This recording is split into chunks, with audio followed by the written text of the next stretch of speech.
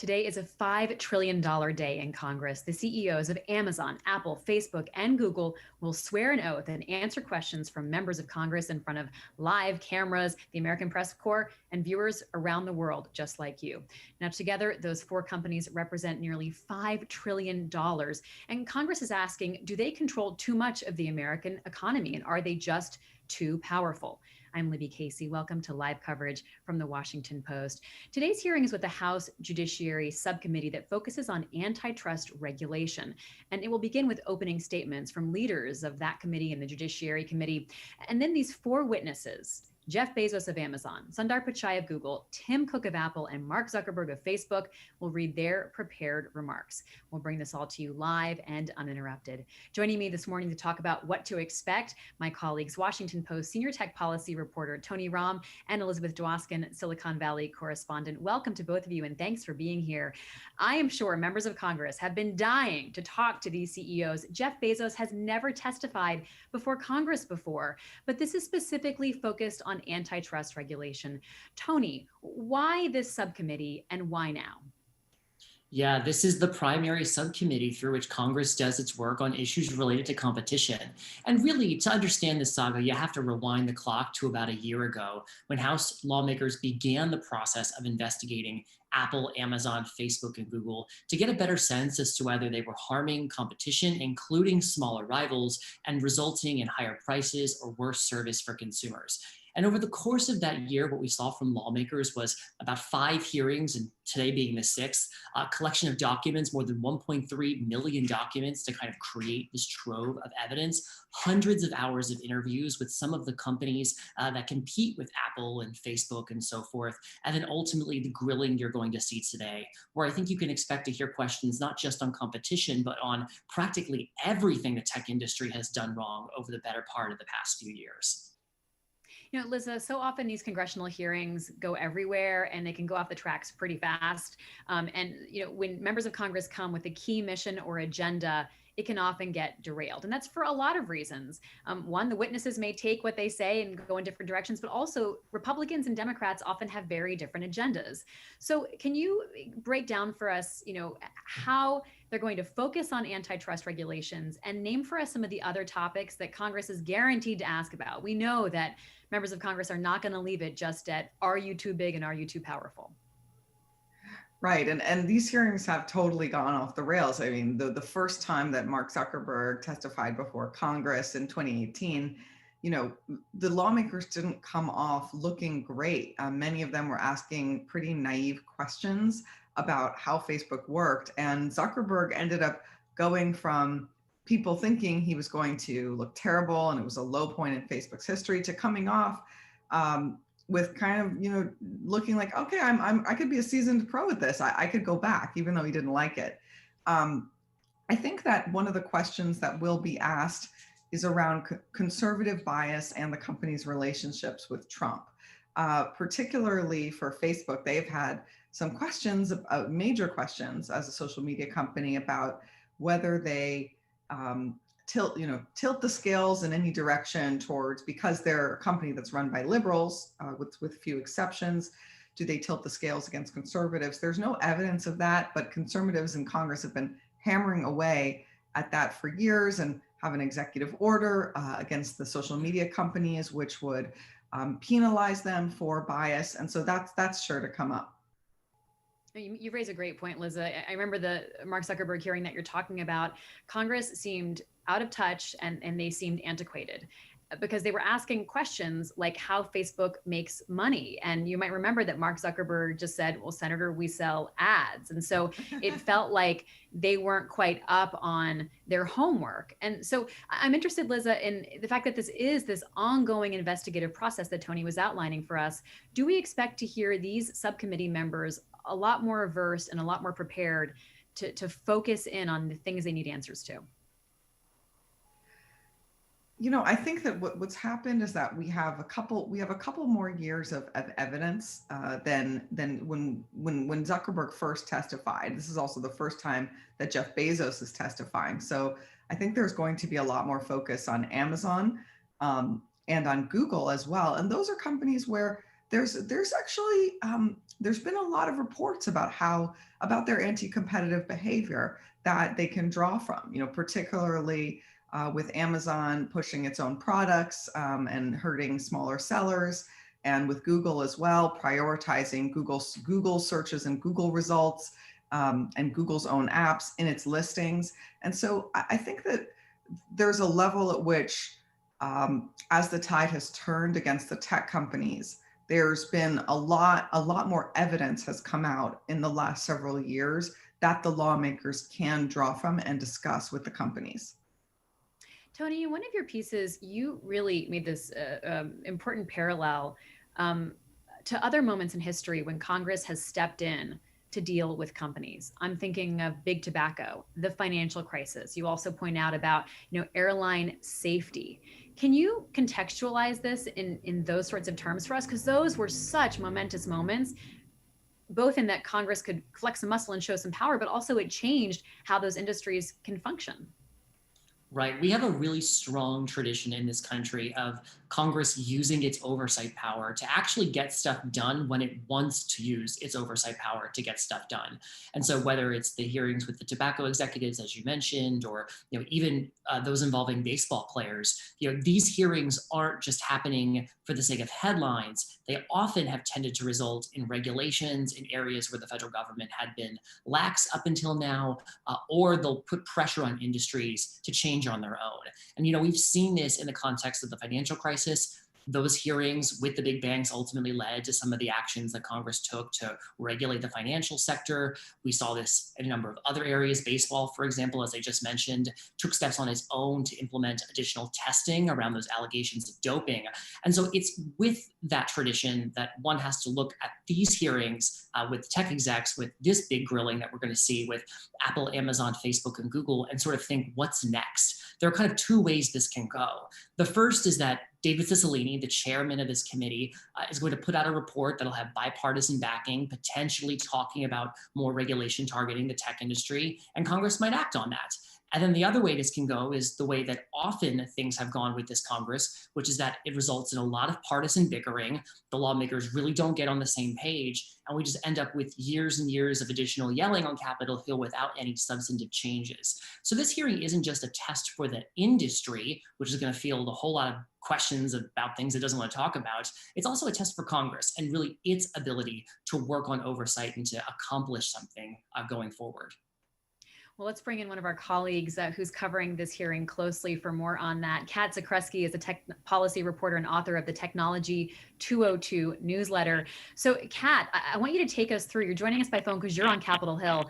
I want you to take us through what's actually happening on Capitol Hill today versus what's happening virtually because of COVID-19.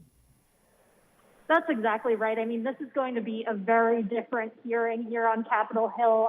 If my voice sounds a little muffled right now, it's because I've got a mask on. There's hand sanitizer everywhere. People are really distanced in the hearing room, and we're only going to see a handful of lawmakers actually in person here to grill the CEOs, who will all be tuning in virtually via WebEx.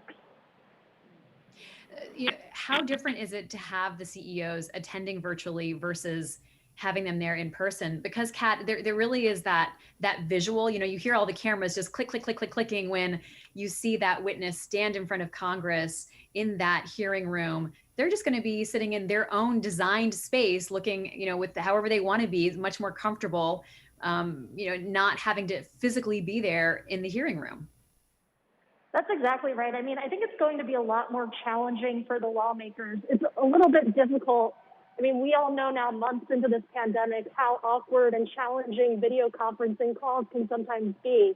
And so to create those types of fireworks and to really pin down executives on key topics, it's much more difficult to do that via video conference. And so I think that's going to be one of the big challenges today. And like you mentioned, I mean, it might be an advantage to the CEOs who are testifying today because, part of what we typically see at these hearings is just the pressure that comes with lawmakers staring down at a CEO who is, under the hot lights and with all of those cameras flashing around them.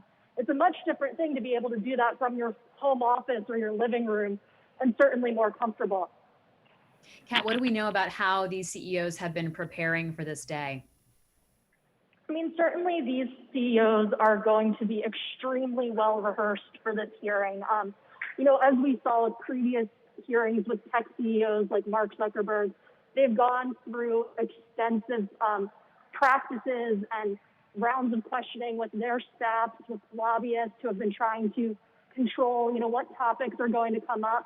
And so, I think they'll be very well prepared. And like I said, there's a little bit less of that stress because they're not sitting here on the Hill. But these hearings can go on for a long time. It's difficult to answer questions for many hours if we're expecting this to go on today. And so I think, the real challenge for the executives is just to stay on the ball, even as this hearing is entering, perhaps hour 3, hour 4.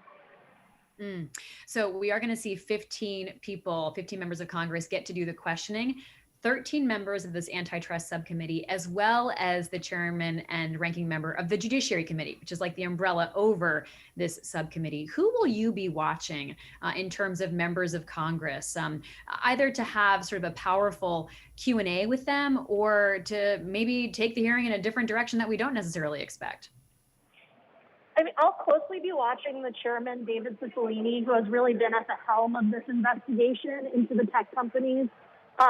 His staff has been closely looking into these companies. So I think if there are any big reveals of evidence that they have gathered during this process of the investigation, it could come from him. I'm also closely looking at Val Demings, Democrat from Florida. She is very much in the running to be Vice President Biden's running mate this August. And so really for someone like her who is trying to, build up her name recognition, a high profile hearing like this could be that opportunity to really, set the stage. And, with Republicans, I'll be closely watching with the Judiciary Committee ranking Republican, Jim Jordan, how his tone differs from the Democrats. I mean, we're expecting, even though there's a broad bipartisan consensus in Washington that these companies are too powerful, lawmakers from different parties have very different reasons they believe that, and we can see some of those tensions on display today. All right, Kat Zakrzewski, thank you so much. Tech policy reporter at the Washington Post, author of the Technology 202 newsletter, which has been doing so much great previewing of what to expect today. And I'm sure we'll be reading a great roundup tomorrow. Kat, thank you. Appreciate it. Thanks so much. Tony, let's go back to you to talk and follow up about this question of what Republicans may bring to the table and what their agenda is. How united are Democrats and Republicans on digging into this question of whether these companies are too powerful?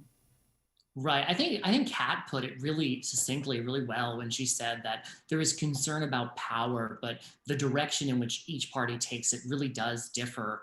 Democrats are very concerned about the effects of big tech on smaller rivals and on consumers and just competition generally, whereas Republicans are really focused on this issue of conservative bias. And we actually got a bit of an idea as to where Republicans would head with this hearing just yesterday when a 40-page memo prepared by Republican committee staff began to make the rounds among reporters. And in it, it was just point after point on this topic of conservative bias, saying that, these companies are putting their fingers on the scales, they're suppressing conservatives and right-leaning users and websites.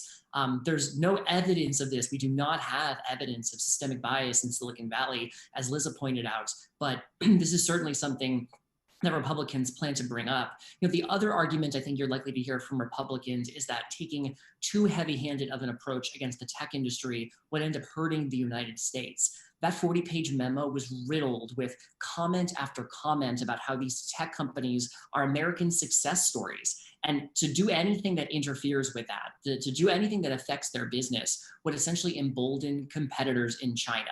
This to Republicans links all the way back to a competition between the US and China over tech supremacy. And we've heard even tech companies make that argument. Facebook CEO Mark Zuckerberg has often said that if the US acts in a heavy-handed way, that it would embolden Chinese tech firms that view the world much differently than US firms do. So I think more often than not, you are likely to hear Republicans taking a very different tone and approach with these tech CEOs today. Joining us now, Jay Green, technology reporter covering the Pacific Northwest, alongside Tony Rom, senior tech policy reporter, and Elizabeth Dwoskin, Silicon Valley correspondent. So we've got all parts of the country here geographically represented. Jay, this is Jeff Bezos's first time testifying before Congress, which seems pretty remarkable considering that it's a much older company than, say, Facebook. I do want to mention that Jeff Bezos owns the Washington Post as well as Amazon. How significant is it to see Jeff Bezos testify today? Well, I think it's huge, right? It's as you say, it's the first time he's actually been called to task in front of Congress. He's typically, and the company's typically sent other executives to make its case, and maybe not as successfully as some might have preferred. But the fact that he is appearing before Congress, holding his hand up, swearing an oath, that's a big deal. That's going to be an image that will be indelible. And as Tony talked about before, the members of Congress are going to go after them. They have a lot of questions to ask. A year ago, there was a hearing before this very committee where Bezos's one of the counsel for Amazon appeared and was repeatedly grilled over issues about competition and how they're making it unfair for a lot of the third-party sellers to sell items on the marketplace. What is on the line? What's at stake for these CEOs who are testifying, as you point out, Jay, in person? They often are able to send someone else to represent the company. I think a lot of it is imagery, honestly. I mean, listen, these guys are all practiced. They've been going over testimony and how they should present themselves for the last couple of weeks at least. So to the extent that they might slip up, I think that's unlikely. But as I say, there are going to be a lot of images of these guys holding their hands up and swearing an oath. If there is a slip up, that's gonna remain for a while in the public consciousness. But I think a lot of it is going to be the politicians making their statements, making their case. Tony talked about conservatives talking about bias against them on social media platforms. That's going to be a big piece of it. But I think with regard to Amazon, you're going to get a lot of incendiary commentary about how Amazon is making its platform unfair for third-party sellers, and that's just going to resonate. And as I said, it'll be in the public consciousness for a while. Liza, it would be significant to see all four of these CEOs together, physically together in the same room in person, but we're not going to see that because they will be brought in remotely to this hearing. But how much do they need to sort of be on the same page in terms of their messaging? How much do they have to try to show these members of Congress that they do not need more regulation, that they can sort of act in good faith here without seeing government take a bigger role? Yeah, I think that's a really interesting question, because you can already see wedges wedges among the companies. One area where I think that they could be united, or particularly Facebook and Google, will be around this question of China. And I think it's a very legitimate question. We saw Zuckerberg's hearing testimony leaked, or they released it yesterday after some leaks. And his hearing testimony was very much focused, as Tony said, on we're an American company. And, I've never heard him say so stridently, several times, we're an American company. And I imagine that Google will say the same. And this question of China that will loom over the hearing is important, because even if it's important, even if it's a bit hypocritical, because these are all companies that have tried everything to be in China. Mark Zuckerberg even reportedly offered to allow the premier of China, Xi Jinping, to name his unborn child as a way to curry favor with the Chinese to get into China.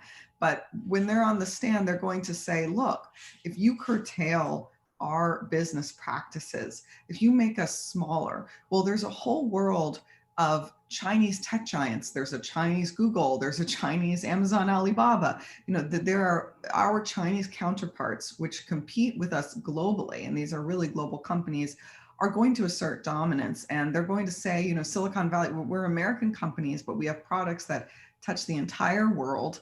We have more users outside the US. And for us to get smaller, for us to be penalized, well, it only helps America's competitors. And, it is an interesting argument, even if Congress does nothing. For a while, the CEOs, not just of Facebook, but of the chairman of Google, have talked a lot about this vision of a Chinese internet and this idea of, do you want companies that where there's maybe government involvement in their practices, where there's censorship that's permitted? Do you want that version of the internet to be the internet that people use, where users can be spied upon, potentially by government? That's a very live question, particularly given the rise of TikTok as a competitor to Facebook right now and YouTube.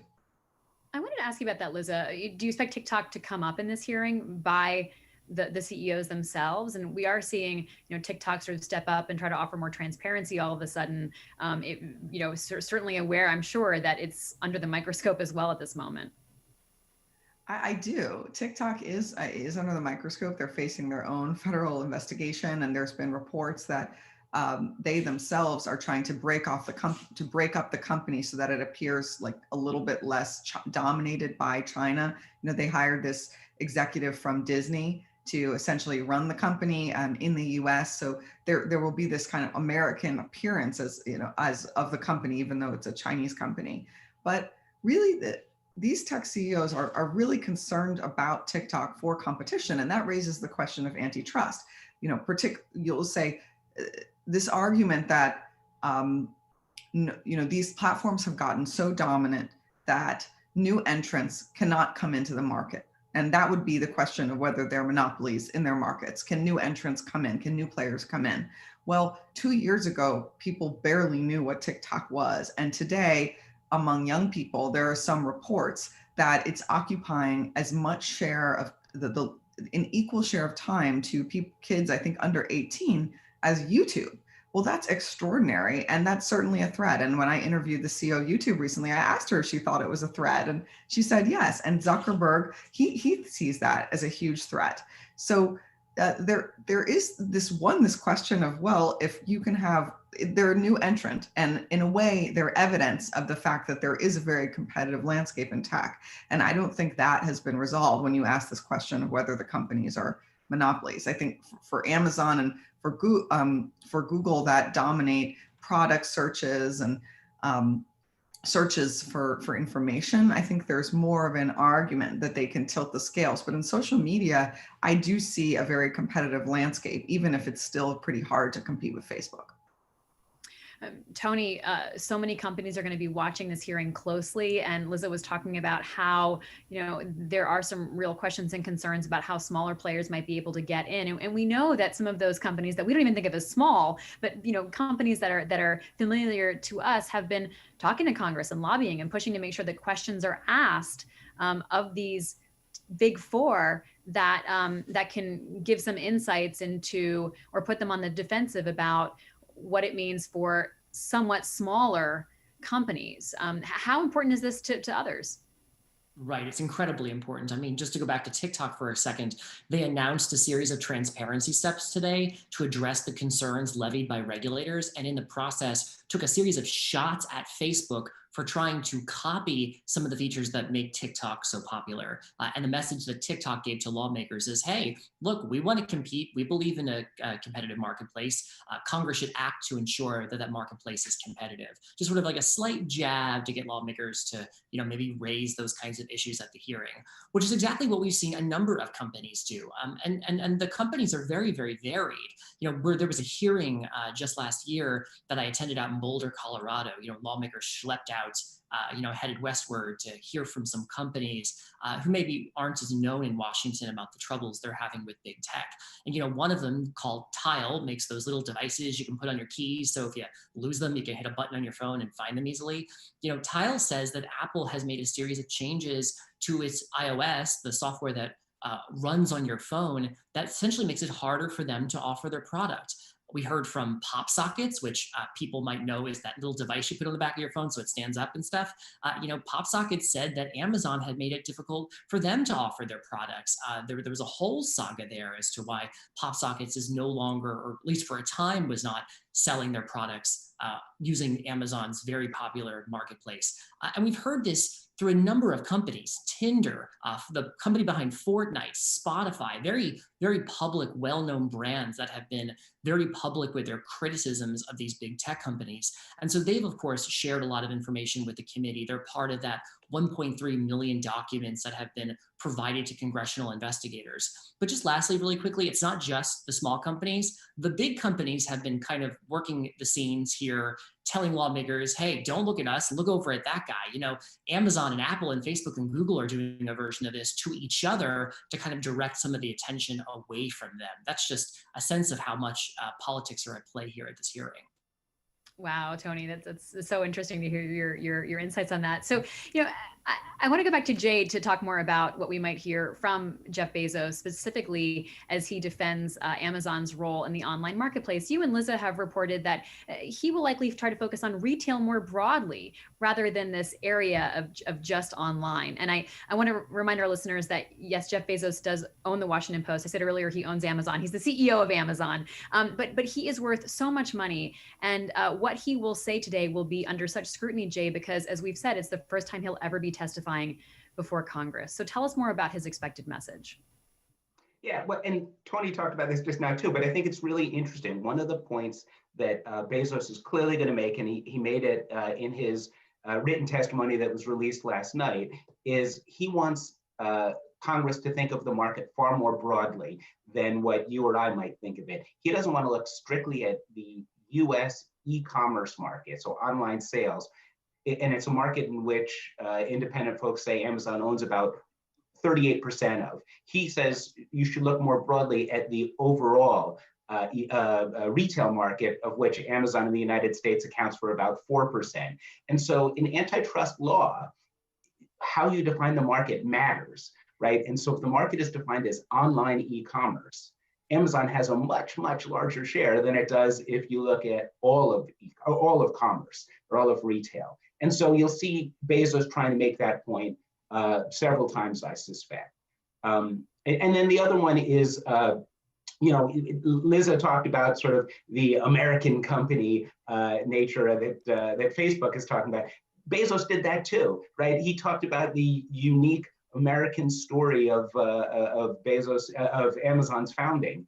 You know, how he kind of created it in a garage, and it was, you know, America welcomes these risk takers, and he took this risk. So I think you'll hear a lot of that kind of sort of folksy stuff too. You know, Liza, we've been talking about the expectation of Republicans to focus on this question of bias by these tech companies, Facebook in particular. But, you know, just in the last 24 hours, we saw a big news story when President Trump was sharing a video that on social media that had a doctor in it talking about coronavirus. But this doctor has been discredited and has made statements talking about demons. I don't even know how to say this, that having sex with demons causes endometriosis and miscarriages, and clearly not a doctor with a firm medical standing. And so the tech companies have tried to, you know, take it down. Facebook, YouTube, Twitter removed various versions of this video. But is that likely something that we might hear Democrats want to get at here? Because the New York Times does a really good job of tracking just how many conservative videos on Facebook are widely reached by the viewership. Do Democrats have some questions to ask here as well? Yeah, well, first of all, on this question of conservative bias, you know, we've been watching it for years, watching it play out for years, and there's no evidence that there's widespread bias against conservative voices on social media platforms. And President Trump, his supporters, and conservative voices are, as you pointed out, are some of actually the leading megaphones on social media. They have some of the largest audiences, and stories about them, or by right-leaning platforms, right-leaning publishers, oftentimes dominate on Facebook, which has something to do with the way their algorithms work and the way that the company is starting to skew towards actually older users as younger users migrate to places like TikTok and YouTube. So I think this question about the video that Trump shared, and that was also shared by his son Don Jr. and others, I think lawmakers will raise the question of how the platforms have enabled misinformation to spread.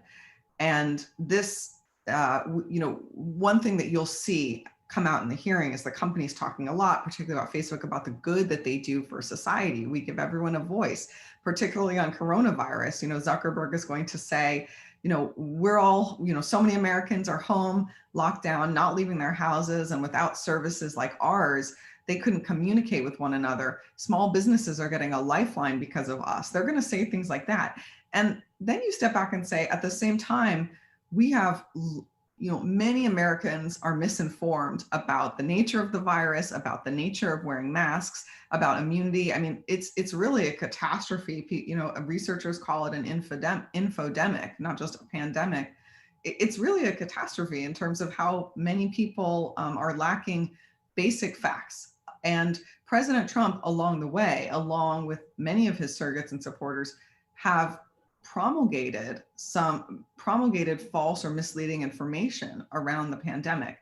And that information has gone viral. What happened last night or 2 nights ago with the video, it's not the first time that he's shared information, misleading information about the drug hydroxychloroquine, or about wearing masks, or about public gatherings.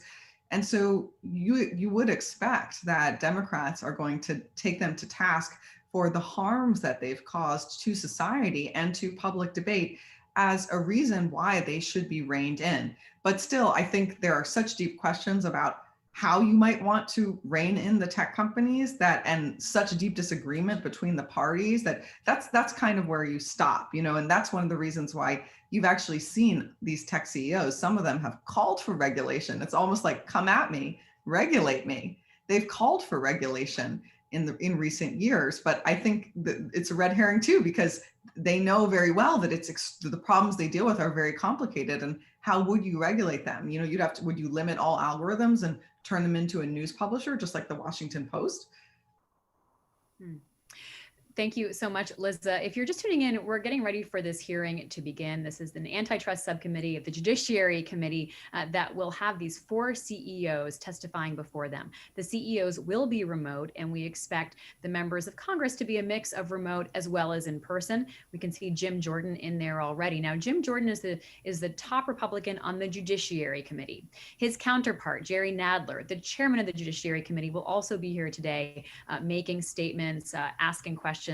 And they're the only members of the full committee who aren't on the subcommittee who will be there just because of their ranking status.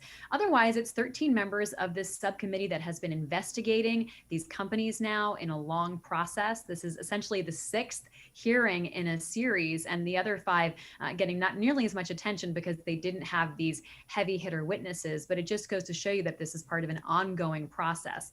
The chairman is David Cicilline, a Democrat of Rhode Island. The top Republican on this subcommittee is Jim Sensenbrenner, Republican of Wisconsin. Tony, you talked earlier about how David Cicilline, has been working on this intensively, and this is just part of the process. And we know that the committee has also been working on documents and information. Could there be some aha moments here today, some explosive or big reveal moments about just what they've been able to learn? Right. Well, that's the hope, I think, on the part of committee leaders, is that they're able to put forward a smoking gun here. And if you don't get it from this hearing, there could be another opportunity for it to come out when lawmakers ultimately produce their report with recommendations, which we could have by about the fall, but that timeline keeps changing because of the coronavirus. When I talked to some of the lawmakers on the committee just a couple of days ago, the sense I got from them is that they do have some evidence that shows the very brazen way in which tech executives talk about making acquisitions, potentially killing smaller competitors. The lawmakers didn't offer a specific name, but some of it sounded a little bit like what they might be talking about is Facebook in particular. And we know that there are instances in which the committee does have in its possession information that Facebook and Google and others had turned over to other investigative authorities. And in addition to that, they have some executive level communications that had been sent by people within Google or people within Apple and so forth that might further shed some light on how those companies operate. But I think the real question mark here isn't so much what the smoking gun is today, although that obviously would be nice for headlines. It's going to be what the smoking gun is when ultimately federal law enforcement takes action. That's the big wild card here. Like, as this hearing is occurring, there are probes underway at the federal level that could actually punish these companies for their behaviors. And as part of that process, federal investigators have amassed their own trove of evidence. And that's where there could be those gems that really offer us some insight as to whether these companies were acting in an anti-competitive way or not. So Tony, talk to us more about just what investigations are going on. Like, who has purview over those investigations and how vulnerable are the companies at this point? Right. I mean, like, who doesn't have an investigation at this point is kind of where we are. But here in the United States, all 4 companies testifying today are under some form of investigation. Apple is being looked at by the Department of Justice. Amazon is being looked at by the Federal Trade Commission. Facebook and Google are also being looked at. And with Google in particular, we're expecting to see actually a lawsuit filed against the company, perhaps as soon as this summer. And that lawsuit could come from the Department of Justice, which has been taking a look at the company's advertising business, as well as nearly every state's attorney general, which signed on to a probe about a year ago. They had this big announcement outside the steps of the Supreme Court. And that's just in the United States, by the way. There are a number of similar probes that are happening internationally. We've recently gotten word about Apple being under investigation in the European Union. The EU has hit Google with more than $9 billion of fines in the past few years. And an investigation by the EU into Amazon is expected to wrap up probably within the next few weeks. So this hearing is a very public display of what could be broad bipartisan frustrations with these companies, but it is most certainly not the only or even perhaps the biggest threat that these companies face. You're watching live coverage from the Washington Post. We do expect this tech hearing to get underway shortly this afternoon. A momentous opportunity for members of Congress to talk to the CEOs of Facebook, Google, Apple, and Amazon. Liza, what could be the outcome here? Like, what do congressional Democrats and some Republicans, but especially like Chairman Cicilline, what do they want to see happen at the end of this process? Do we know what their ultimate goal is?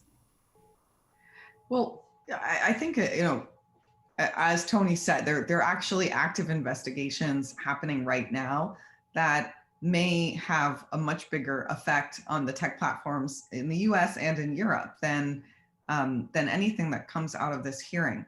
But I do think that these hearings have a way to, now that I've seen a couple, they have a way to sort of solidify a story about the political moment and about the role of this industry in the US economy, in the public consciousness. And it's, you think about the way that Silicon Valley has been celebrated for bringing innovative products to the world, and people still love to use their products. And so there's this moment where, and a lot of these CEOs, they never speak in unscripted forums or rarely. And so here you have a chance to kind of see them for who they are all together. And I think there's a moment where people will come out of it with a certain idea about the companies. People will actually, on some level, despite the fact that there'll be so much politicization, so many false claims, there will also be a chance to air out some of the most pressing questions about what the role is of the technology, what the role that the technology industry plays in our society, for consumers, for other businesses, for our economy, on the world stage. And people will walk out with a certain view. I'm interested in whether I'll walk out with a view when I listen to this hearing. Am I going to feel differently about how we should cover the tech companies? Am I going to think differently about them? Like, basically, I'm going to walk out and say kind of who won, who was more persuasive. I'd like to bring back Kat Zakrzewski, our technology reporter who writes the Technology 202 newsletter at the Washington Post. Kat's covering this hearing from Capitol Hill, so she's joining us by phone. I understand there is a delay, Kat. That's exactly right. There was a hearing going on just before this in the same room, and that hearing went a little over. So we're hearing from the committee that this hearing may be about 30 to 45 minutes delayed getting started. Yeah, it's so fascinating, Kat, because it does show the power of Congress. I mean, I'm sure these CEOs are rarely kept waiting for a meeting. And so it just shows you that Congress works on its own time frame, and the hearing will start when the hearing starts. That's exactly right. And I mean, the scene here is just very different than what we typically see at a hearing. They did just open the doors and let reporters enter the room and start to get settled. But, it's fairly empty. People are sitting very spaced apart. There's not the typical scenes that we've come to expect at a lot of these tech hearings, like protesters or observers lining up to get into the room. So it's going to be a very different mood here today. I'm looking at these big screens that the committee has set up where we'll be able to see the CEOs testifying in a little bit when they do get started. Kat, it's even fascinating to think about what sort of technology is being employed because, of course, these CEOs have their own technologies at play. So we'll see how smoothly everything goes today. That's exactly right. I mean, they'll be appearing via Cisco WebEx, and most of these companies, make their own video conferencing streaming tech. So it's a little awkward to have, some of these powerful CEOs tuning in on a competitor's product. And, but I think as we talked about earlier, it's a position that really benefits the CEOs.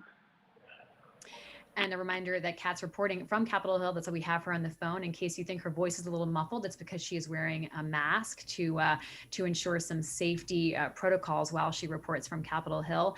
Kat, we heard Liza talk about what she'll be listening for today. What will you be listening for from today's hearing? I'll be looking for any new evidence from the committee now that they've had this more than year-long investigation into the company where they've been able to obtain more than 1 million documents and do hundreds of hours of interviews with some of these companies' competitors. So we'll be looking for that. Also, it'll be really interesting to watch how the companies shape their arguments now that they're in this later stage of the investigation. Now that we know regulators on both sides of the Atlantic are zeroing in on these companies with potential antitrust cases.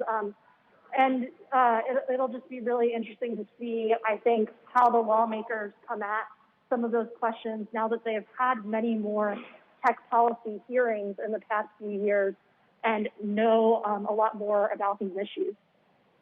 All right, Kat Zakrzewski, thank you so much. Tech reporter for the Washington Post. Stay safe, Kat, and we'll talk to you later. Really appreciate it. Let's go back to Jay Green, who covers technology in the Pacific Northwest in particular. Jay, I'm interested in this question of Microsoft. And where's Microsoft today? Why not have them be part of this discussion? Yeah, 20 years ago, Microsoft would have been part of the discussion. And in fact, back in the late 90s and early 2000s, Bill Gates did testify before Congress over issues regarding antitrust. And Microsoft had that day. It's actually an interesting question because Microsoft is a huge company, and it is one of the tech giants. But I think one of the things that play here is essentially Microsoft doesn't play in a big way in the consumer market, and that's typically where regulators tend to look. And so, while folks do use Windows on their home computers, really it's a business technology company. And I think there is some belief in, in antitrust circles that businesses are probably better equipped to take care of themselves than consumers. Now, that all said, it was interesting just last week, or maybe it was earlier this week, Slack, which makes a business communications application, raised complaints against Microsoft's anti-competitive actions with regard to that market in Europe. And so Microsoft has a competing service to Slack called Teams. And it's a messaging platform for workers.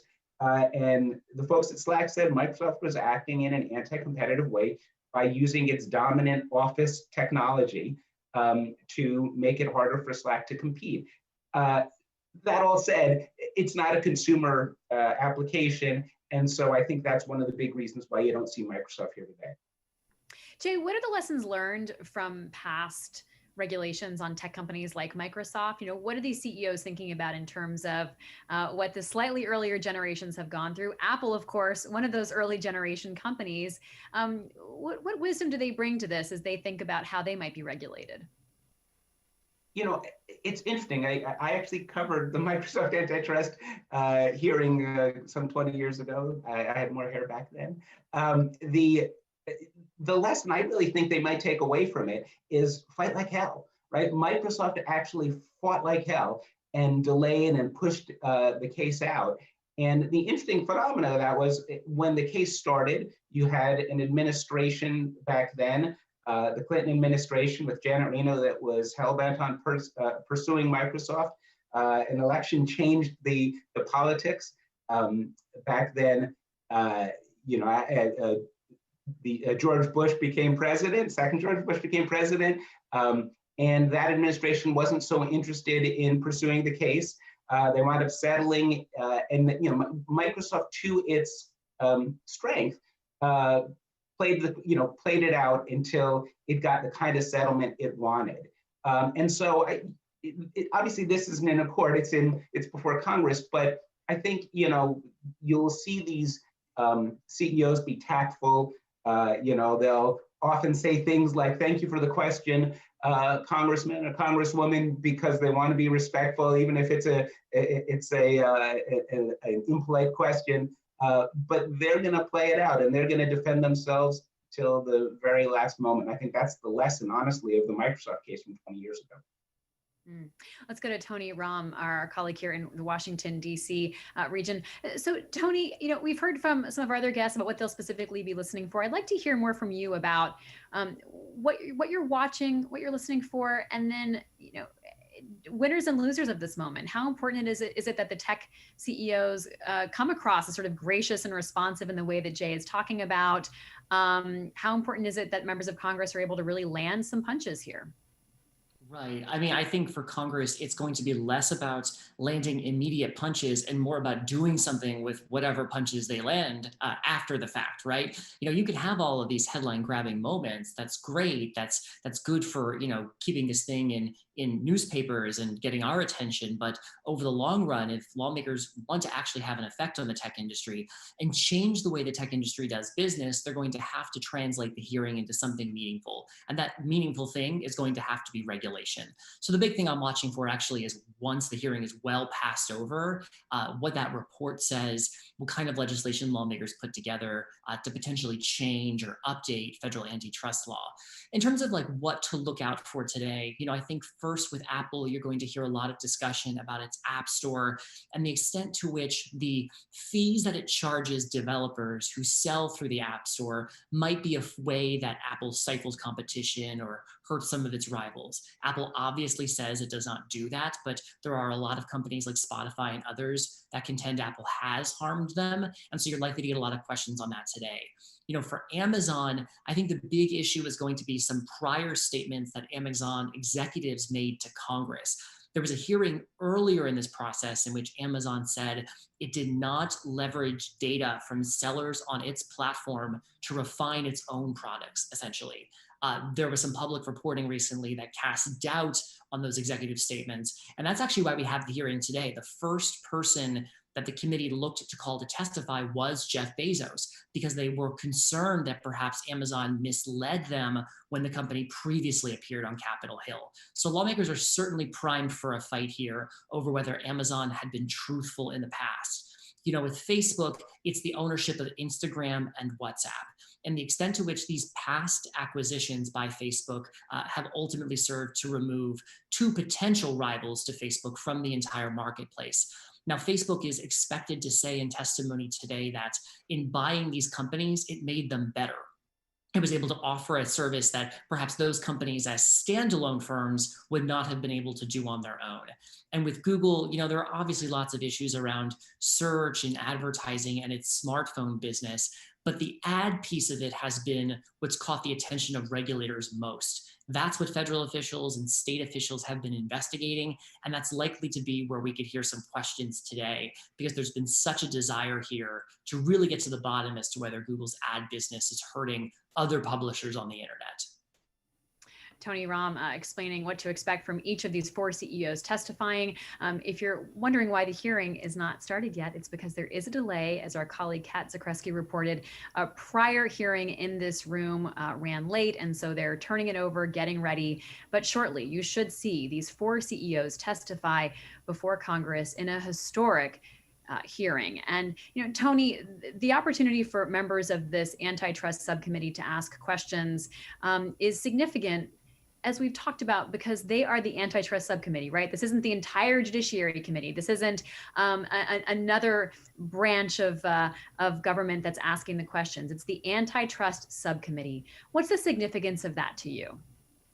Yeah, there's always a negotiation over these things. The tech executives do not want to sit in front of the full Judiciary Committee because there are like 50 members of that, and that ensures that a already long hearing becomes even longer. I mean, remember when Mark Zuckerberg testified back during the Cambridge Analytica scandal, I guess a year or 2 ago, there were 10 hours of testimony spread over 2 days, which, if it didn't put everyone to sleep who was watching it, it certainly put us to sleep after we were done covering it. So they partly do this to make it so that it's not even more of a marathon than it already is, but it does ensure that there's a little bit more subject matter expertise on the part of lawmakers, because they have been there for these 5, now to be 6 hearings focused on antitrust issues. So hopefully there are some smart questions there, but I think you sort of get to the heart of the matter, which is the extent to which Congress really is fully prepared and really is able to kind of hold these executives to count for some of the more nuanced practices on the part of these tech companies. And there are a lot of folks outside of Capitol Hill who think historically Congress just has not done a good job of that. We heard from Liza earlier, Tony, how sort of embarrassing it was for Congress, for the Senate in particular, when they heard from Mark Zuckerberg. And there were a lot of questions about how Mark Zuckerberg will perform. And he was able to really sort of, stay on his talking points, stay on his message, whereas the members of this Senate committee were unable to really explain and understand the basic technology that they were trying to ask Mark Zuckerberg about, so he could essentially kind of run rings around them. You bring up a good point that this is a subcommittee that's been working on this issue for many months now, and so we will expect them to have sort of more fluidity and ability to talk at the level that these CEOs speak on. That seems like it's going to be significant, because it does sort of show that these members of the subcommittee have efforts in progress. They are working towards an agenda, and they're not just going to be able to sort of be bulldozed by these companies. What are your thoughts on that? Yeah, I mean, I do think that perhaps lots of folks would say that we put too much stock in these big blow up sorts of moments, the big headlines. When we were sort of talking earlier about previous instances in which Congress has held major executives to account. And, we had those hearings where tobacco executives got up and said under oath that their products weren't a public health hazard, that they weren't addictive necessarily. Those kinds of moments don't happen at a lot of hearings. We don't have those kinds of headline grabbing instances where Congress clashes with executives. But in this case, I think if you ask every lawmaker involved in this hearing what they want to get out of it, what they'll tell you is it's not to watch Mark Zuckerberg say something silly. It's not that they want to have this huge email drop where they expose some unknown truth. It's that they want to lay the framework for reform of federal law, that they think it's too easy for companies to acquire their competitors, that it's too hard for the federal government to bring cases, or that perhaps even the agencies that bring cases don't have the staff or the resources to bring them in the first place, and that the US just has been too lax on these companies. So I think we probably won't even be able to assess the full impact of today's hearing until 1, 2, 3, 6 months from now, once Congress has had a chance to really produce that report and actually get to the stuff of legislating. Because consider the Cambridge Analytica hearing for a second. We were just talking about Zuckerberg. Sure, lawmakers had some silly moments, but the goal of that hearing really was to probe what Facebook had done and then think whether Congress needed to update federal privacy law to ensure that such a situation could not happen again, and if it did, that there would be appropriate federal penalties for a company that mishandled user data. And what happened? It's been like 2 years. There's been virtually no progress on any privacy legislation. Lots of talk, lots of criticism, but nothing meaningful that would hold these companies to account. And that's the kind of thing these lawmakers want to avoid more than some silly statements. They don't want to have to waste their political capital, so to speak, just to have another hearing that isn't the means to the end, it's just the end. Such a great point, Tony, and a reminder that that report that Tony was just talking about is expected to come out in early fall, but of course that's sort of subject to change because of coronavirus and possible delays on that front. I'd like to bring into the conversation our technology columnist, Jeffrey Fowler. Jeff, so good to see you. What's on the line for consumers today? You know, what's at stake for the average American who uses all of this technology? Yeah, that's actually, I think, a really important question and something that's been missing from a lot of the conversation about antitrust so far. It's really been difficult to connect some of these conversations about marketplaces and market dominance to what it matters to us. Like, where does this impact my life? So I'm looking out for that. And the tell for me on this issue is the big little lies that the technology companies say. I remember back to 2018 when you and I were on set together watching Mark Zuckerberg testify. And the thing that really struck me then was how often he gave this big little lie of, you are in control of your data. I actually counted it up afterwards. It was more than 40 different times. Any American consumer knows that that is obviously not true. If we were in control of our data on Facebook or Google or any of these other platforms, Mark Zuckerberg wouldn't be in front of Congress. So what are the big little lies that these companies are going to tell Congress today, and also tell all of us as their consumers? Because we know the truth about how their products really work and about how their services really work. I mean, for example, one that I expect to hear a lot today and already saw in some of the written prepared testimony is that we have the power to move our data anywhere. We have lots of choice, right? Facebook likes to say that, oh, you could go to some other social network. But the truth is, no, we don't. We don't really have that option. We don't really have the power to join another social network that could play the same role that Facebook plays in our lives. Another one on my list is we've seen Amazon now say, and Jeff Bezos' prepared testimony, that they're actually not that big. He likes to say that they're only 4% of American retail. And as my colleague Jay Green was saying before, yeah, maybe, but that's not the real truth of the matter. The truth is that when it comes to the impact on our lives as an online shopping destination, when it comes to online shopping, Amazon is huge. It's something like 40% of the online shopping market, and even more of where we go to search for products. So again, I'm going to be tuned in for what these big little lies are, because I think they tell us a lot about how these companies are shaping our experiences. Jeff, how important is it that these tech CEOs sort of are able to come across well and read well, not just to the committee members, but to the American public, because it is so unique for us to see them, as we've heard from our other guests, in a potentially unscripted moment, despite how hard they may be trying to keep to a scripted text. How much does it matter to Americans what they say and how they say it? Yeah, I love that point that Liza was making earlier, that it's so rare that we actually get to see these folks beyond a highly scripted event. I mean, the most recent Apple product launch event, which was their WWDC event this summer, was literally pre-recorded. It was a 2-hour-long infomercial. This can't quite be that today, right? They're going to actually have to take some questions, and they're if they lie, if they say something that they could really be caught on, they could get in really big trouble for that. So yeah, I think the image that the world got of Mark Zuckerberg in 2018 really kind of like moved along our thinking of him, and not in a good way. Right now, he's compared to Data from Star Trek, and there's all these images of him drinking water and not being able to blink. It really crystallized the Saturday Night Live image of what a tech CEO looks like, and not in a good way. So, can these folks today talk like normal human beings? Can they respond, or do they immediately go back to these, sort of nonsense talking points? I don't have a lot of faith that they will act like human beings, though. We haven't talked much about Tim Cook. Can you talk to us about what you'll be listening for from Tim Cook, and sort of what he has on the line here? In terms of all of these witnesses, Mark Zuckerberg, despite being so young, is sort of the veteran of testifying before Congress. But Tim Cook, someone very used to doing presentations, obviously very used to sort of the speaking and representing Apple. What will you be watching from him? Tim Cook's kind of like fallback point, and we saw this again in some of his prepared testimony for this morning, is that people love us. He does that in a better Southern accent than I just delivered. But people love Apple products, 99% approval rating. So how could we possibly be doing anything wrong? And I think the thing that he has to kind of reconcile here is that Americans are waking up to the fact that there are problems with these products, and there are problems with the way that these companies behave that are starting to impact us. So he's going to have to navigate that, which I think is a new space for him in public.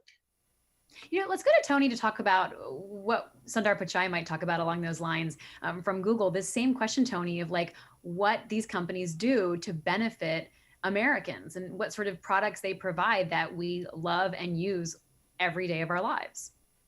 Right. Well, actually, just to start with Apple for a second, this is not Tim Cook's first time testifying. Apple actually got into a bunch of trouble a few years ago after a different congressional investigation into its tax practices.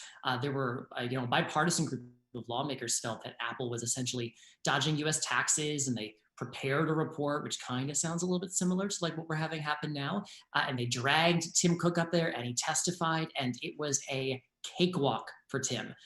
There were more lawmakers who wanted to like gush about how great the iPhone was and see if like Apple would come, bring jobs to their states or districts. Then there were like hard-hitting questions about whether Apple was stashing money in Ireland, which was the charge at the time. So this hearing could be a very, very different sort of situation for Tim, depending on how lawmakers think about the company. And so for Google, to sort of transition now, Google has been up here in recent years. Sundar Pichai had sort of avoided Congress for a bit, but ultimately had to come testify. It was that issue of conservative bias last time that dragged Sundar up to speak. And lawmakers were actually very impressed with him. I think they sort of felt he was a reasonable sort of wonky engineer. He was actually so soft-spoken at the hearing about a year ago that people in the room could not hear him. The reporters who were typically stationed in the back of the committee room couldn't hear a word that Sundar was saying, although some of the lawmakers could. And so I think the argument that Google wants to make today is, they are an American success story. They have delivered billions of dollars in value to news publishers and to other websites that are able to take advantage of Google's advertising tools.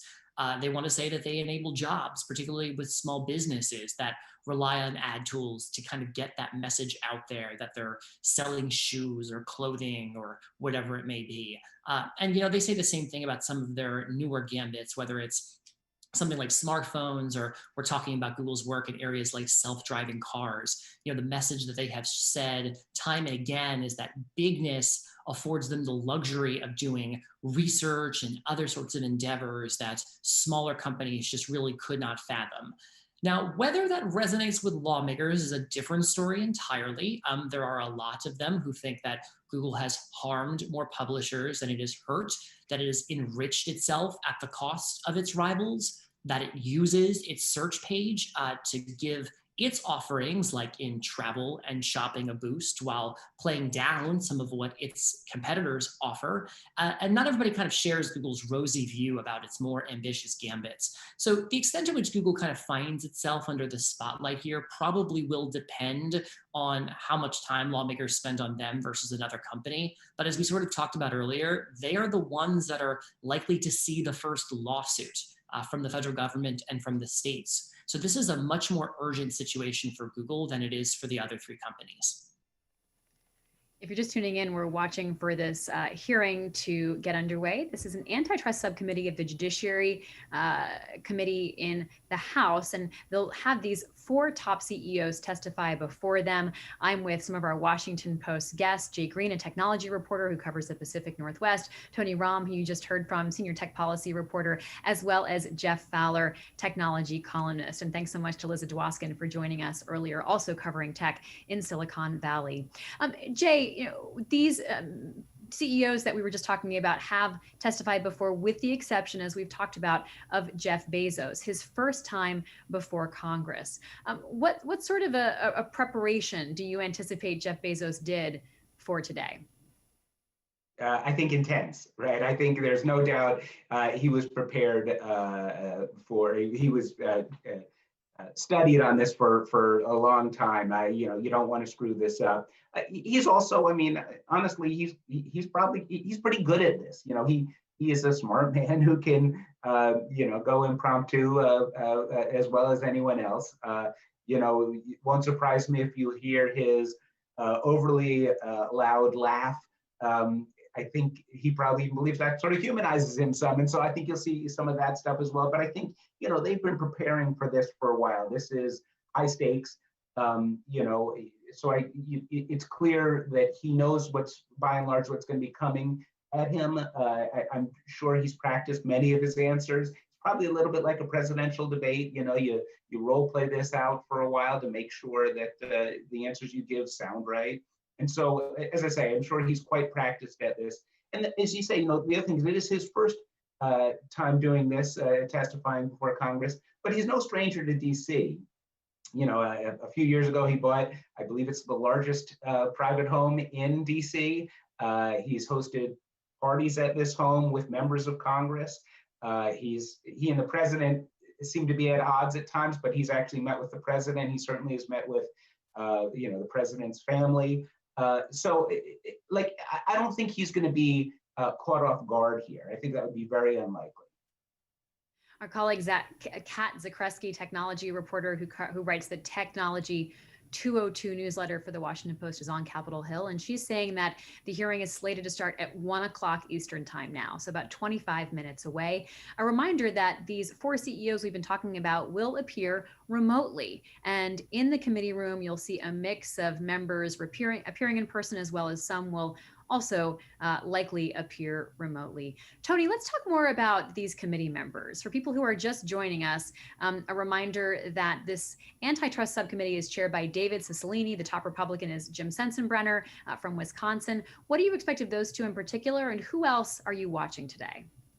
Right. Well, we're really watching all of them. Cicilline is the big one, though, because he's the one who's really led a lot of the investigation here and has been involved in some of the questioning of witnesses, both in public and behind the scenes. And so, we're looking to hear really if they're going to bring up some of the evidence trove that they have amassed over the course of this probe. And we're looking to see how Democrats and Republicans really get along.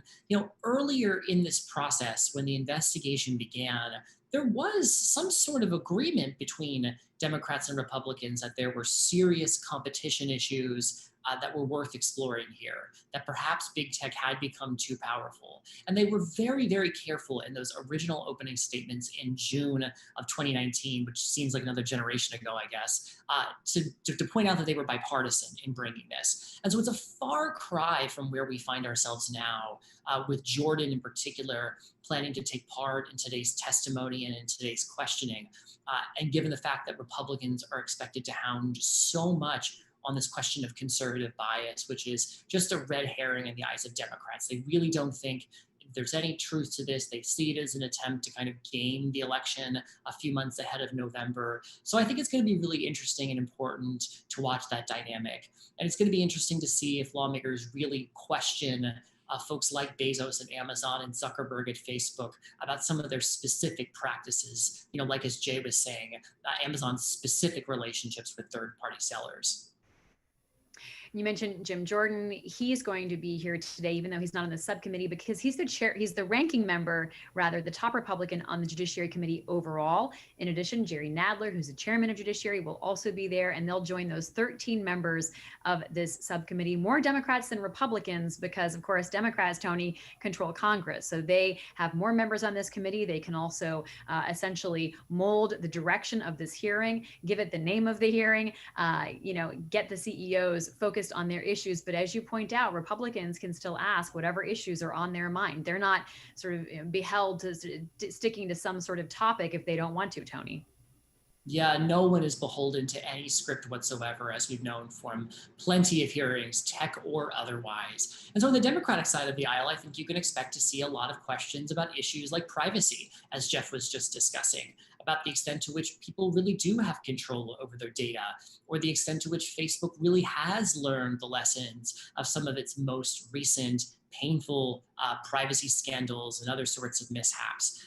The election is going to factor very heavily into this, I think, just given the fact that there are Democrats very concerned that social media companies have not learned the lessons of 2016 or haven't really gotten their enforcement, up to par with the threat that we're seeing from Russia and from some other malicious actors. Coronavirus is likely to come up at the hearing. In talking to some lawmakers before today, there was certainly concern, separate of this hearing, if a company like Facebook was doing enough to clamp down on some of the misinformation about the coronavirus and about the pandemic. And so this is an opportunity to really bring that up in front of Sundar Pichai and Mark Zuckerberg of Google and Facebook, respectively, and get them to atone for it.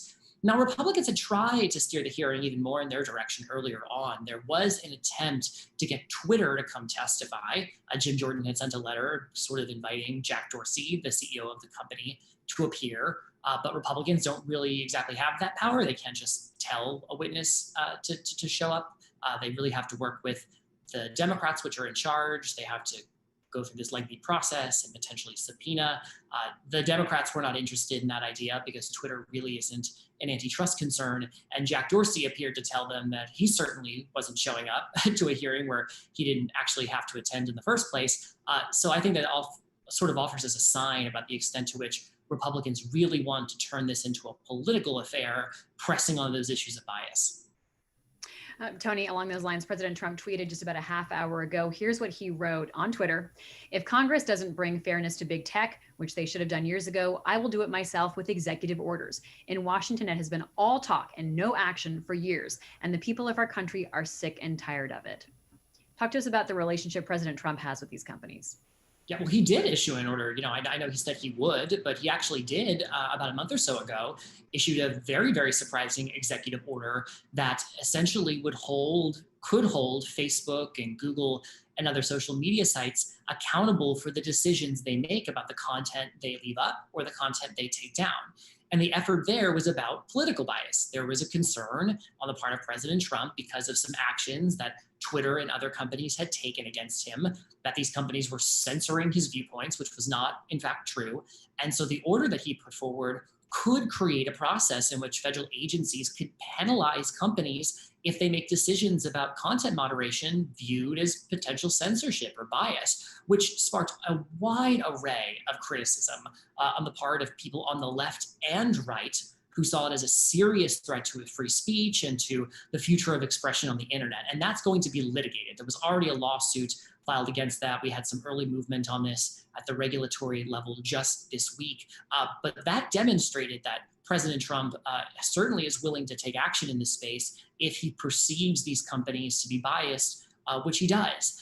And so this relationship has always been chilly. Dating back to when Trump was running for election, there were times where he found himself at odds with major tech executives and their employees on social issues, on others, including immigration. And that didn't really change. There were efforts to get closer to him. Some companies have been better than others, like Apple, for instance, has been a bit better at dispatching Tim Cook to talk to Trump to kind of get what the company needs. But the relationship has always been icy, and it's been especially icy when it comes to social media, just because of this concern about bias.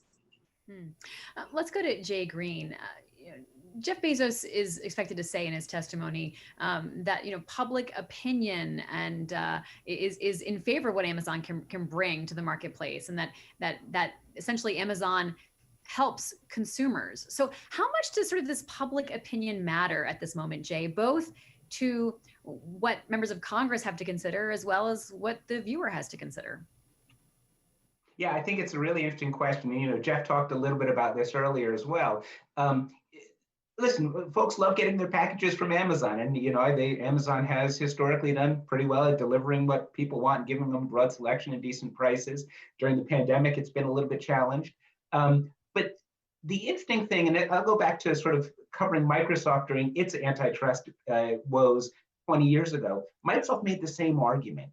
And the point I think that's really interesting and important to think about is it isn't that there's this broad public support that will matter. What really matters is how Amazon is perceived by sort of a small group of real important influencers. So Congress matters, the way the media covers them matter. those are sort of issues that will actually, I think, be far more important here. And so, one of the challenges you'll see for Bezos today is members of Congress will press him on the way Amazon treats the third-party sellers that operate on Amazon's marketplace. And just sort of back up for a second, Amazon sells a lot of its own items, sells a lot of items on its marketplace, but third-party sellers, independent merchants, make up about 60% of the sales on Amazon.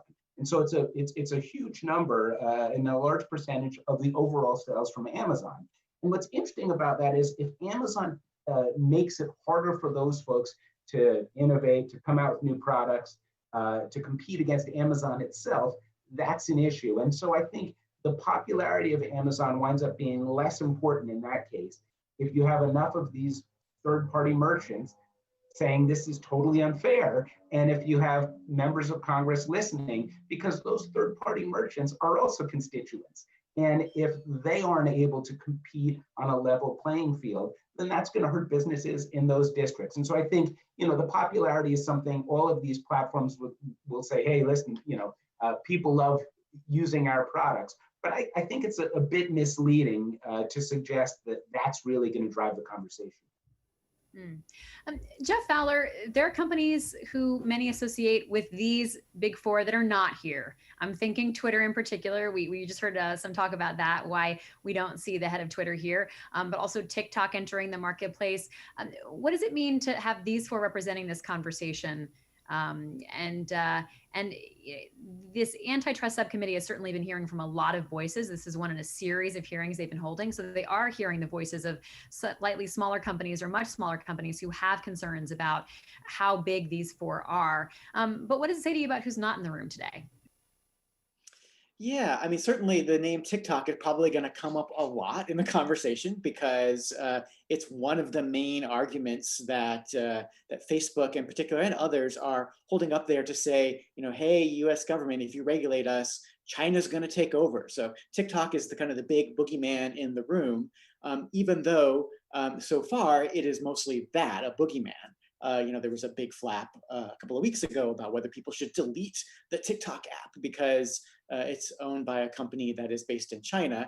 And, I looked into it. I tried to track where the data was going.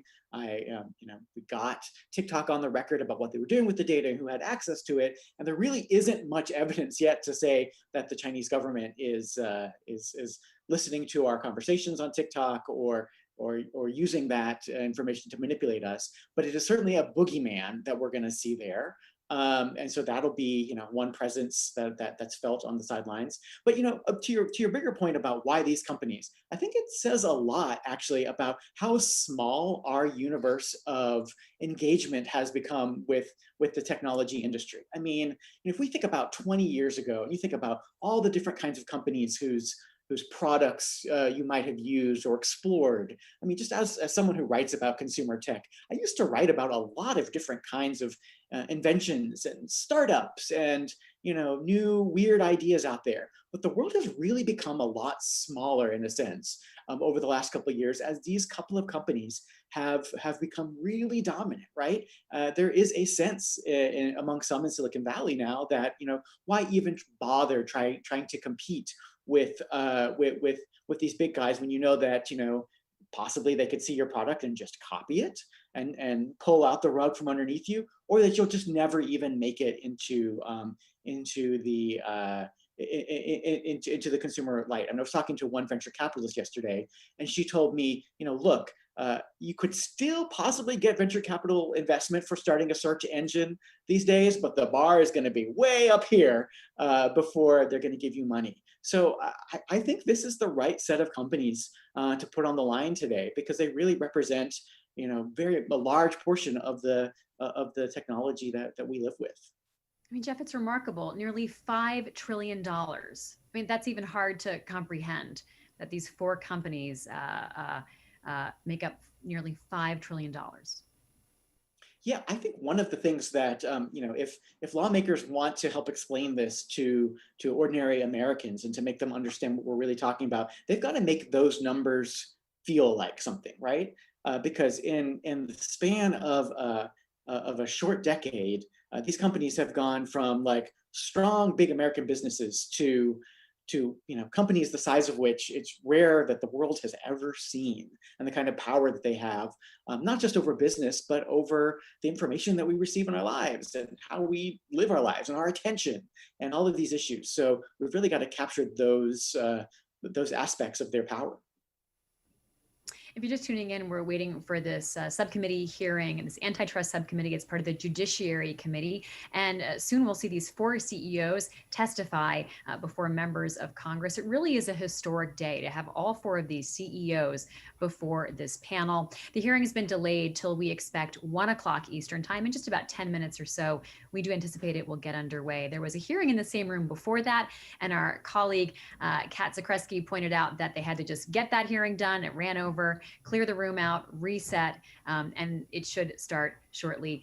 Jeff, even though we do see some members of this antitrust subcommittee sort of moving around the room, hopefully in masks, many of them in masks, some of them may choose to do their questioning remotely, but all 4 of our guests, all 4 CEOs will attend this hearing remotely. And I want to hear from you what you make of the fact that they're using WebEx. Right, of all the various technologies that these these CEOs rather have sort of their control over and have developed, and that we all use so widely, they're using WebEx. Yeah, each of these CEOs makes a competing product to WebEx. And actually, the WebEx, it made me smile when you said it, because when I recently did a review of all the competing video conferencing services, we gave the In Memoriam Award to WebEx as the one that had sort of passed out of our lives because it was considered so tired and old now. But in a way that feels appropriate for Congress, I guess, that it would use the old school option. Certainly these all of these CEOs should know how to use this technology. They get, anybody who's like, oh, sorry, I forgot to unmute, no passes given for that today. I'll be interested to see if any of them go for the bold virtual background choice. If anybody were to do that, I would think my money would be on Tim Cook. You got to get the solid white of Apple. I expect Tim Cook will look the best of them today, not just because Apple's products are good. In fact, the webcams on Apple laptops are actually among the worst, but I'm sure he'll have a professional camera set up. But he's pretty experienced with using this stuff. I'll be curious to see how Jeff Bezos looks, right? You got to get that lighting just right. Hey, a number of these guys have lighting problems with bouncing off the head in certain ways, so it could be some technical challenges.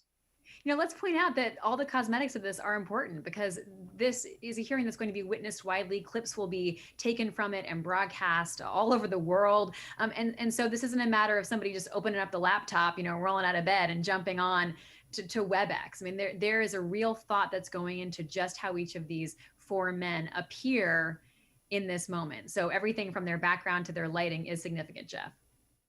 Think about all of the gifts that Mark Zuckerberg gave to the world from his testimony previously, where it was him reaching for the water, drinking the water, him sort of his unblinking stare into the camera, the sweat, the ruffled tie. All of this signals, not only some of it will fit our stereotypes about nerds or about who these people are. And some of it will maybe move them into new places. There's these companies, they have really giant brands that are worth a lot of money, and they put a lot into them. And so there's actually a lot on the lines for all the stuff that they spend money advertising on today too.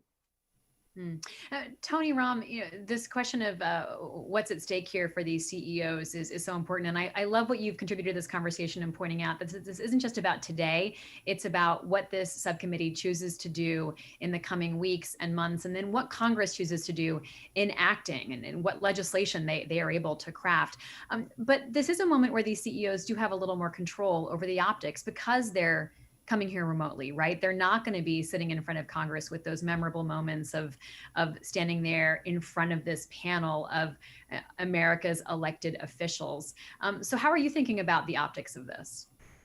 Yeah, you're not going to have that moment where they're all holding up their right hands, taking the oath, and you have dozens and dozens of cameramen flashing, or camerawomen flashing, their shots right in front of them. I mean, I think the photo of Mark Zuckerberg taking the oath and sitting down in his chair from the hearing about a year ago was used on like 1,000 stories. Like you couldn't read a story about Facebook having done something wrong without seeing a photo of Mark Zuckerberg situated at a witness table answering questions from members of Congress. And that does mean something to these executives for exactly the reasons Jeff pointed out, because they're so image conscious. In some cases, they really try to avoid Washington. That's, I think, why you've seen so little of Jeff Bezos working the halls of the Capitol in the way that some other executives, some other business leaders might. It's just not a good look for them, generally speaking. So they try to avoid it.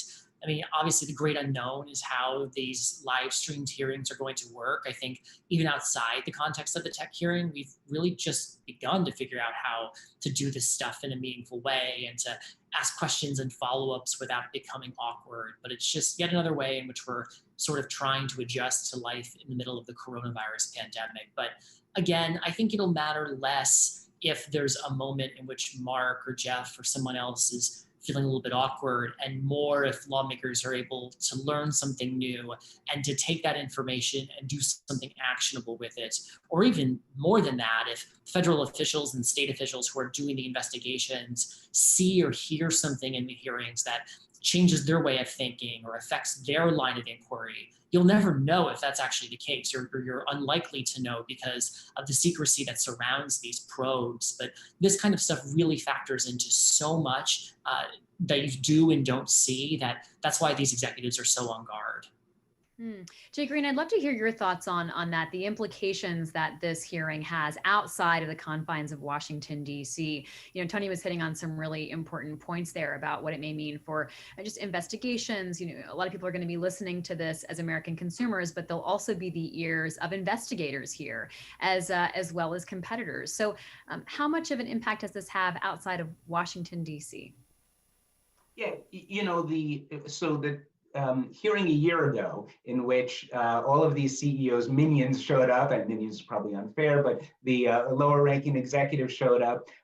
They were asked a lot of questions that, again, you'll hear some of today. But one of the more interesting ones is a lawyer from Amazon named Nate Sutton was asked whether or not Amazon collects data about how third parties sell their products and uses that data to inform its decisions whether or not to start selling its own products. And Tony referenced this earlier, but Cicilline is clearly going to go after that because Sutton said, no, they don't do that. And there have been reports, the Wall Street Journal had a report earlier this year, but there have been other reports too, that Amazon actually does use data from the sales of these products to think about what products it should launch on its own as private label goods. And so I think you will certainly hear, you certainly have investigators looking into what those answers are from the executives on these kinds of issues, where they can use those answers effectively against them later if their investigations prove or show that the CEOs are saying something that isn't entirely true. You can see there the hearing room where this is going to take place, journalists setting up, adhering to socially distanced guidelines. We did see the chairman of the subcommittee, David Cicilline. He is there. That's the Democrat from Rhode Island who has been leading this antitrust subcommittee. A reminder that also the two top members who sit on the Judiciary Committee overall will be in attendance. They'll be giving opening statements and allowed to ask questions. That's Jerry Nadler, Democrat of New York, and Jim Jordan, Republican of Ohio.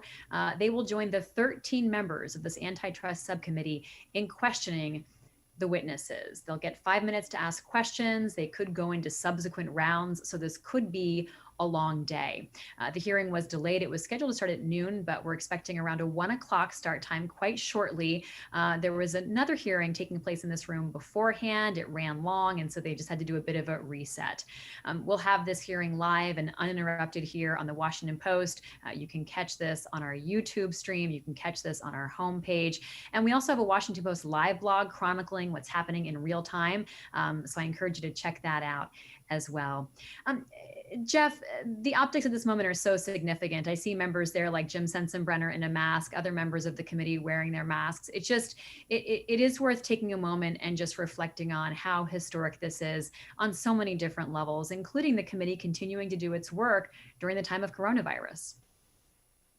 Yeah, rarely do we, as citizens and as customers of these companies, really get to see these CEOs who have been set up as kind of icons of the brand, particularly in the case of Amazon, but also even increasingly with Apple. Rarely do we get to see them in moments that are even a little bit unscripted, where we have to see them on their feet, where we have to see them take anything other than fawning questions from the press that they allow access to them. So I think it will definitely shape the image that we have, not only of these leaders, but also of these companies and their products.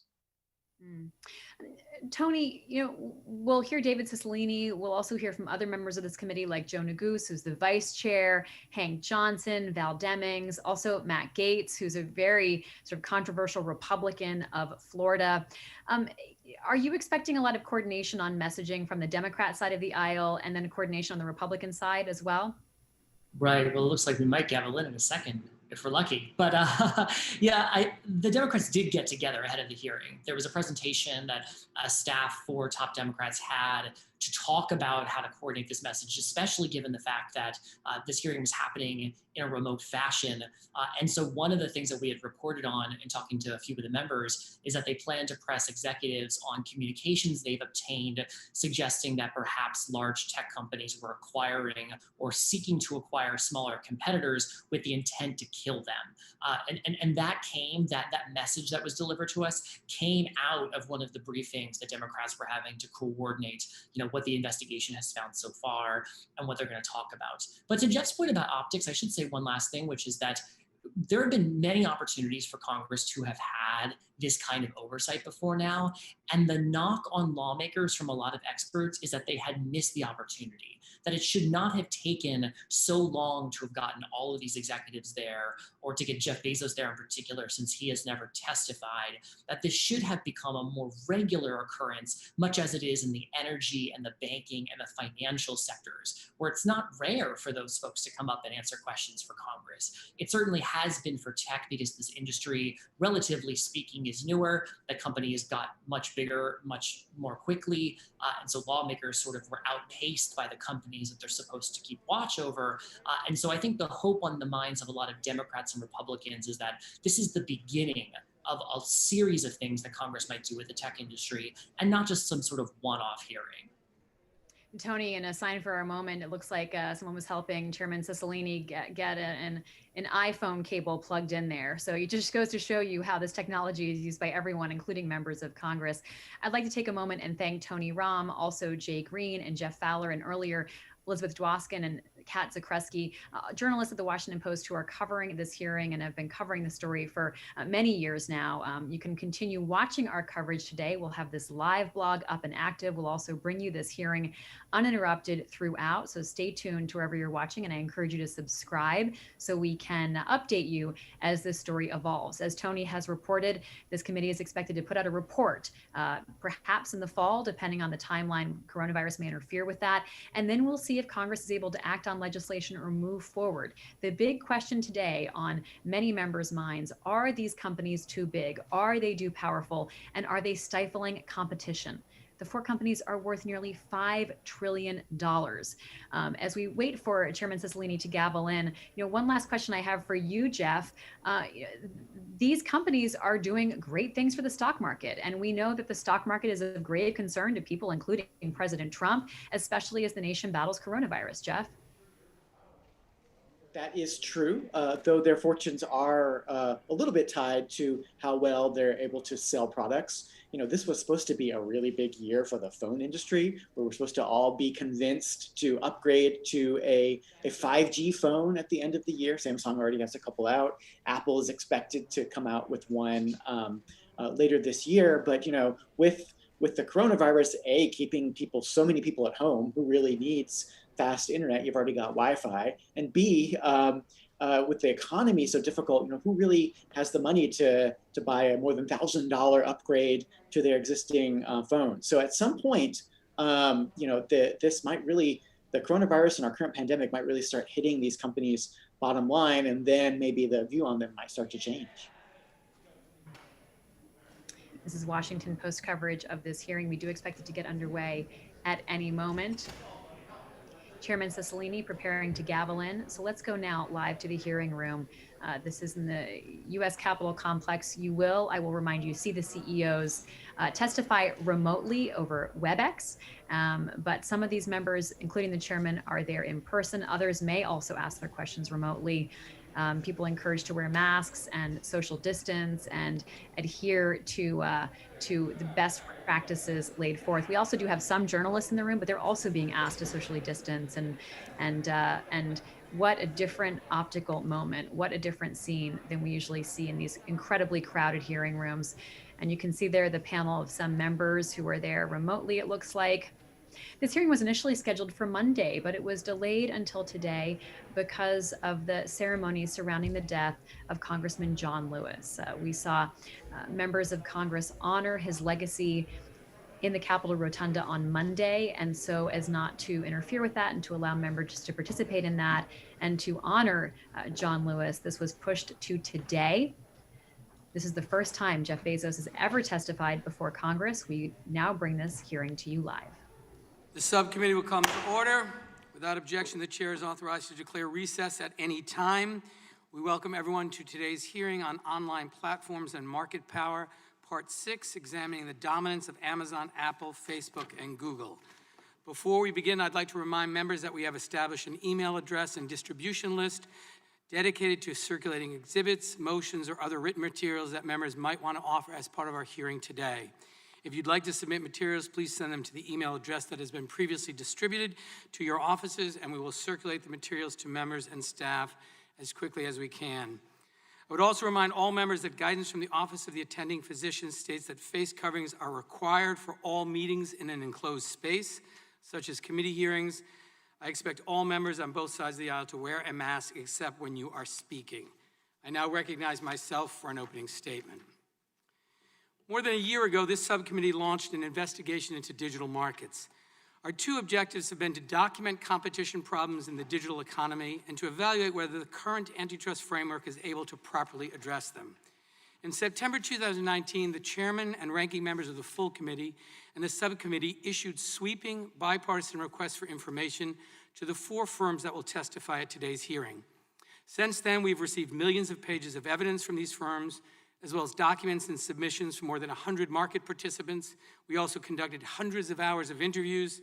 As part of this investigation, we have held 5 hearings to examine the effects of online market power on innovation and entrepreneurship, data privacy, a free and diverse press, and independent businesses in the online marketplace.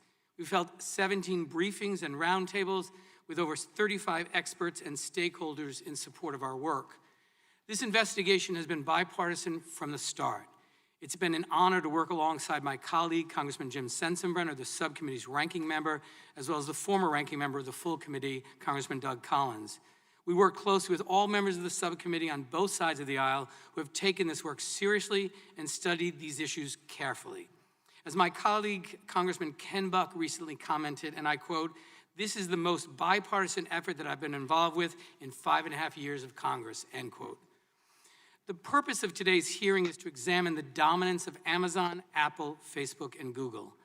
Amazon runs the largest online marketplace in America, capturing 70% of all online marketplace sales.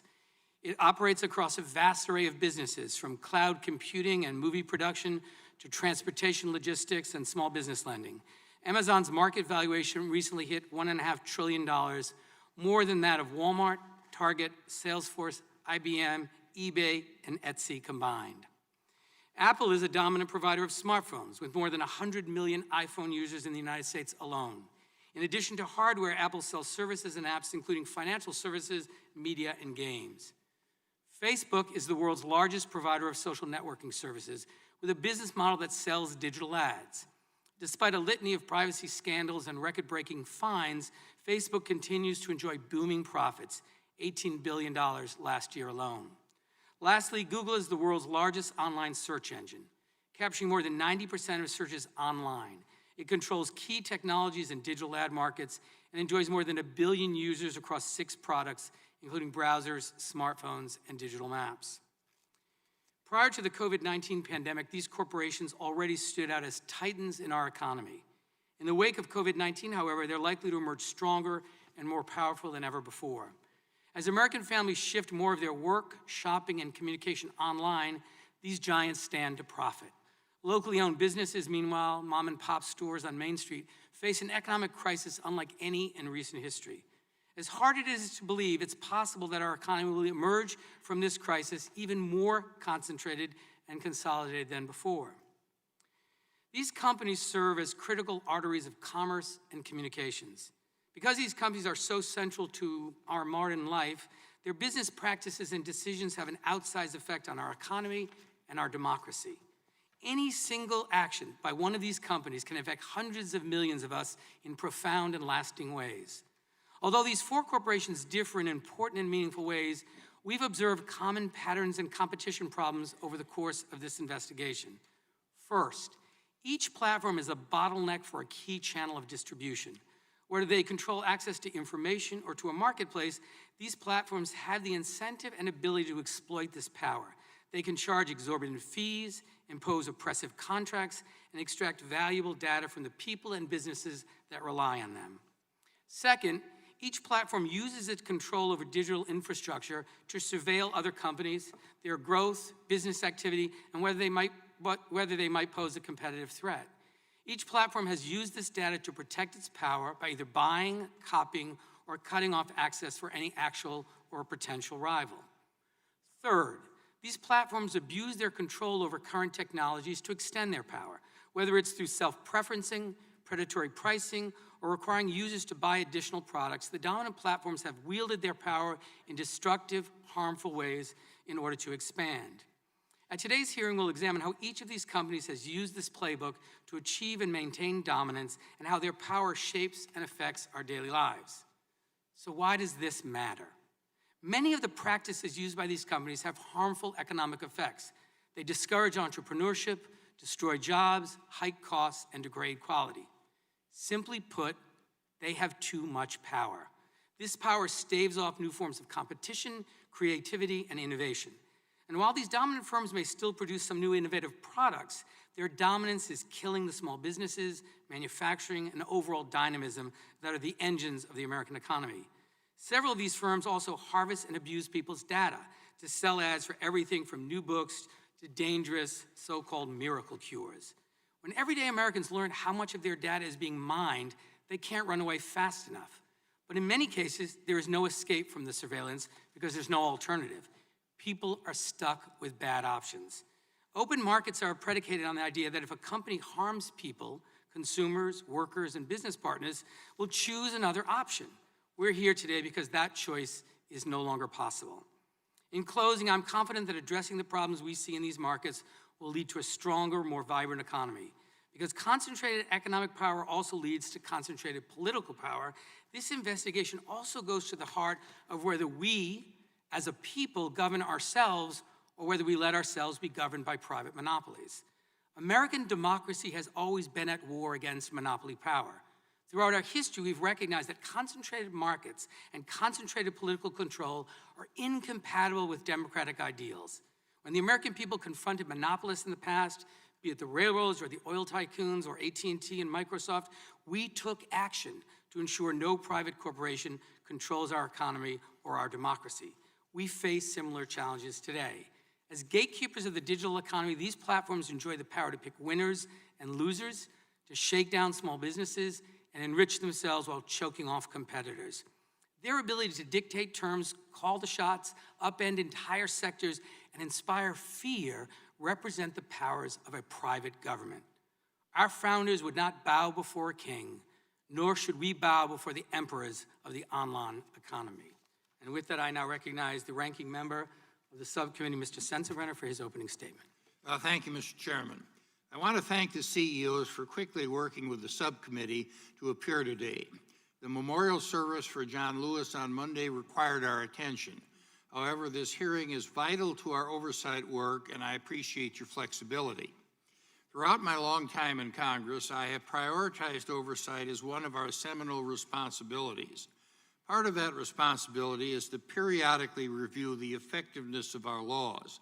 And I think it's a good and timely thing that we are now turning our attention to technological innovations, which brings us to all of your companies.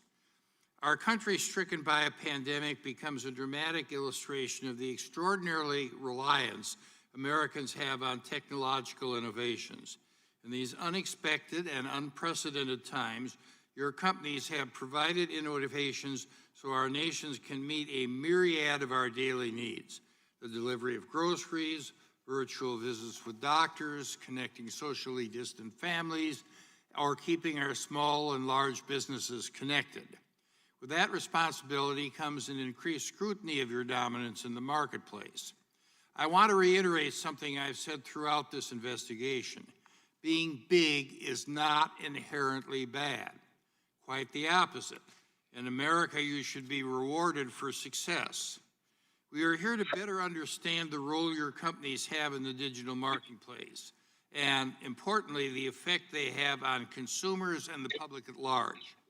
You lead some of today's more powerful companies, and my colleagues and I have a great interest about what your companies do with that accumulated power.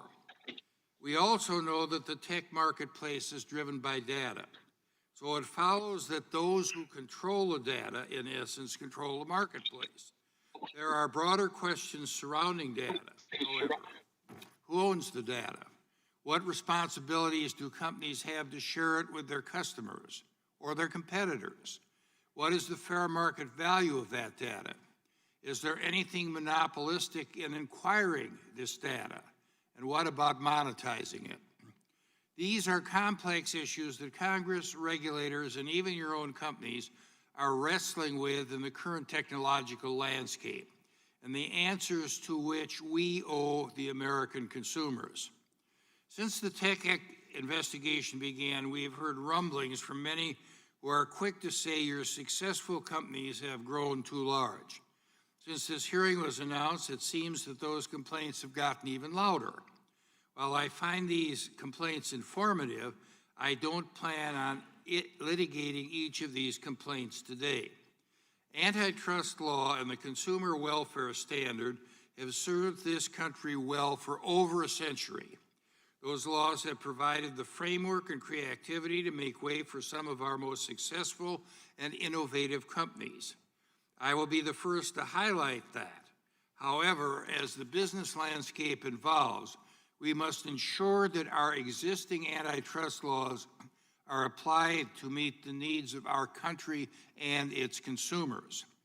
I share the concern that market dominance in the digital space is ripe for abuse, particularly when it comes to free speech. As we know, companies like Facebook, Google's YouTube, and Twitter have become the public square of today where political debate unfolds in real time. But reports that dissenting views, often conservative views, are targeted or censored is seriously troubling. Conservatives are consumers too, and they need the protection of the antitrust laws. The power to influence debate carries with it remarkable responsibilities. So let the facts be our guide here. Your companies are large. That's not a problem. Your companies are successful. That's not a problem either. But I want to leave here today with a more complete picture of how your individual companies use your size, success, and power, and what it means to the American consumer. And I yield back the balance of my time. I thank the gentleman. Now the chair now recognizes the distinguished chairman of the full committee, the gentleman from New York, Mr. Nadler, for his opening statement. Thank you, Mr. Chairman. I want to thank you, Ranking Member Sensenbrenner, and the subcommittee members for the tremendous effort that you have all put into the subcommittee's investigation. I appreciate your calling this hearing today so that we can hear directly from the leaders of Amazon, Apple, Facebook, and Google, and I look forward to an important dialogue. Today, it is effectively impossible to use the internet without using, in one way or another, the services of these four companies. I have long believed with Thomas Jefferson and Louis Brandeis that concentration of power in any form, especially concentration of economic or political power, is dangerous to a democratic society. That is why we must examine these and other companies that play a dominant role in our economy and in our society, and ensure that our antitrust laws give enforcers the tools they need to preserve a healthy marketplace. These principles have guided this committee's year-long investigation into competition in digital markets, and they are the lens through which I approach today's hearing. The open internet has delivered enormous benefits to Americans, including a surge of economic opportunity, massive investment, and new pathways for education online. But there is growing evidence that a handful of corporations have come to capture an outsized share of online commerce communications. From providing the dominant search platform, retail platform, and online messaging platform, to providing the underlying mapping services and cloud computing on which hundreds of thousands of other businesses rely, these dominant platforms now comprise the essential infrastructure for the 21st century. By virtue of controlling essential infrastructure, these companies have the ability to control access to markets. In some basic ways, the problem is not unlike what we faced 130 years ago, when railroads transformed American life, both enabling farmers and producers to access new markets, but also creating a key chokehold that the railroad monopolies could exploit. Railroads notoriously abuse this gatekeeper power in a variety of ways. They charge tolls, extorting the producers reliant on their rails. They discriminated among farmers, picking winners and losers across the economy. And by expanding into lines of business that competed directly with producers, they could use their dominance in transportation to favor their own services. These tactics by the railroads spurred fury and despair across the country. Congress initiated investigations to document these problems and enacted legislative solutions to halt and outlaw these anti-competitive practices in the railroad industry and other industries dominated by unregulated monopolies and trusts. Importantly, congressional oversight and legislative reforms during this period did not prevent or encumber the inexorable arrival of new technology or human progress. Instead, Congress recognized that these powerful new technologies had reshaped the balance of power in our economy, and that it was the role of Congress to ensure that the new monopolists could not abuse their power. Today, the digital economy poses similar challenges. While the underlying technology is dramatically different, of course, new digital intermediaries have the ability to control access to critical markets. If you are an independent merchant, developer, or content producer, you are increasingly reliant on these powerful intermediaries to access markets and consumers. Across the economy, many businesses live in fear of exclusion from these platforms, a fact that some companies have shared with the committee over the past year during this investigation. The subcommittee's current review of competition in the digital marketplace continues a long tradition in this committee of oversight of the antitrust laws and our economy.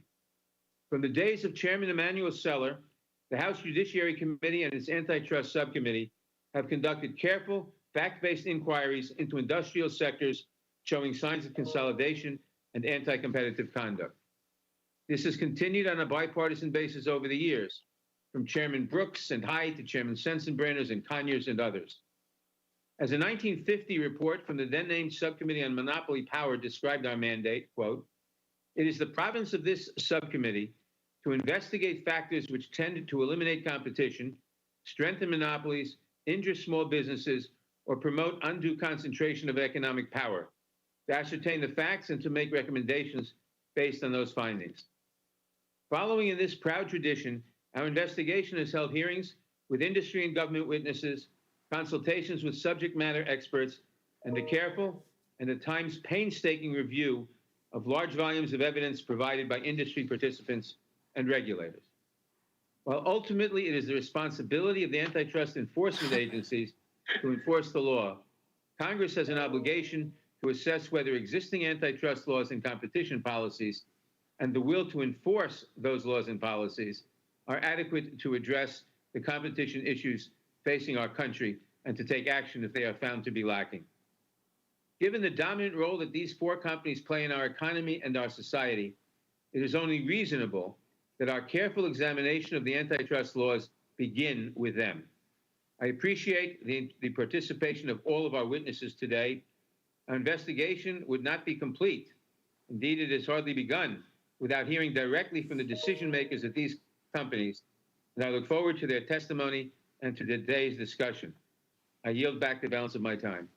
I thank the gentleman, and I now recognize the ranking member of the full committee, the gentleman from Ohio, Mr. Jordan, for his opening statement. Thank you, Mr. Chairman. And I also want to thank the ranking member of this subcommittee, Mr. Sensenbrenner. I'm not sure how many more committee hearings this subcommittee or the full committee are going to have this Congress, but I want to thank Jim for his great work for the constituents of his district in Wisconsin for this many years and for the work he has done for this entire committee. I'll just cut to the chase. Big tech's out to get conservatives. That's not a suspicion. That's not a hunch. That's a fact. July 20th, 2020, Google removes the homepages of Breitbart and the Daily Caller. Just last night, we learned Google has censored Breitbart so much traffic has declined 99%. June 16th, 2020, Google threatens to demonetize and ban the Federalist. April 19th, 2020, Google and YouTube announce a policy censoring the content that conflicts with recommendations of the World Health Organization. Now think about that. The World Health Organization, the organization that lied to us, the organization that shilled for China. And if you contradict something they say, they can say whatever they want. They can lie for China. They can shill for China. You say something against them, you get censored. June 29th, 2020, Amazon bans President Trump's account on Twitch after he raises concerns about defunding the police. June 4th, 2020, Amazon bans a book critical of the coronavirus lockdowns written by a conservative commentator. May 27th, 2020, Amazon Smile won't let you give to the Family Research Council and the Alliance Defense Fund, but you can give to Planned Parenthood. Facebook, June 19th, 2020, takes down post from President Trump's re-election campaign. November 1st, 2018, Facebook silences a pro-life organization's advertisement. May 19th, 2016, former Facebook employees admit Facebook routinely suppresses conservative views. And I haven't even mentioned Twitter, who we actually invited, Mr. Chairman. We asked for you guys to invite them as one of our witnesses. You guys said no. I haven't even mentioned them. 2 years ago, they shadow banned 2 members of this committee. 4 members of Congress were shadow banned 2 years ago. 435 in the House, 100 in the Senate, 535, only 4. Only 4. Gates, Meadows, Nunes, Jordan, only 4 get shadow banned. And of course, what did Mr. Dorsey tell us? He said, oh, it was just a glitch in our algorithm. I asked him, what'd you put in the algorithm? The names Gates, Meadows, Nunes, Jordan? I mean, if I had a nickel for every time I heard it was just a glitch, I wouldn't be as wealthy as our witnesses, but I'd be doing all right. We've heard that excuse time and time again. May 28th, Twitter censors President Trump's tweet on the riots in Minneapolis. May 29th, 2020, Twitter censors the White House for quoting the president's comments about the riots in Minneapolis. June 23rd, 2020, Twitter censors the president again for saying he'll enforce the rule of law against any autonomous zone in Washington, D.C. You can tweet all you want about the autonomous zone that happened in Seattle, but the president tweets that he's not going to have one in Washington, D.C. Oh, nope, you can't do that. You get banned, you get censored. Dozens of examples. Oh, I forgot one. Just last week, July 21st. Here's what Twitter did. The leader of Iran, the Islamic Republic of Iran, this is from the largest state sponsor of terrorism. Twitter allows this tweet, quote, the Islamic Republic of Iran will never forget the martyrdom of Soleimani and will definitely strike a reciprocal blow in the United States. So you can threaten the citizens of this great country, the leader of the largest state sponsor of terrorism, that's just fine. But the president says he's not going to allow some autonomous zone in D.C. and he gets censored. All kinds of examples. Most of them from this year, and that's what's I think critical for us all to understand. Most of them from this year and election year. And that's what concerns me and so many Americans, because we saw what Google did in 2016. We all know about the email the day after the election where top executives at Google email chain where they talked about the silent donation Google made to the Clinton campaign. Now, thank goodness it wasn't enough, and in spite of their efforts to help Clinton, President Trump won. But we're 97 days before an election, and the power, as the previous chairman and ranking member have said, the power these companies have to impact what happens during an election, what American citizens get to see prior to their voting is pretty darn important. That's why this committee hearing is important. Look, we all think the free market's great. We think competition is great. We love the fact that these are American companies. But what's not great is censoring people, censoring conservatives, and trying to impact elections. And if it doesn't end, there has to be consequences. There have to be consequences. That's what I'm concerned about, and I think what so many Americans are concerned about. So I look forward to hearing from our witnesses, Mr. Chairman. And before I yield back, Mr. Chairman, we have a colleague. I would ask unanimous consent that Mr. Johnson, the ranking member of the Constitution Subcommittee, be allowed to participate in today's hearing, which is our customary practice for subcommittee hearings. The gentleman makes a unanimous consent request. Mr. Chairman, I would object. Objection is heard. I now have the pleasure Mr. Chairman, of introducing today's why witnesses. are we not allowing, it is customary. Mr. Jordan, there was a unanimous consent request, objection was heard, and now we'll introduce our witnesses. This has never happened. It is now my pleasure to introduce of the today's witnesses. Our first witness is Jeff Bezos, the Chief Executive Officer. Mr. Jordan, I have the time. But this is the ranking member of the Constitution. We're talking about people's liberties here. We got the ranking member. Mr. Jordan, you made a unanimous consent request. Objection was heard. Those are our rules. Objection was. It is now my pleasure to introduce today's witnesses. By the Mr. Our first Constitutional Law witness is Professor. Jeff Bezos, the Chief Put your Executive mask on. Officer of Amazon.com. Mr. Bezos founded Amazon in Excuse me, I'm going to remind members of this committee, unless you are speaking, our rules require you to wear a mask according to the attending physician. No, I'm speaking about another member of this committee. I'll begin again. It is now my pleasure to introduce today's witnesses. Our first witness is Jeff Bezos, the Chief Executive Officer of Amazon.com. Mr. Bezos founded Amazon in 1994 as an online bookstore. Since then, Amazon has grown to be the largest online retailer on the internet. Mr. Bezos has also oversees his company's expansion into areas including cloud computing, digital streaming, and artificial intelligence. Mr. Bezos received his Bachelor's of Science from Princeton University. Our second witness, Sundar Pichai, is the Chief Executive Officer of both Alphabet and its subsidiary Google.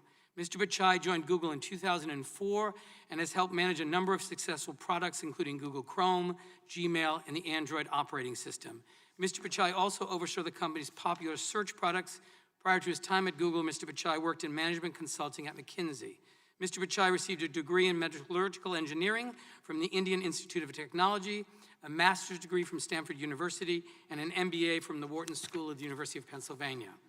Our third witness is Tim Cook, the Chief Executive Officer of Apple. Mr. Cook joined Apple in 1998 and served as its Chief Operational Officer under Steve Jobs. In 2011, Mr. Cook was named CEO. While at Apple, he has overseen their expansion into new markets through the launch and developments of products and services like Apple Pay, Apple Watch, iCloud, Apple Card, and HomePod. Prior to joining Apple, Mr. Cook served as the Director of North American Fulfillment for IBM. Mr. Cook received a Bachelor of Science from Auburn University and an MBA from Duke University's Fuqua School of Business. The last witness at today's hearing is Mark Zuckerberg, founder, chairman, and CEO of Facebook. Mr. Zuckerberg initially launched Facebook in order to help connect college students at his school more easily. Since then, the company has grown into the world's largest social media platform with 1.7 billion global daily active users. Mr. Zuckerberg attended Harvard University before leaving to focus full-time on developing Facebook. We welcome all of our distinguished witnesses and thank them for participating in today's hearing. And now we'll begin by swearing you in.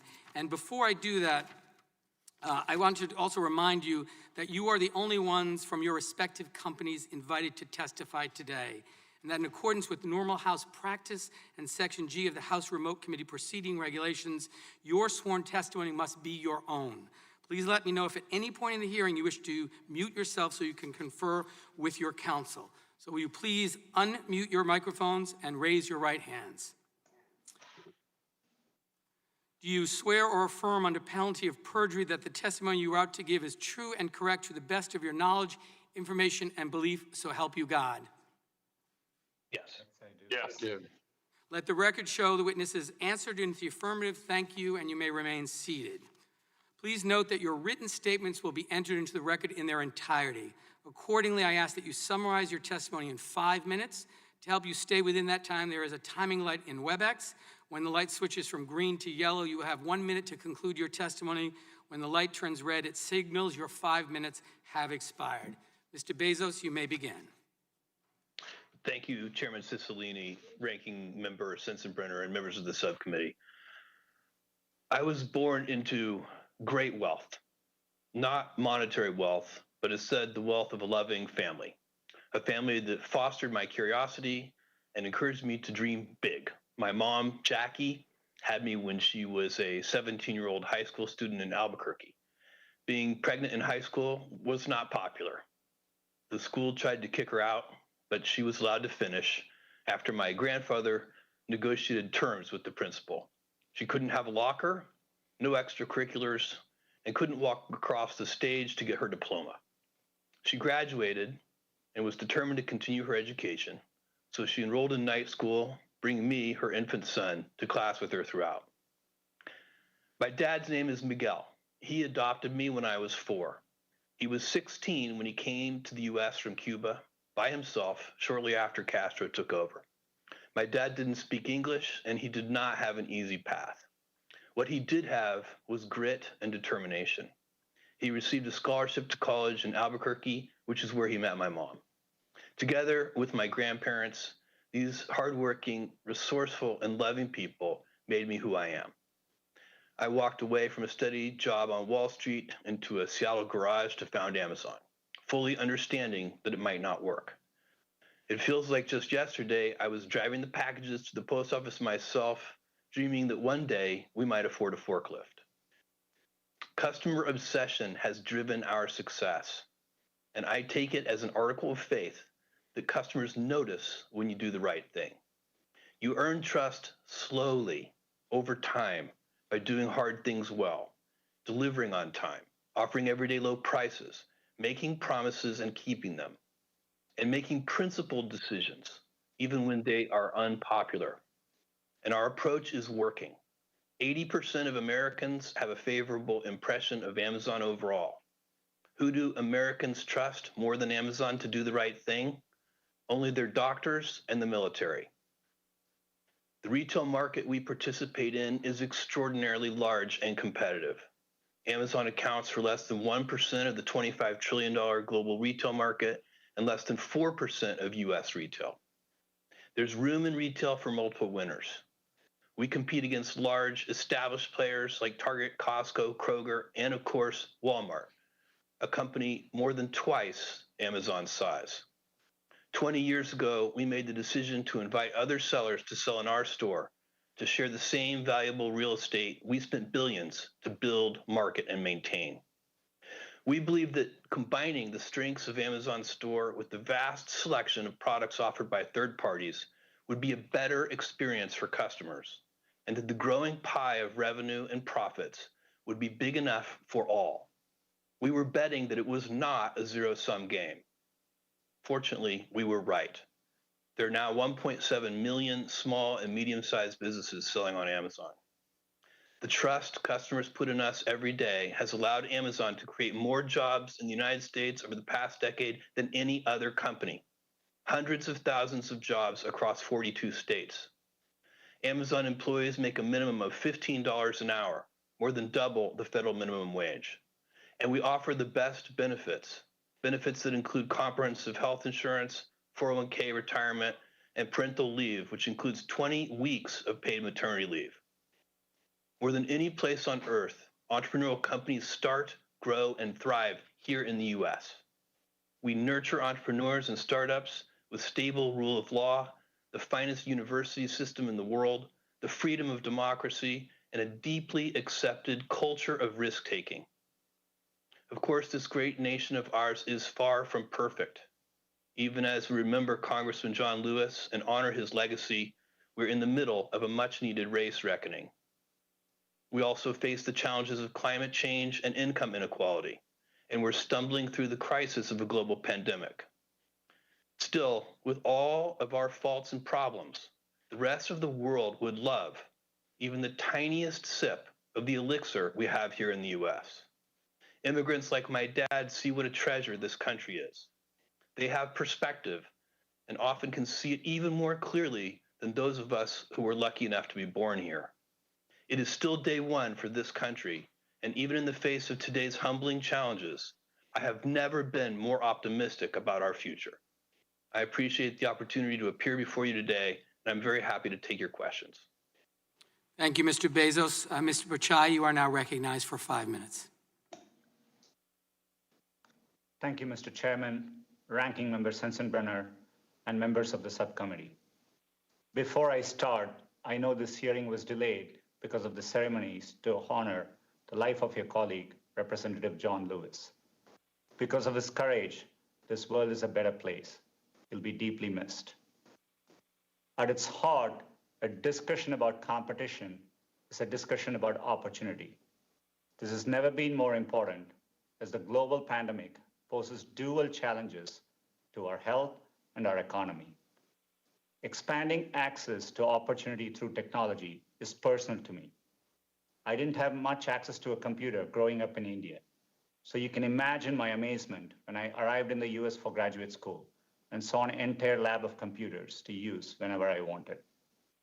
Accessing the internet for the first time set me on a path to bring technology to as many people as possible. It inspired me to build Google's first browser, Chrome. I'm proud that 11 years later, so many people experience the web through Chrome for free. Google takes pride in the number of people who choose our products. We are even prouder of what they do with them.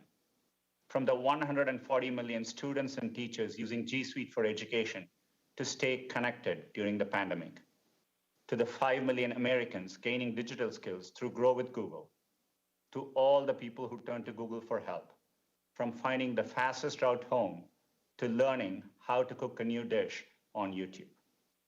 Google's work would not be possible without the long tradition of American innovation, and we are proud to contribute to its future. We employ more than 75,000 people in the US across 26 states. The Progressive Policy Institute estimated that in 2018, we invested more than $20 billion in the US, citing us as the largest capital investor in America that year, and one of the top 5 for the last 3 years. One way we contribute is by building helpful products. Research found that free services like Search, Gmail, Maps, and Photos provide thousands of dollars a year in value to the average American. And many are small businesses using our digital tools to grow. Stone Dimensions, a family-owned stone company in Pewaukee, Wisconsin, uses Google My Business to draw more customers. Gills Appliances, a family-owned appliance store in Bristol, Rhode Island, credits Google Analytics with helping them reach customers online during the pandemic. Nearly 1/3 of small business owners say that without digital tools, they would have had to close all or part of their business during COVID. Another way we contribute is by being among the world's biggest investors in research and development. At the end of 2019, our R&D spend had increased tenfold over 10 years, from $2.8 billion to $26 billion, and we have invested over $90 billion the last 5 years. Our engineers are helping America remain a global leader in emerging technologies like artificial intelligence, self-driving cars, and quantum computing. Just as America's technology leadership is not inevitable, Google's continued success is not guaranteed. New competitors emerge every day, and today users have more access to information than ever before. Competition drives us to innovate, and it also leads to better products, lower choices, and more choices for everyone. For example, competition helped lower online advertising costs by 40% over the last decade, with savings passed down to consumers. Open platforms like Android also support the innovation of others. Using Android, thousands of mobile operators build and sell their own devices without paying any licensing fees to us. This has enabled billions of consumers to afford cutting-edge smartphones, some for less than $50. Whether building tools for small businesses or platforms like Android, Google succeeds when others succeed. Competition also sets higher standards for privacy and security. I've always believed that privacy is a universal right, and Google is committed to keeping your information safe, treating it responsibly, putting you in control, and we've long supported the creation of comprehensive federal privacy laws. I've never forgotten how access to technology and innovation changed the course of my life. Google aims to build products that increase access to opportunity for everyone, no matter where you live, what you believe, or how much money you earn.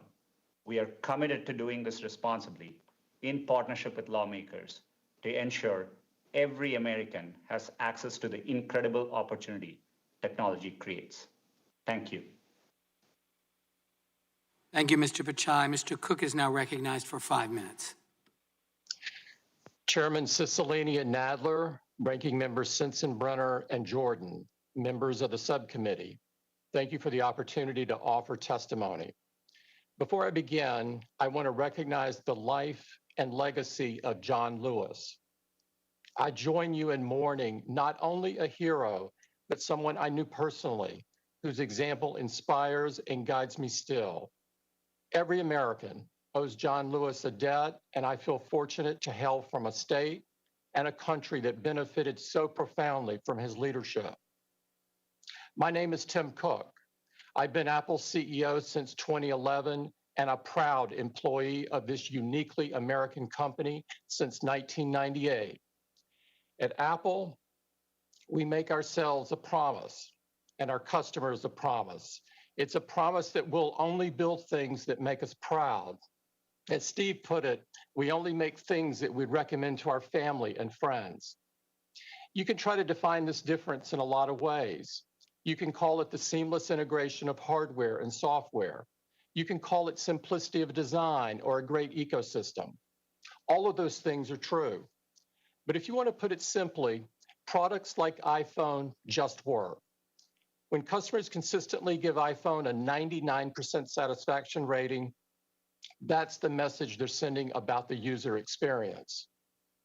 But we also know that customers have a lot of choices and that our products face fierce competition. Companies like Samsung, LG, Huawei, and Google have built successful businesses with different approaches. We're okay with that. Our goal is the best, not the most. In fact, we don't have a dominant share in any market or in any product category where we do business.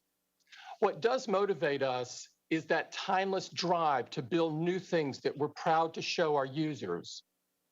We focus relentlessly on those innovations, on deepening core principles like privacy and security, and on creating new features. In 2008, we introduced a new feature of the iPhone called the App Store. Launched with 500 apps, which seemed like a lot at the time, the App Store provided a safe and trusted way for users to get more out of their phone. We knew the distribution options for software developers at the time didn't work well. Brick and mortar stores charged high fees and had limited reach. Physical media like CDs had to be shipped and were hard to update. From the beginning, the App Store was a revolutionary alternative. App Store developers set prices for their apps and never pay for shelf space. We provide every developer with cutting-edge tools like compilers, programming languages, and more than 150,000 essential software building blocks called APIs. The App Store guidelines ensure a high-quality, reliable, and secure user experience. They are transparent and applied equally to every developer. For the vast majority of apps, developers keep 100% of the money they make. The only apps that are subject to a commission are those where the developer acquires a customer on an Apple device and where the features or services would be experienced and consumed on an Apple device. In the App Store's more than 10-year history, we have never raised the commission or added a single fee. In fact, we've reduced it for subscriptions and exempted additional categories of apps. I'm here today because scrutiny is reasonable and appropriate. We approach this process with respect and humility, but we make no concession on the facts. What began as 500 apps is now more than 1.7 million, only 60 of which are Apple software. If Apple is a gatekeeper, what we've done is open the gate wider. We want to get every app we can on the store, not keep them off. The App Store's economic contributions are significant. The ecosystem is responsible for 1.9 million jobs in all 50 states, and it facilitated $138 billion in commerce in the U.S. in 2019 alone. I share the committee's belief that competition promotes innovation, that it makes space for the next great idea, and that it gives consumers more choices. Since Apple was founded, these things have defined us. The first Mac brought opportunity and possibility into the home. The iPod helped musicians and artists to share their creations and be paid fairly for it. This legacy does much more than make us proud. It inspires us to work tirelessly to make sure tomorrow will be even better than today. Thank you very much. I look forward to responding to your questions. Thank you, Mr. Cook. Mr. Zuckerberg is now recognized for 5 minutes. Thank you. Before I begin, I want to add my voice to those honoring Congressman John Lewis and his service to our country. America has lost a real hero who never stopped fighting for the rights of every person. Chairman Cicilline, Ranking Member Sensenbrenner, and members of the subcommittee, thank you for the opportunity to testify. The tech industry is an American success story. The products we build have changed the world and improved people's lives. Our industry is one of the ways that America shares its values with the world and one of our greatest economic and cultural exports. Facebook is part of this story. We started with an idea to give people the power to share and connect, and we've built services that billions of people find useful. I'm proud that we've given people who've never had a voice before the opportunity to be heard, and given small businesses access to tools that only the largest players used to have. Since COVID emerged, I'm proud that people have used our services to stay in touch with friends and family who they can't be with in person, and to keep their small businesses running online when physical stores are closed. I believe that Facebook and the US tech industry are a force for innovation and empowering people, but I recognize that there are concerns about the size and power of tech companies. Our services are about connection, and our business model is advertising, and we face intense competition in both. Many of our competitors have hundreds of millions or billions of users. Some are upstarts, but others are gatekeepers with the power to decide if we can even release our apps in their app stores to compete with them. In many areas, we're behind our competitors. The most popular messaging service in the US is iMessage. The fastest growing app is TikTok. The most popular app for video is YouTube. The fastest growing ads platform is Amazon. The largest ads platform is Google. And for every dollar spent on advertising in the US, less than 10 cents is spent with us. We're here to talk about online platforms, but I think the true nature of competition is much broader. When Google bought YouTube, they could compete against the dominant player in video, which was the cable industry. When Amazon bought Whole Foods, they could compete against Kroger's and Walmart. When Facebook bought WhatsApp, we could compete against telcos who used to charge 10 cents a text message, but not anymore. Now people can watch video, get groceries delivered, and send private messages for free. That's competition. New companies are created all the time, all over the world. And history shows that if we don't keep innovating, someone will replace every company here today. And that change can often happen faster than you expect. Of the 10 most valuable companies a decade ago, only 3 still make that list today. And if you look at where the top technology companies come from, a decade ago, the vast majority were American. Today, almost half are Chinese. Aside from competition, there are other serious issues related to the internet, including questions about elections, harmful content, and privacy. And while these are not antitrust issues and are not specifically the topic of today's hearing, I recognize that we are often at the center of these discussions. We build platforms for sharing ideas, and important debates play out across our services. I believe that this ultimately leads to more progress, but it means we often find ourselves in the middle of deep disagreements about social issues and high-stakes elections. I personally don't believe that private companies should be making so many decisions about these issues by themselves. And that's why last year, I made the case that there needs to be new regulation for the internet. Facebook stands for a set of basic principles: giving people voice and economic opportunity, keeping people safe, upholding democratic traditions like freedom of expression and voting, and enabling an open and competitive marketplace. These are fundamental values for most of us, but not for everyone in the world. Not for every company we compete with or the countries they represent. And as global competition increases, there is no guarantee that our values will win out. I'm proud of the services we build and how they improve people's lives. We compete hard. We compete fairly. We try to be the best. That's what I was taught matters in this country. And when we succeed, it's because we deliver great experiences that people love. Thank you, and I look forward to answering your questions. Thank you, and I thank the witnesses for your opening statements. Before I begin recognizing members for questioning under the 5-minute rule, without objection, I'm going to enter into the hearing record the documents and exhibits majority members will be referencing in their questioning today. These materials have been distributed to the witnesses. I will now recognize myself for 5 minutes. Mr. Bachai, over 85% of all online searches go through Google. Every online company in the United States depends on Google to reach users. A business may sink or swim based on Google's decisions alone. Numerous online businesses told us that Google steals their content and privileges its own sites in ways that profit Google but crush everyone else. Most businesses asked to stay anonymous due to fears that Google would retaliate against them. One entrepreneur, Brian Warner, told us his website was thriving until Google stole his content. After Google's decision, traffic to his website dropped by 80%. He had to downsize his business and lay off half his staff. He told us, and I quote, "If someone came to me with an idea for a website or a web service today, I'd tell them to run as far away from the web as possible. Launch a lawn care business or dog grooming business, something Google can't take away as soon as he or she is thriving." So my first question, Mr. Bachai, is why does Google steal content from honest businesses? Mr. Chairman, with respect, I disagree with that characterization. Just last week, I met with many small businesses. In fact, today we support 1.4 million small businesses, supporting over $385 billion in economic activity. We see many businesses thrive, particularly even during the pandemic. Businesses, an example, Kettle Kings in Texas, which sells kettlebells.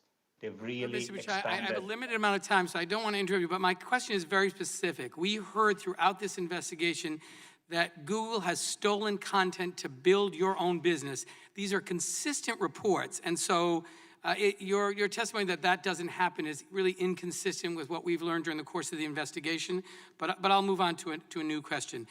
Mr. Bachai, most Americans believe that when they enter a search query that what Google shows are the most relevant results. But increasingly, Google just shows whatever is most profitable for Google, be it Google Ads or Google's own sites. And so my question, Mr. Bachai, isn't there a fundamental conflict of interest between serving users who want to access the best and most relevant information and Google's business model, which incentivizes Google to sell ads and keep users on Google's own sites? We've always focused on providing users the most relevant information, and we rely on that trust for users to come back to Google every day. In fact, a vast majority of queries in Google, we don't show ads at all, and we show ads only for a small subset of queries where the intent from users is highly commercial. For example, they may be looking for something like TV sets or so on. But Mr. Bachai, what is the value of the part that you do use the Google ads for? I mean, it's a substantial part of your business. What's the actual value? 200 billion, 300 billion? In terms of revenue, it's around $100+ billion. But that's a lot of money, Mr. Bachai. Let me move on.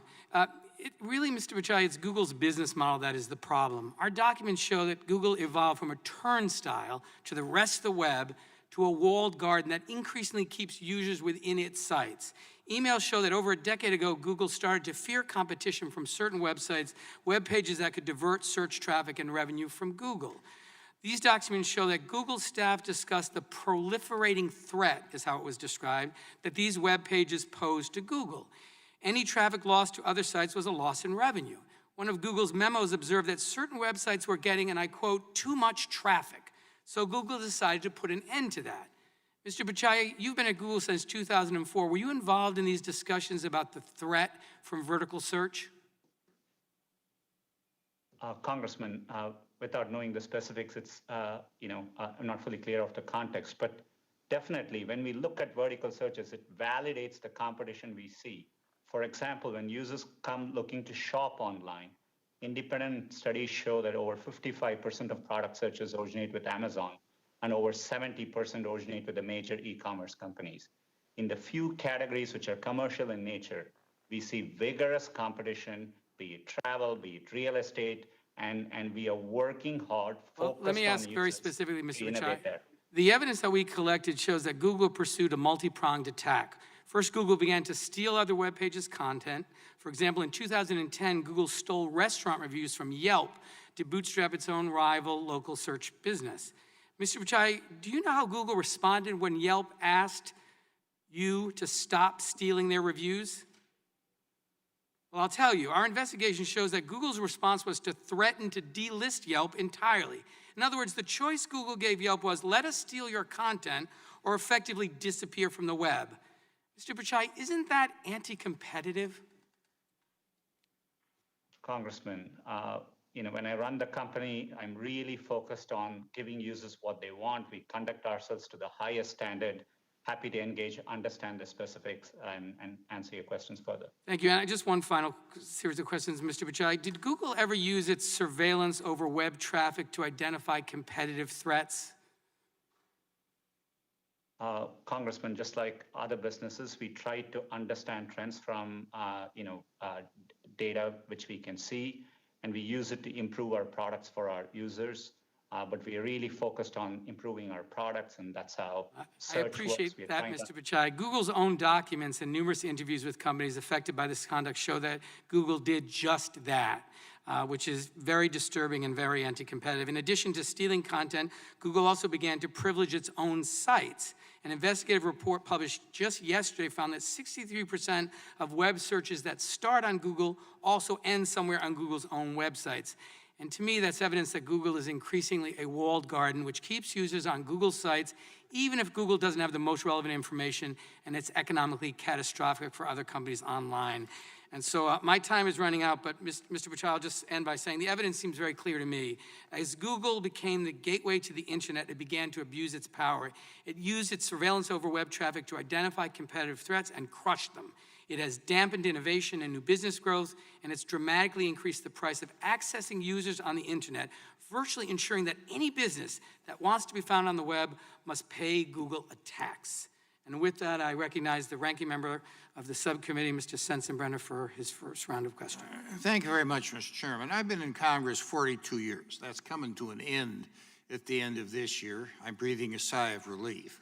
But during that period of time, during the decade of the 90s and the zeros, I was involved as chairman of the Science Committee and chairman of this committee, and trying to make the net universal, and open it up to everybody.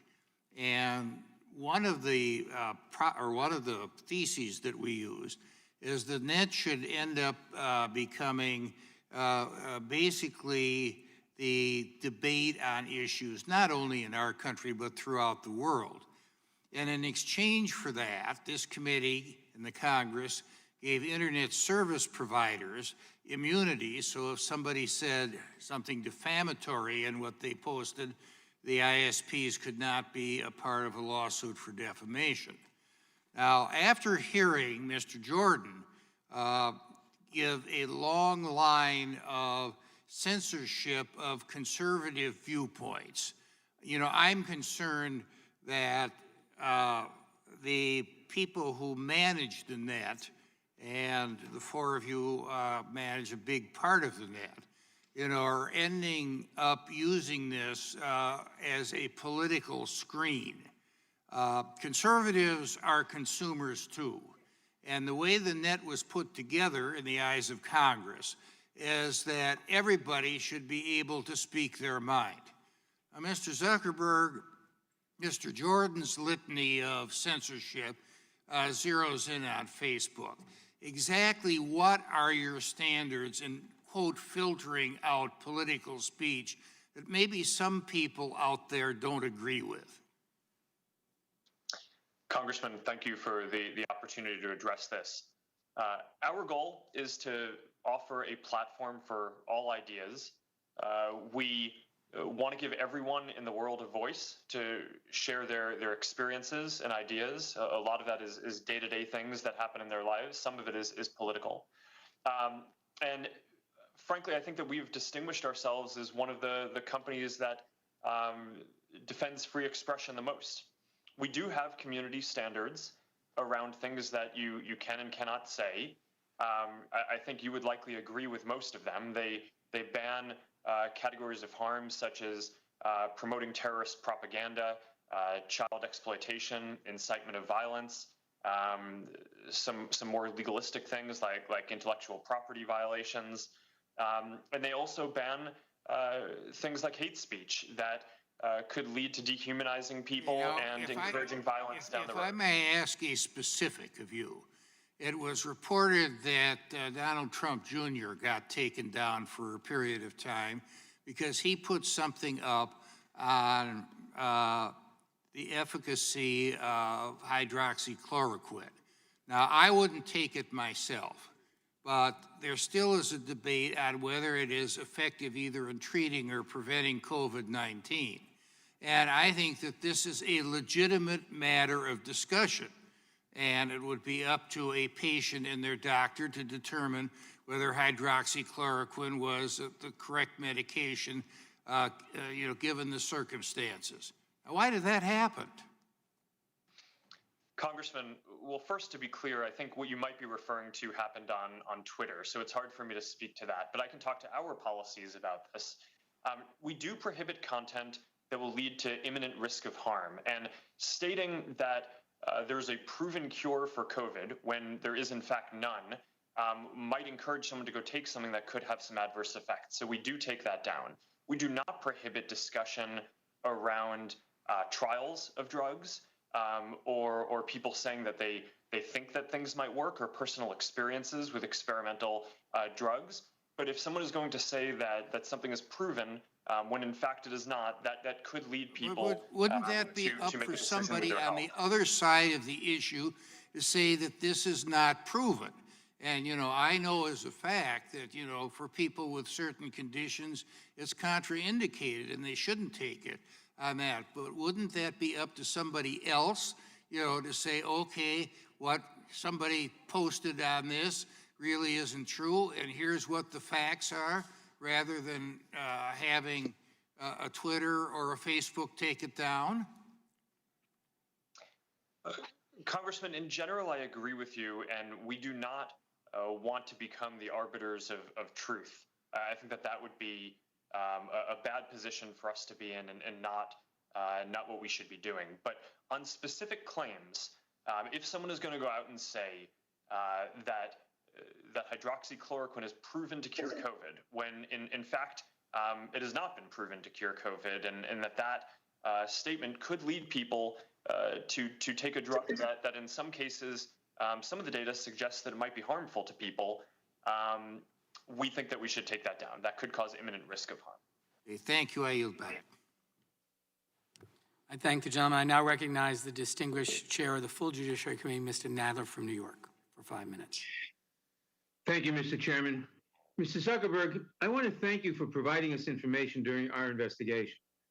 However, the documents you provided tell a very disturbing story. And that story is that Facebook saw Instagram as a powerful threat that could siphon business away from Facebook. And so rather than compete with it, Facebook bought it. This is exactly the type of anti-competitive acquisition that the antitrust laws were designed to prevent. Now, let me explain what I mean. Mr. Zuckerberg, you have written that Facebook can likely always just buy any competitive startups. In fact, on the day Facebook bought Instagram, which you described as a threat, you wrote, quote, "One thing about startups is you can often acquire them," close quote. Mr. Zuckerberg, you were referring to companies like Instagram in that quote, weren't you? Congressman, I don't have the exact document in front of me, but I've always been clear that we viewed Instagram both as a competitor and as a complement to our services. In the growing space around after smartphones started getting big, and they competed with us in the space of mobile cameras and mobile photo sharing. But at the time, almost no one thought of them as a general social network. And people didn't think of them as competing with us in that space. And, I think that the acquisition has been wildly successful. We were able to by acquiring them, continue investing in it and growing it as a standalone brand that now reaches many more people than I think either Kevin, the co-founder, or I thought would be possible at the time, while also incorporating some of the technology into making Facebook's photos sharing products better. So yes. Okay. Now, in early 2012, when Facebook contemplated acquiring Instagram, a competitive startup, you told your CFO that though nascent, Instagram could be very disruptive to us. And in the weeks leading up to the deal, you described Instagram as a threat, saying that, quote, Instagram can meaningfully hurt us without becoming a huge business, unquote. Now, Mr. Zuckerberg, what did you mean when you described Instagram as a threat, as disruptive? And when you said that Instagram could meaningfully hurt Facebook, did you mean that consumers might switch from Facebook to Instagram? Congressman, thanks for the opportunity to address this. At the time, there was a small but growing field of. Did you mean that consumers might switch from Facebook to Instagram? That was my question. Thanks, Congressman. Yes or no? Did you mean that? In the space of mobile photos and camera apps, which was growing, they were a competitor. I've been clear about that. And fine. In February of that year, in February 2012, you told Facebook's chief financial officer that you were interested in buying Instagram. He asked you whether the purpose of the deal was to neutralize a potential competitor or to integrate their products with ours in order to improve our services. You answered that it was a combination of both, saying what we're really buying is time. Even if some new competitors springs up, those products won't get much traction since we'll already have their mechanics deployed at scale. Mr. Zuckerberg, what did you mean when you answered that the purpose of the deal was to neutralize a potential competitor? Congressman, well, those aren't my words, but yes, I've been clear that Instagram was a competitor in the space of mobile photo sharing. There were a lot of others at the time. They competed with apps like ViscoCam and PicPlease and companies like Path. It was a subset of the overall space of connecting that we exist in. And by having them join us, they certainly went from being a competitor in the space of being a mobile camera to an app that we could help grow and help get more people to be able to use and be on our team. And I think that's been wildly successful. Yeah. Well, Mr. Zuckerberg, mergers and acquisitions that buy off potential competitive threats violate the antitrust laws. In your own words, you purchased Instagram to neutralize a competitive threat. If this was an illegal merger at the time of the transaction, why shouldn't Instagram now be broken off into a separate company? Well, Congressman, I think the FTC had all of these documents and reviewed this and unanimously voted at the time not to challenge the acquisition. I mean, I think with hindsight, it probably looks like obvious that Instagram would have reached the scale that it has today, but at the time it was far from obvious. A lot of the competitors that they competed with in mobile sharing, including companies like Path, which were hot at the time and had great founders and entrepreneurs running them. Dave Moore and I worked closely with him. I mean, I don't even think Path exists today. It was not a guarantee that Instagram was going to succeed. The acquisition has done wildly well, largely because not just of the founders' talent, but because we invested heavily in building up the infrastructure and promoting it and working on security and working on a lot of things around this. And I think that this has been an American success story. Well, thank you. Mr. Zuckerberg, you're making my point. In closing, Mr. Chairman, I want to end where I began. Facebook, by Mr. Zuckerberg's own admission and by the documents we have from the time, Facebook saw Instagram as a threat that could potentially siphon business away from Facebook. And so rather than compete with it, Facebook bought it. This is exactly the type of anti-competitive acquisition that the antitrust laws were designed to prevent. This should never have happened in the first place. It should never have been permitted to happen, and it cannot happen again. I yield back. Thank you, Mr. Chairman. I would remind the witness that the failures of the FTC in 2012, of course, do not alleviate the antitrust challenges that the chairman described. And with that, I'm going to recognize the gentleman from Colorado, And again, thank him for co-hosting one of the most important field hearings we had along with Mr. Neguse in Colorado that I think was very critical in this investigation. And you're recognized from 5 minutes, Mr. Buck. Thank you, Mr. Chairman, and I want to offer my appreciation to you for the bipartisan way that you have approached the subcommittee's investigation. I want to start by saying that capitalism is the greatest instrument for freedom this world has ever seen. Capitalism has given the United States the freedom and means to defeat the Soviet Union, beat back fascism, and put a man on the moon. This economic system has lifted millions out of poverty. It has made America the freest, most prosperous nation in the world. Our witnesses have taken ideas born out of a dorm room, a garage, a warehouse, and built these dreams into 4 of the biggest power players in the digital global economy. You have all enjoyed the freedom to succeed. Now, let me be clear. I do not believe big is necessarily bad. In fact, big is often a force for good.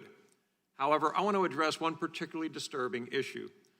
Mr. Pichai, in October 2018, Google dropped out of the running for a Pentagon contract to complete the Joint Enterprise Defense Infrastructure, or JEDI contract, which was valued at more than $10 billion.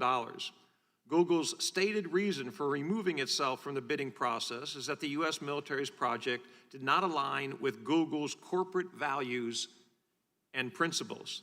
This is the same U.S. military that fights for our freedoms and stands as a force for good across the globe. These are the same soldiers, sailors, and airmen that sacrifice their lives to ensure you have the freedom to build your company and set your corporate policies without fear of government interference, unlike in communist China. I also find it very interesting that only months after making this decision to withdraw from the JEDI contract, Marine General Joseph Dunford, the chairman of the U.S. Joint Chiefs of Staff, warned the Senate Armed Forces Committee that the Chinese military was directly benefiting from Google's work. It made me wonder what values Google and communist Red China had in common. I asked myself, is it that the Chinese Communist Party imprisons Uyghur Muslims in concentration camps, like it is shown on the chart behind me? Could it be that China forces slaves to work in sweatshops? Maybe they align on the design to suppress free speech in Hong Kong. Did Google agree with CCP's decision to lie to the world about the COVID-19 pandemic? Then I thought about Google's Dragonfly experiment. I wondered if perhaps you agreed with the Chinese government's use of technology platforms to spy on its own people and enforce draconian security laws. Maybe it's that your company is aligned with the Chinese Communist Party's corporate espionage policies, where the strategy is to steal whatever can't be produced domestically. These values that allow Google to work with the Chinese military but not the U.S. military help explain why Google wouldn't think twice about blatantly stealing a competitor's product, right down to the watermark, without any hint of attribution. Mr. Pichai, during our field hearing in my home state of Colorado, I heard a story that sounded so brazen and contrary to free market principles that I thought it must have been straight from the Chinese Communist Party's corporate espionage playbook. Google took advantage of a company that relied on your search engine to build its brand and compete. Google misappropriated lyrics from Genius Media Group's website and published those lyrics on Google's own platform. However, Genius caught Google in the act, quite literally red-handed. When Genius suspected this corporate theft was occurring, the company incorporated a digital watermark in its lyrics that spelled out red-handed. In Morse code, Google's lyric boxes contained the watermark, showing that your company stole what you couldn't or didn't want to produce yourself. After Google executives stated that they were investigating this problematic behavior, Genius created another experiment to determine the scope of the misappropriation. It turns out that out of 271 songs where the watermark was applied, 43% showed clear evidence of matching. Your company, which advertises itself as a doorway to freedom, took advantage of this small company, all but extinguishing Genius's freedom to compete. Google is supposed to connect people to information. Your corporate values once stood for freedom, a platform that let capitalism flourish and helped bring countless people across the globe out of poverty. My question to you, Mr. Pichai, do you think that Google could get away with following China's corporate espionage playbook if you didn't have a monopolistic advantage in the market? Congressman, I want to be able to address the important concerns you raised. First of all, we are proud to support the US government. We recently signed a big project with the Department of Defense where we are bringing our world-class zero trust-based cybersecurity approach to help protect Pentagon networks from cybersecurity attacks. We have projects underway with the Navy, with Department of Veterans Affairs. Happy to follow up and explain more. We have a very limited presence in China. We don't offer any of our services, search, maps, Gmail, YouTube, etc. in China. And with respect to music, we license content there. In fact, we license content from other companies. And so this is a dispute between Genius and the other companies in terms of where the source of the content is. But again, happy to engage and explain what we do here further. Thank you. I yield back, Mr. Chairman. Thank the gentleman. I now recognize the gentleman from Georgia, Mr. Johnson, for 5 minutes.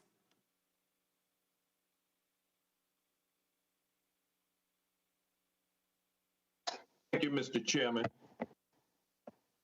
Mr. Cook, with over 100 million iPhone users in the United States alone, and with Apple's ownership of the App Store, giving Apple the ability to control which apps are allowed to be marketed to Apple users, you wield immense power over small businesses to grow and prosper. Apple is the sole decision maker as to whether an app is made available to app users through Apple's App Store. Isn't that correct? Sir, the App Store, thank you for the questions. The App Store is a feature of the iPhone, much like the camera is and the chip is. Yeah. And so my point is, and I'm sorry to interrupt, but I want to get to the point. Point is that Apple is the sole decision maker as to whether an app is made available to app users through the Apple Store. Isn't that correct? If it's a native app, yes, sir. If it's a web app, no. Okay, thank you. Thank you. And throughout our investigation, we've heard concerns that rules governing the App Store review process are not available to the app developers. The rules are made up as you go. They are arbitrarily interpreted and enforced and are subject to change whenever Apple sees fit to change. And developers have no choice but to go along with the changes, or they must leave the App Store. That's an enormous amount of power. Also, the rules get changed to benefit Apple at the expense of app developers, and the App Store is said to also discriminate between app developers with similar apps on the Apple platform, and also as to small app developers versus large app developers. So, Mr. Cook, does Apple not treat all app developers equally? Sir, we treat every developer the same. We have open and transparent rules. It's a rigorous process. Because we care so deeply about privacy and security and quality, we do look at every app before it goes on. But those rules apply evenly to everyone. And as you can tell by going from... Some developers are favored over others, though. Isn't that correct? That is not correct. And as you can tell from going from just 500... I'll give you an example. Baidu has two App Store employees assigned to help it navigate the App Store bureaucracy. Is that true? I don't know about that, sir. Well, you don't have other app developers who have that same access to Apple personnel, do you? We do a lot of things with developers, including looking at their beta test apps, regardless of whether they're small or large. Okay, well, let me ask you this question. Apple has negotiated exceptions to its typical 30% commission for some apps like Amazon Prime. Is a reduced commission such as the one that Amazon Prime gets available to other app developers? It's available to anyone meeting the conditions, yes. Okay, well, let me ask you this. Apple requires all app developers to use Apple's payment processing system if those developers want to sell their goods or services to Apple users through Apple's App Store. Isn't that correct? That is correct because it's by obviously processing payments for apps that you allow into the App Store, you collect their customer data and you use that data to inform Apple as to whether whether or not it would be profitable for Apple to launch a competing app. Isn't that correct? Sir, 84% of the apps are charged nothing. The remaining 16% either pay 15 or 30, depending upon the specifics. If it's in the second year of a subscription, as an example, it only pays 15%. If you look back at history, what's to stop Apple from increasing its commission to 50%? Sir, we have never increased commissions in the store since the first day it operated in 2008. There's nothing to stop you from doing so, is it? No, sir, I disagree strongly with that. There is a competition for developers just like there's a competition for customers. And so the competition for developers, they can write their apps for Android or Windows or Xbox or PlayStation. So we have fierce competition at the developer side and the customer side, which is essentially, it's so competitive, I would describe it as a street fight for market share in the smartphone business. Has Apple ever retaliated against or disadvantaged a developer who went public about their frustrations with the App Store? Sir, we do not retaliate or bully people. It's strongly against our company culture. The time of the gentleman has expired. The chair now recognizes the gentleman from Florida, Mr. Gates. Mr. Zuckerberg, in his written testimony, made the claim that Facebook is an American company with American values. Do any of the rest of you take a different view? That is to say that your companies don't embrace American values. It's great to see that none of you do. Mr. Pichai, I'm worried about Google's market power, how it concentrates that power, and then ultimately how it wields it. Project Maven was a collaboration between Google and the Department of Defense that Google pulled out of, citing ethical concerns, and you made the decision to pull out of that joint venture following receipt of a letter from thousands of your employees saying that Google should not be in the business of war. My question, Mr. Pichai, is did you weigh the input from your employees when making the decision to abandon that project with the United States military? Congressman, thanks for your concern. As I said earlier, we're deeply committed to supporting the military and the U.S. government. We have undertaken several projects since then. We do take our employees' input into account, but it's one input. We make decisions based on a variety of factors. As a company, we were new in the cloud space at that time. Since then, thank you. That's a sufficient answer, that you did take their feedback into account. And in fact, some of your Googlers have recently sent you a letter where they've asked you to exit other partnerships as a consequence of ethical concerns. They've asked you to stop doing business with American law enforcement, saying that police broadly uphold white supremacy and that Google should not be engaged in any services to police. And as you well know, you provide some of the most basic services to police, like email, but you also provide services that help keep our cops safe when they're doing their job. And so my question is here in front of Congress and the American people, will you take the pledge that Google will not adopt the bigoted anti-police policy that is requested in the most recent letter? Congressman, we have a long track record of working with law enforcement when it is supported by due process and the law. We push back against overbroad requests. We are transparent about the requests we get, but we have a long history of following the law and cooperating with law enforcement. I understand the history. I'm asking about the future. To the law enforcement that are watching today, can they rest assured that under your leadership, Google will not adopt these bigoted anti-police policies? Congressman, we are committed to continuing to work with law enforcement in a way that's consistent with law and due processes in the U.S. Well, I greatly appreciate that, and I know that will be very comforting to the police who utilize your services. You mentioned earlier in the discussion about China that your engagement in China was very limited, but yet Google has an AI China Center.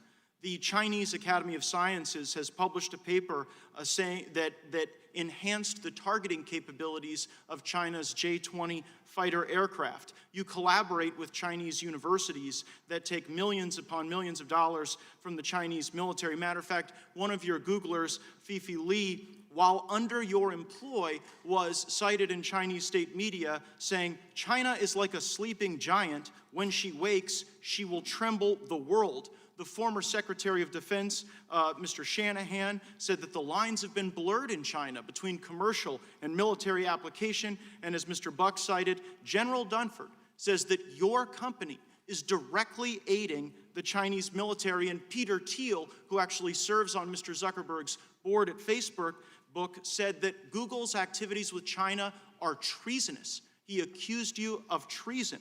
So why would an American company with American values so directly aid the Chinese military, but have ethical concerns about working alongside the U.S. military on Project Maven? And I understand your point about cybersecurity and those things, but Project Maven was a specific way to ensure that our troops are safe on the battlefield. And if you have no problem making the J-20 Chinese fighter more effective in its targeting, why wouldn't you want to make America as effective? Congressman, with respect, we are not working with the Chinese military. It's absolutely false. I had a chance to meet with General Dunford personally. We have clarified what we do in China compared to our peers. It's very, very limited in nature. Our AI work in China is limited to a handful of people working on open source projects, and happy to share and engage with the office to explain our work in China further. Gosh, I mean, when the chairman of the Joint Chiefs of Staff says that an American company is directly aiding China, when you have an AI center, when you're working with universities, and when your employees are talking about China trembling the world, it seems to really call into question your commitment to our country and our values. I see my time's expired. I hope we have an additional round, Mr. Chairman. I thank the gentleman. I now recognize the gentleman from Maryland, Mr. Raskin, for 5 minutes. Thank you, Mr. Chairman. Mr. Zuckerberg, as you know, the proliferation of fake Facebook accounts was a key tool in the strategy of Russian interference in the American election in 2016. American law enforcement, the Senate, the House, have all found that Vladimir Putin engaged in a sweeping and systematic campaign to undermine American democracy in 2016 and to work for a victory for Donald Trump. In his remarkable book, Mind Blank, and I'm being polite here, Cambridge Analytica and the Plot to Break America, whistleblower Christopher Wiley, who worked for several years at Cambridge Analytica, recounts how the Russian assault on America in Cambridge Analytica's research depended on Facebook. Quote, "When Cambridge Analytica launched in the summer of 2014, Steve Bannon's goal was to change politics by changing culture. Facebook data, algorithms, and narratives were his key weapons. The Cambridge Analytica team used these tools to identify people who exhibited the three traits in what they called the dark triad: narcissism, Machiavellianism, and psychopathy. They then proceeded to bombard and activate these people, a small percentage of the American public, but still millions of people, with increasingly dark and manipulative messages from fake Facebook pages, both to get them to vote for Trump, but more importantly, to activate them as racists and white nationalists." And they go on to describe he goes on to describe the remarkable success of this campaign, both electorally, but also politically in the country in terms of sowing the terrible racial and ethnic divisions that you see in America today. So they waged a mass campaign of psychological warfare to polarize America around race and religion and to activate racists and anti-Semites. And it worked splendidly for them, but it didn't work so well for America. So Mr. Zuckerberg, which parts of this narrative have you addressed, or are you planning to address, or do you just see that essentially as the cost of being a forum and a marketplace for ideas? Is there nothing that can be done about the use of Facebook to engender social division in America? Congressman, thank you. Since 2016, there have been a lot of steps that we've taken to protect the integrity of elections. We've hired, I think it's more than 30,000 people to work on safety and security. We've built up AI systems to be able to find harmful content. including being able to find more than 50 different networks of coordinated and authentic behavior, basically nation states trying to interfere in elections. Can I pause you? Let me just pause you there for a second, because I'm interested in that. The Stop Hate for Profit campaign is a coalition that includes the Color of Change, the Anti-Defamation League, and other civil rights groups, and they're targeting Facebook right now for a boycott because of the rapid spread of hate messages online, the presence of Boogaloo and other right-wing extremist groups trying to infiltrate and disrupt Black Lives Matter protests, and the fact that alt-right, racist, and anti-Semitic content flourishes on Facebook. So they're asking you to remove these pages and essentially to join the movement for civil rights by not allowing that kind of content. Their boycotters include a lot of big companies, including Patagonia, Levi's, McDonald's, VW, Heineken, and so on. But you seem not to be that moved by their campaign, and I just wonder what you think about what they're asking you to do. Congressman, thanks. We're very focused on fighting against election interference, and we're also very focused on fighting against hate speech. And our commitments to those issues and fighting them go back years before this recent movement. Since 2016, the defenses that the company has built up to help secure elections, not just in the US, but around the world, I think are some of the most advanced that any company or government has in the world now. We routinely now collaborate with law enforcement and intelligence agencies and are able to sometimes identify threats coming from other countries before governments are even able to. In terms of fighting hate, we've built really sophisticated systems. Our goal is to identify it before anyone even sees it on the platform. And we've built AI systems and, as I mentioned, have tens of thousands of people working on safety and security with the goal of getting this stuff down so that way before people even see it. And right now, we're able to proactively identify 89% of the hate speech that we take down before I think it's even seen by other people. So, you know, I want to do better than 89%. I'd like to get that to 99%. But we have a massive investment here. We invest billions of dollars. Just my time's almost out.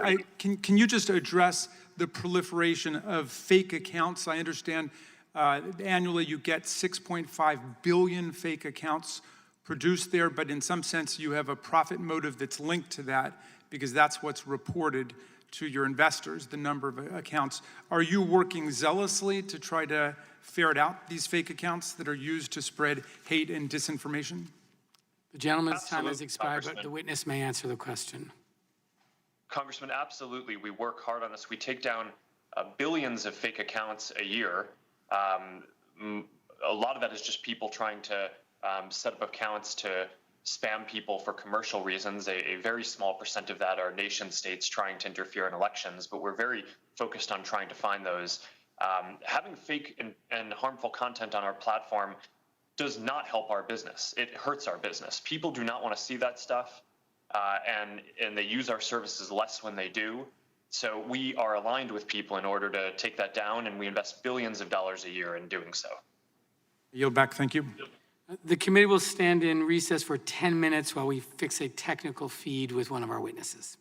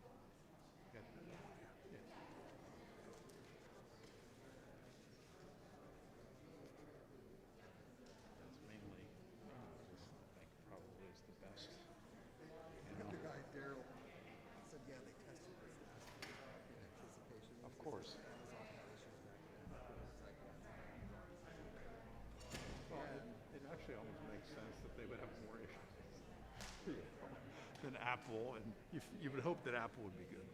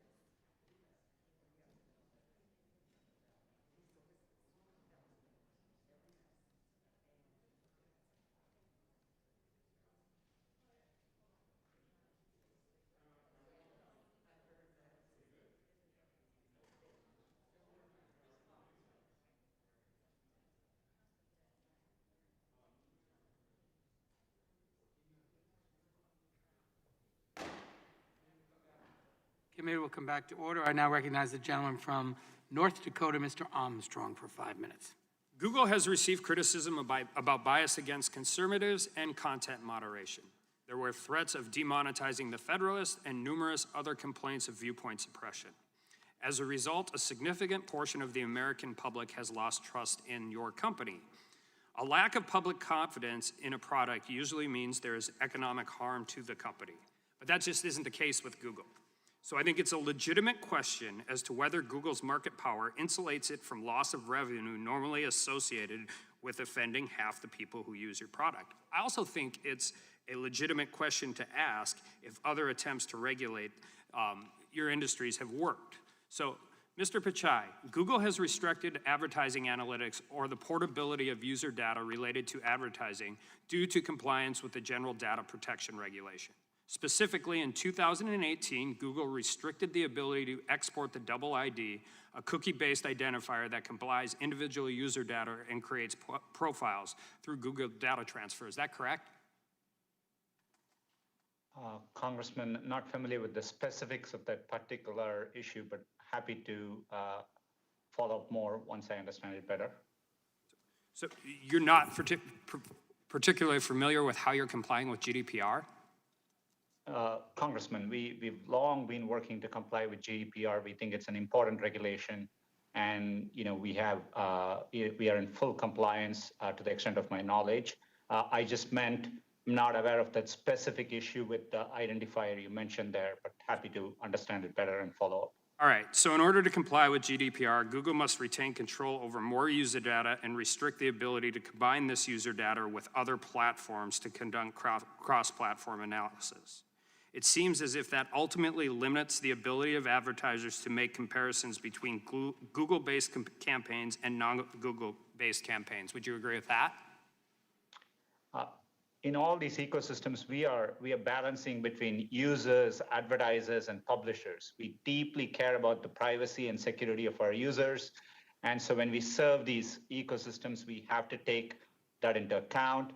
We have to comply with important laws and regulations in every country we operate in. And so that's the delicate balance we are constantly striking. But we are focused on our users and trying to do the best we can. And I just want to be perfectly clear. I've personally believed that just the market power consolidation is significant, but I also want to be clear that when we're moving forward to regulate this, that we aren't actually squeezing out competition in our quest to do something. Because I've said that before in this hearing, and I'll say it again. Usually in our quest to regulate big companies, we end up hurting small companies more. And I'm a strong privacy advocate, but the consequences of GDPR have been to further entrench large established actors like Google, leading to regulatory capture that exasperates competition concerns. And Google's digital ad market share has increased since the implementation of GDPR. Do you know that to be correct? Congressman, to just give you a sense of the robust competition we see, ad prices have fallen down by 40% in the past 10 years. And in fact, in the US, advertising as a share of GDP has come down from 1.4% in 1992, less than 1% today. So we see robust competition in the marketplace. And as I said earlier, we have to comply with regulation. We have to interpret it strictly, and we have to balance the ecosystem. But our utmost care is ensuring privacy and security of our users as we serve these markets. And I'm glad you mentioned privacy, because I would be remiss if I didn't deal with this issue, because it is so relevant. And I think generally speaking, outside of the political issues and the bias associated with all of this, and this is for essentially all four of our witnesses, I think one of our bigger concerns when we talk about data and value, and that data having value and privacy, which is where people really get concerned with how the digital age is moving forward. And there are news reports that law enforcement has made increasing use of what are called geofence warrants. And these geofence warrants allow authorities to compel technology companies to disclose location records for any device in a certain area at a particular time. Court filings suggest that Google received a 1,500% increase in geofence requests from 2017 to 2018, and a 500% increase from 2018 till 2019. And so the Fourth Amendment requires probable cause and specificity, and that's not what these are. These warrants are essentially for any person in an area at a particular time, and geofence warrants require neither. So unless accompanied by particularized information and identifying a subject, geo warrants are essentially general warrants. I believe that the location information should be considered as contents of the Electronic Communications Act under the Stored Communications Act. Do you agree?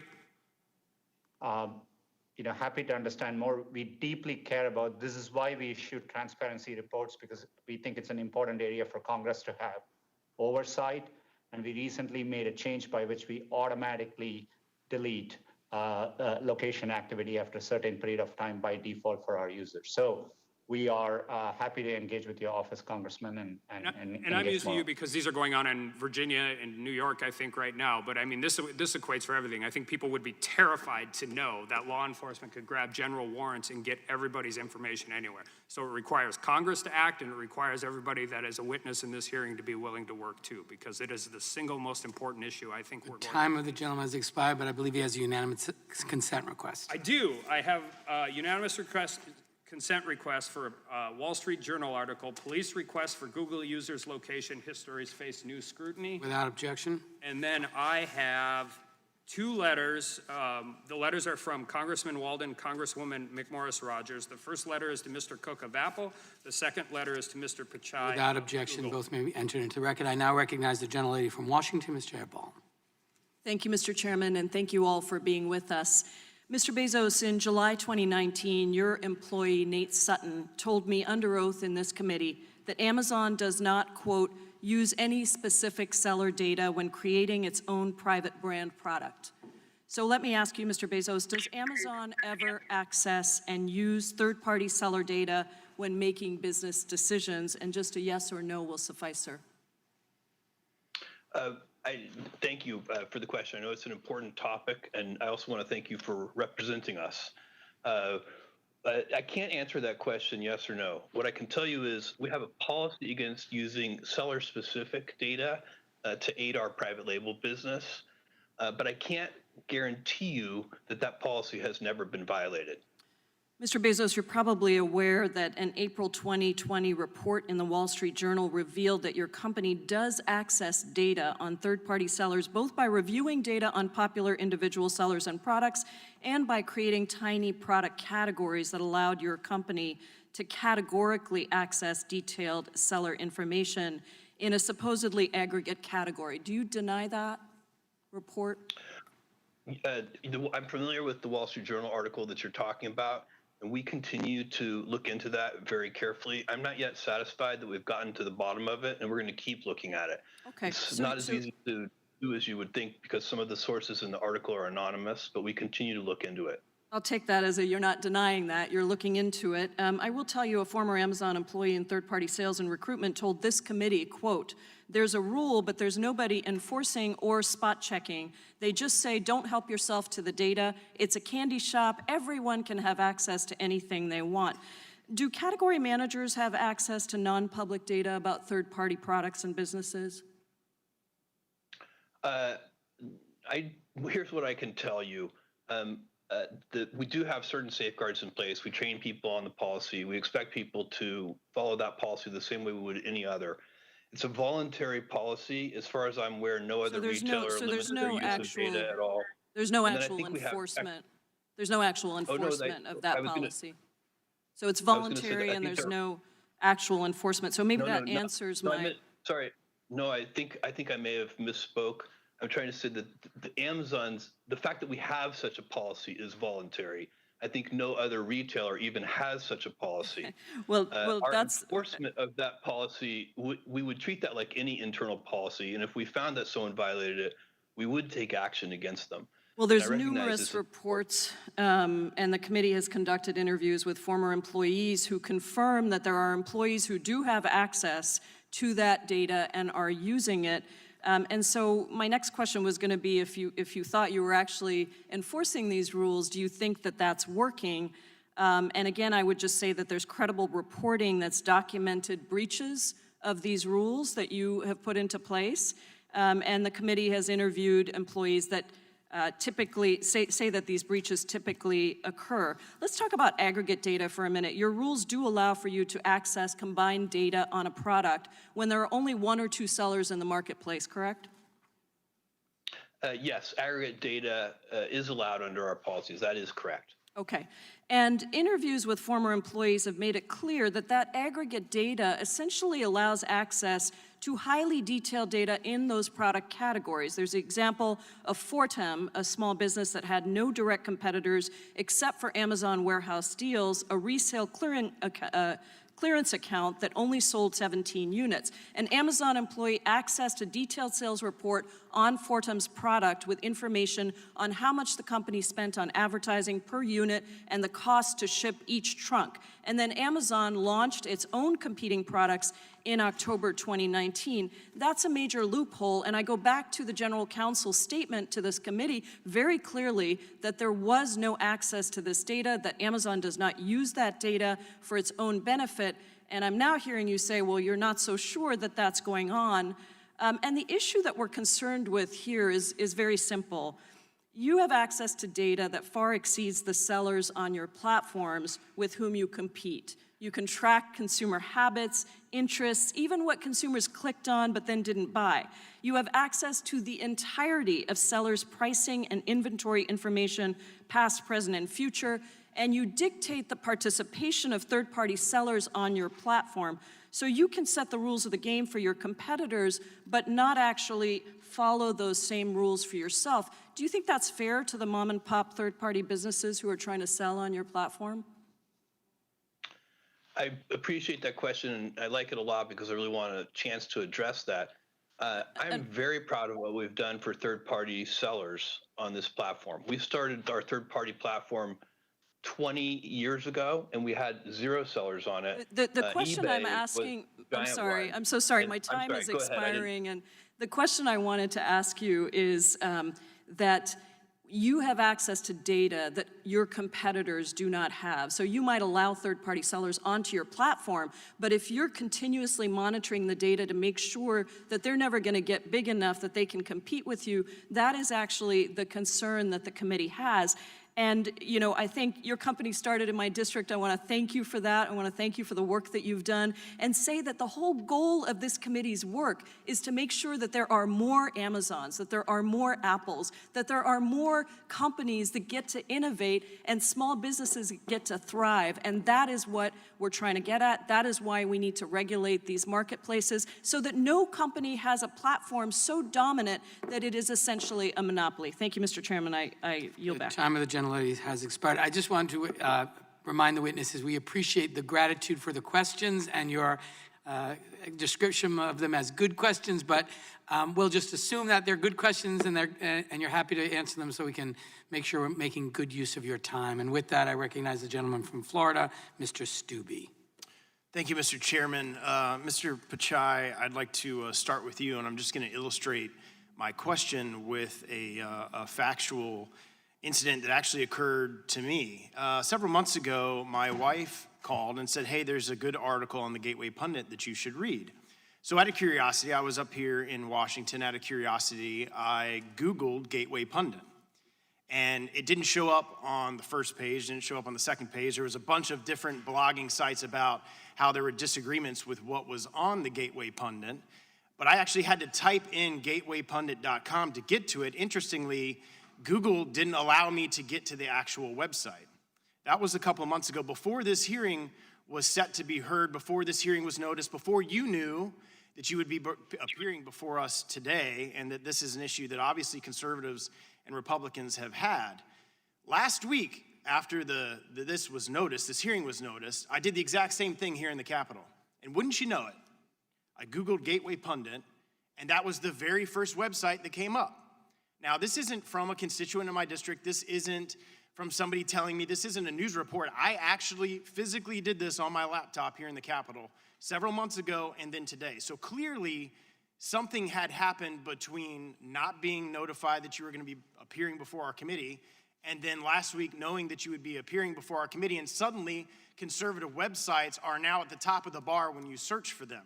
So was there anything done at Google between a couple of months ago and last week or the week before you appearing today that has changed your approach to silencing conservative websites? Congressman, we approach our work with a deep sense of responsibility in a nonpartisan way. We want to serve all our users, no matter where they are. In fact, it's in our long-term business incentive to do so. And I believe on our platforms, including YouTube, there are more conservative voices than ever before, and we believe in freedom of expression. On the specific issue, I will have to look into it. I obviously wasn't aware of it. We do. It could be a number of reasons. We constantly get reports. So if you're going to look into it for me, can I expect a response from you, say in the next 2 weeks, as to why that occurred? Congressman, we'll do our best to follow up, and I'll engage with your office to okay, respond on we'll that. follow up on that. I've got a similar question. So I've been in elected politics for almost 10 years. And when I was in the Florida Senate and the state Senate, I never had a problem with my campaign emails being marked as spam or going to junk folders or anything along those lines. And we had 30, 40, 50,000 people on our email list. And suddenly I get elected to Congress, and I'm now up here in Washington, D.C., and my parents who have a Gmail account aren't getting my campaign emails. My supporters, just last week, one of my supporters called me and said, hey, I just want you to know this, that my Gmail account suddenly is taking your campaign emails that I've received for almost 10 years, and suddenly they're going to spam and junk folders. This appears to only be happening to conservative Republicans. I don't see anything in the news or anything in the press or other members on the other side of the aisle talking about their campaign emails getting thrown into junk folders in Gmail. So my question is why is this only happening to Republicans? And it's a fact, it's happening because I can have my supporters testify that they've received my emails for 9 years, and suddenly this last year, all of their Gmail, my campaign emails in their Gmail are going to their spam folder. So if you could give me some clarification on that, I would appreciate it. In Gmail, we are focused on what users want, and users have indicated they want us to organize their personal emails they receive from friends and family separately. And so all we have done is we have a tabbed organization, and the primary tab has emails from friends and family, and the secondary tab has other notifications and so on. These things well, it was my father who was not receiving now my campaign emails. So clearly that familial thing that you're talking about didn't apply to my emails. Our systems probably are not able to understand that that it's your father. Obviously, we don't have that context there. We just apply it neutrally across all organizations and well, what assurances can you give me that there's my time's short. One last question. What assurances can you give me that any bias amongst your employees isn't influencing your spam folder algorithms? Congressman, there's nothing in the algorithm which has anything to do with political ideology, and we do get complaints across the aisle. For example, the World Socialist Review complained in January of this year that their site wasn't found in Google search results, and so we get complaints. We look into it, but we approach our work in a nonpartisan way, and it's in our long-term incentive to serve users across the country. And today, that's why we invest in our radars in 49 states across the U.S. so that we can capture all viewpoints. Thank you. The gentleman's time has expired. I now recognize the gentlelady from Florida, Ms. Demings, for 5 minutes. Thank you so much, Mr. Chairman. And let me just say, just for the record, I'm a Democrat from Florida, and I've heard complaints about my emails going into spam as well. And I'm sure other Democratic members have had the same experiences, unfortunately. Mr. Pakai, in 2007, Google purchased DoubleClick, the leading provider of certain advertising tools. Is that correct? That's correct, Congresswoman. When Google proposed the merger, alarm bells were raised about the access to data Google would have, specifically the ability to connect a user's personal identity with their browsing activity. Google, however, committed to Congress and to the antitrust enforcers that the deal would not reduce user privacy. Google chief legal advisor testified before the Senate Antitrust Subcommittee that Google wouldn't be able to merge this data even if it wanted to, given contractual restrictions. But in June of 2016, Google went ahead and merged this data anyway, effectively destroying anonymity on the internet. Mr. Pichai, you became CEO of Google in 2015, is that correct? That's right. Okay, and this change was made in 2016, is that correct? That's my understanding. Okay, thank you for that. Did you sign off on this decision to combine the sets of data with that Google had told Congress would be kept separate? Congresswoman, any changes we made, Mr. Pichai, with all due respect, please, did you sign off on the decision or not? I review at a high level all important decisions we make. We deeply care about privacy and security of our users. So you signed off on the decision? User consent for. Okay, you signed off on the decision. Practically, this decision meant that your company would not combine would now combine, for example, all of my data on Google, my search history, my location from Google Maps, information from my emails from Gmail, as well as my personal identity with the record of almost all of the websites I visited. That is absolutely staggering. According to an email from a DoubleClick executive, that was exactly the type of reduction in user privacy that Google's founders had previously worried would lead to a backlash. And I quote, "They were unwavering on the policy due to philosophical reasons, which is Larry and Sergey's fundamentally not wanting users associated with a cross-site cookie. They were also worried about a privacy storm as well as damage to Google's brand." So in 2007, Google's founders feared making this change because they knew it would upset their users. But in 2016, Google didn't seem to care. Mr. Pichai, isn't it true that what changed between 2007 and 2016 is that Google gained enormous market power? So while Google had to care about user privacy in 2007, it no longer had to in 2016. Would you agree that what changed was Google gained enormous market power? Congresswoman, this is an important issue. If I could explain. Well, we today make it very easy for users to be in control of their data. We have simplified their settings. They can turn ads personalization on or off. We have combined most of activity settings into 3 groupings. We remind users to go do a privacy checkup. 1 billion users have done so. Okay, Mr. Pichai, thank you so much for that. I am concerned that Google's bait and switch with DoubleClick is part of a broader pattern where Google buys up companies for the purposes of surveilling Americans, and because of Google's dominance, users have no choice but to surrender. In 2019, Google made over 80% of its total revenue through selling of ad placement. Is that correct, Mr. Pichai? About majority 80%? of the business. Yeah, okay. And because Google sells behavioral ads targeted to each of us as individuals, the more user data that Google collects, the more money Google can make. More user data means more money. Is that correct? In general, that's not true. For example, when more you come user in data, when you type, not the more most money of the data Google we need is built into collects? the I'm sorry, please. So you're saying that the more user data, it does not mean the more money that Google can collect? Congresswoman, most of the data today we collect is to help users and provide personalized experiences back. Ad data is Thank you not so much, relevant Mr. with time at Pichai. all. Mr. Chairman, I yield back. Thank the gentlelady. The chair now recognizes the ranking member of the full committee, Mr. Jordan, for 5 minutes. Thank you, Mr. Chairman. Mr. Pichai, is Google going to tailor its features to help Joe Biden in the 2020 election?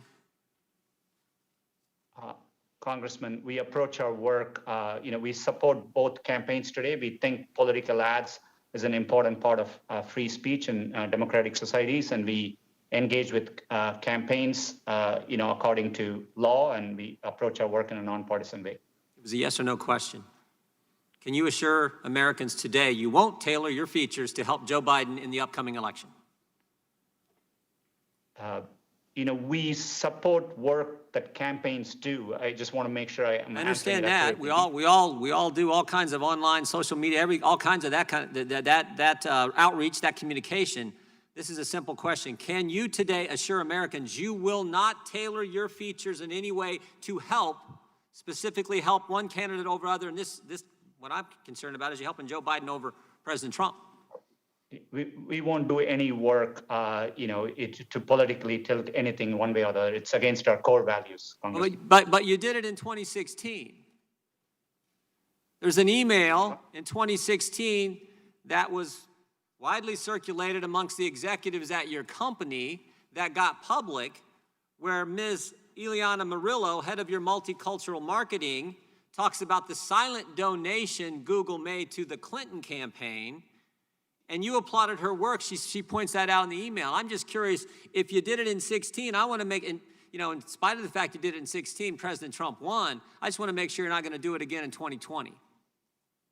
Congressman, I recall our conversation at that time, and I appreciate your concern. We didn't find any evidence of such activity. And I took the opportunity after our conversation to reinforce to the company. We realized even an appearance could be improper. So we have clearly communicated to our employees any personal political activity, while that's their right, needs to happen on their own time and resources and should avoid any use of company. Of course, everyone's got their First Amendment rights to campaign for who they want. What they can't do is configure your features to help one candidate over the other.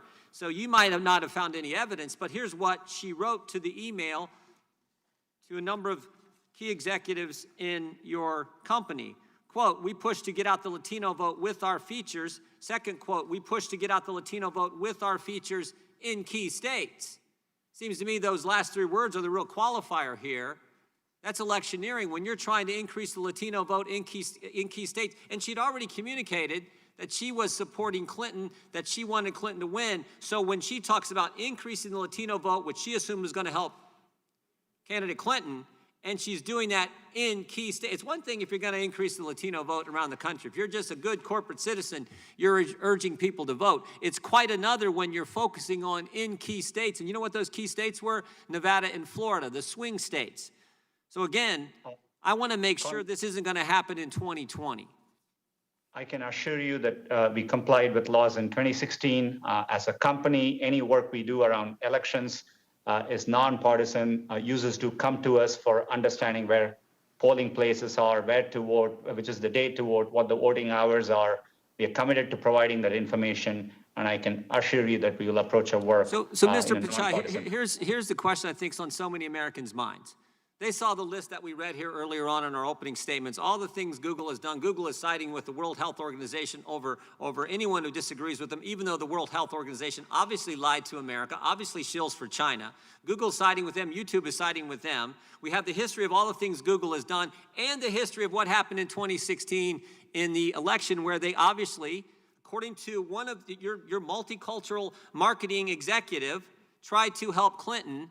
And here we are 97 days before the election, and we want to make sure it's not going to happen again. We want to can you give us two assurances? One, you're not going to try to tailor your features, configure your platform in a way to help Joe Biden. And second, that you're not going to use your search engine to silence conservatives. Can you give us those two assurances today?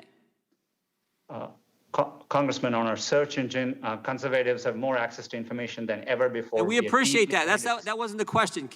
Can you assure us today you're not going to try to silence conservatives? And can you assure us today you're not going to try to configure your features as Ms. Murillo said you did for Clinton in 2016? Can you assure us today you're not going to do the same thing for Joe Biden in 2020?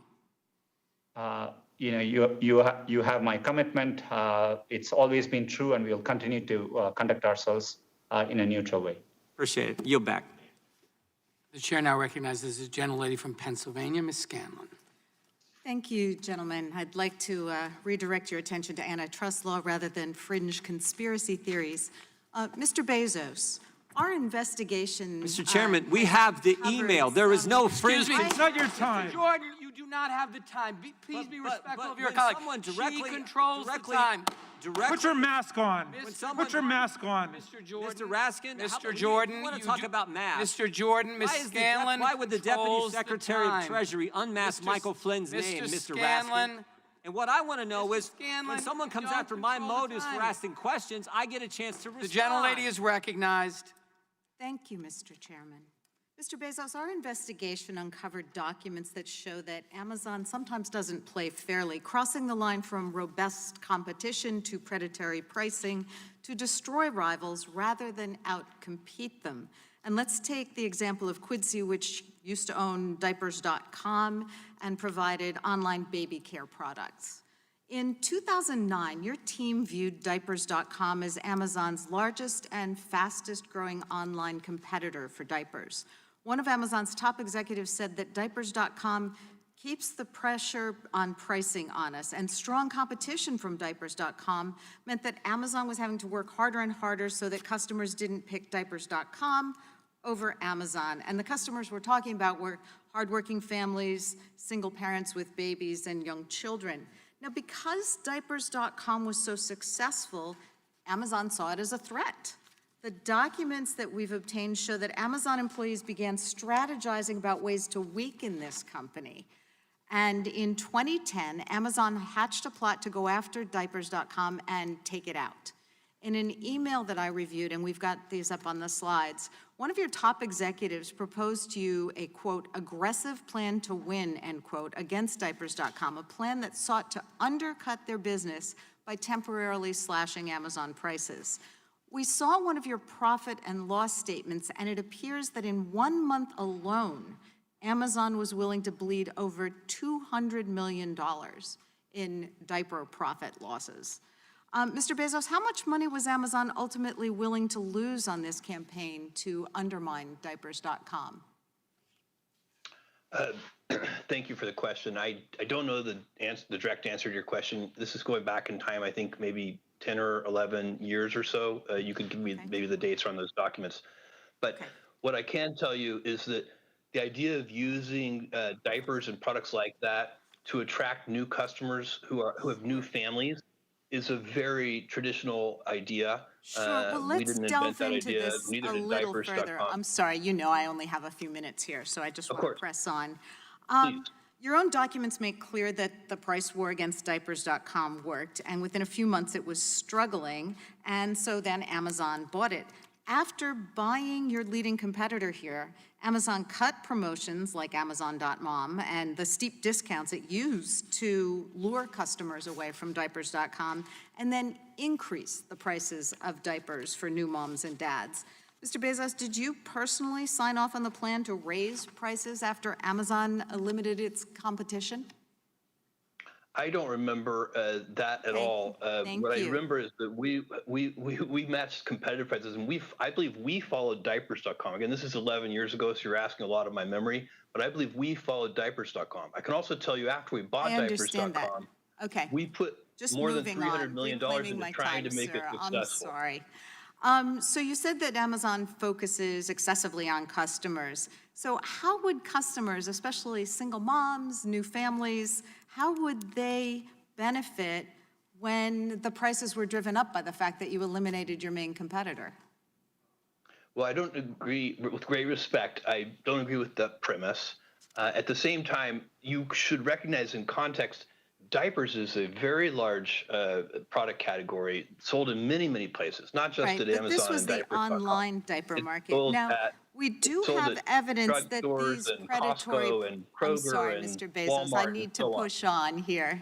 Of course, the evidence we've collected suggests that the predatory practices weren't unique here. In 2013, it was reported that you instructed Amazon employees to approach discussions with certain business partners, and I quote, the way a cheetah would pursue a sickly gazelle. Is the Gazelle Project still in place, and does Amazon pursue similar predatory campaigns in other parts of its business? I cannot comment on that because I don't remember it. What I can tell you is that we are very, very focused on the customer, as you started. Okay. And of Well, course, that I'm does concerned include with the bargaining very customers hard as with well, vendors and especially suppliers the to get the lowest families in my prices so that we can district. offer I'm those sorry, to Mr. customers. Bezos, so I'm almost out of time. I'm concerned too, because especially with the current pandemic, one of the biggest needs I'm seeing at the food drives and the giveaways that we're having to run in my district is that families don't have diapers, and we have to collect them to give them out. So it certainly is something that has a really hard impact on families, and I'm really concerned that pricing might have been driven up here by this tactic, and I yield back. Gentlelady yields back. I just announced that votes have been called, but we're going to continue with the hearing, so I invite colleagues to vote at, it's a rolling vote, so vote according to your own schedule. I now recognize the gentleman from Colorado, Mr. Neguse, for 5 minutes. Thank you, Mr. Chairman, and I want to thank each of the witnesses today for your testimony. Mr. Zuckerberg, in 2004, when you had launched Facebook, it's fair to say, I think you'd agree with me, that you had quite a few competitors. Would you agree with that? Congressman, yes. MySpace, Friendster, Google's Orkut, Mixi, Cyworld, Yahoo 360, AOL's Bebo, they were all competitors? Congressman, those were some of the competitors at the time, and it's only gotten a lot more competitive since. Well, let's talk about that, because by 2012, Mr. Zuckerberg, none of those companies that I just identified existed. You're certainly aware of that. They were all basically gone. Facebook, in my view, I think was in a monopoly by then. I wonder whether you would agree with that. I take it you don't.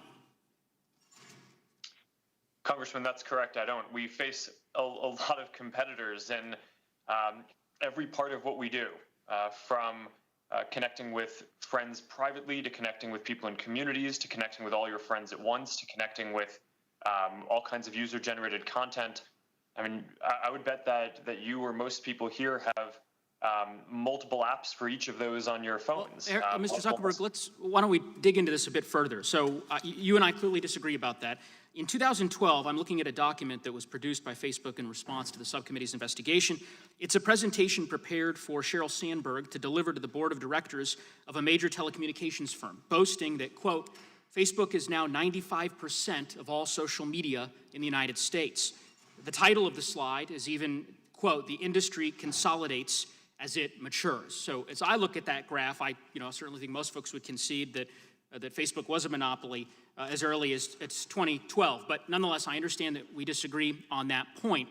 Would you agree with me that Facebook, its strategy since that time, to essentially protect what I describe as a monopoly, but obviously what you would describe as market power, that Facebook has been engaged in purchasing competition, in some cases replicating competition, and in some cases eliminating your competition? Would that be a fair statement? Congressman, the space of people connecting with other people is a very large space, and I would agree that there were different approaches that we took to addressing different parts of that space, but it's all in service of building the best services. And I appreciate that, Mr. Zuckerberg. I appreciate the latter point. It sounds like you are conceding that at least some of those strategies were what I identified, and so I want to talk a little bit about that. In 2014, here's an email. It's from Facebook's current chief financial officer, described the company's acquisition strategy as, quote, a land grab, and saying that we are going to spend 5 to 10% of our market cap every couple of years to shore up our position. And my sense of the facts is that is in fact what has occurred. Facebook, as you conceded earlier that Instagram was a competitor of Facebook's. You acquired Instagram in 2012. Instagram is now the 6th largest social media platform in the world. Is that right? Congressman, I'm not sure what rank it is, but it's certainly grown beyond our wildest I can represent to you that the statistics demonstrate that empirical data shows it's the 6th largest. In 2014, Facebook bought its competitor WhatsApp. Is that correct? Congressman, yes, WhatsApp was also both a competitor and complementary. They competed with us in the space of mobile messaging, which is a growing and important space, and is, again, one part of the global space of how people connect more broadly. Understood. And at that time, WhatsApp had over 400 million monthly users, a clear path towards 1 billion monthly active users. And WhatsApp is now the 2nd largest social media platform in the world, with 2 billion users worldwide, more than Facebook Messenger. And of course, your company owns WhatsApp. Facebook also tried to buy other competitive startups. In fact, as Chairman Nadler noted, you did tell one of Facebook's senior engineers in 2012 that you can, quote, likely just buy any competitive startup, but it'll be a while before we can buy Google. Do you recall writing that email? Congressman, I don't specifically, but it sounds like a joke. Well, I don't take it as a joke. As I review the email, it was in regards to having just closed the Instagram sale. And the response from this individual, this engineer, to you was, quote, well played. Your response was, thanks. One reason people underestimate the importance of watching Google is that we can likely always just buy any competitive startups, but it'll be a while before we can buy Google. And given the purchases that Facebook had made previous to this and the attempted purchases, my understanding is that Facebook made several overtures to Snapchat, for example, which rebuffed those efforts, clearly demonstrates, in my view, that that email was not made in jest. But here's why I ask these questions, Mr. Zuckerberg.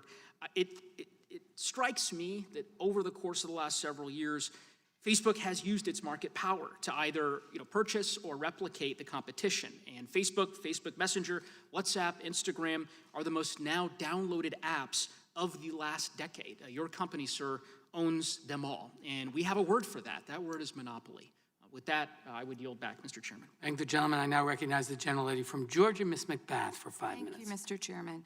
Mr. Bezos, you referred to third-party sellers today as Amazon's partners and that your success depends on their success. But over the past year, we've heard a completely different story. As part of this investigation, we've interviewed many small businesses, and they use the words like bullying, fear, and panic to describe their relationship with Amazon. I'm going to share the story of a small business owner who is also a wife and a mother, so you can understand how this is actually affecting the lives of everyday people and why this truly matters. We were a top bookseller on Amazon.com, and we worked day and night very hard towards growing our business and maintaining a 5-star feedback rating. Most importantly, this business feeds a total of 14 people, which includes 3 children and one 90-year-old granny. And as we grew, we were shrinking Amazon's market share in the textbooks category.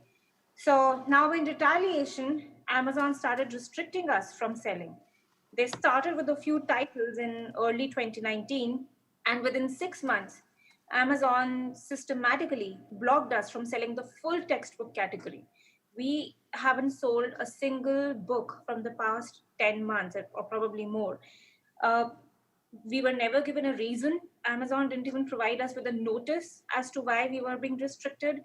There was no warning. There was no plan.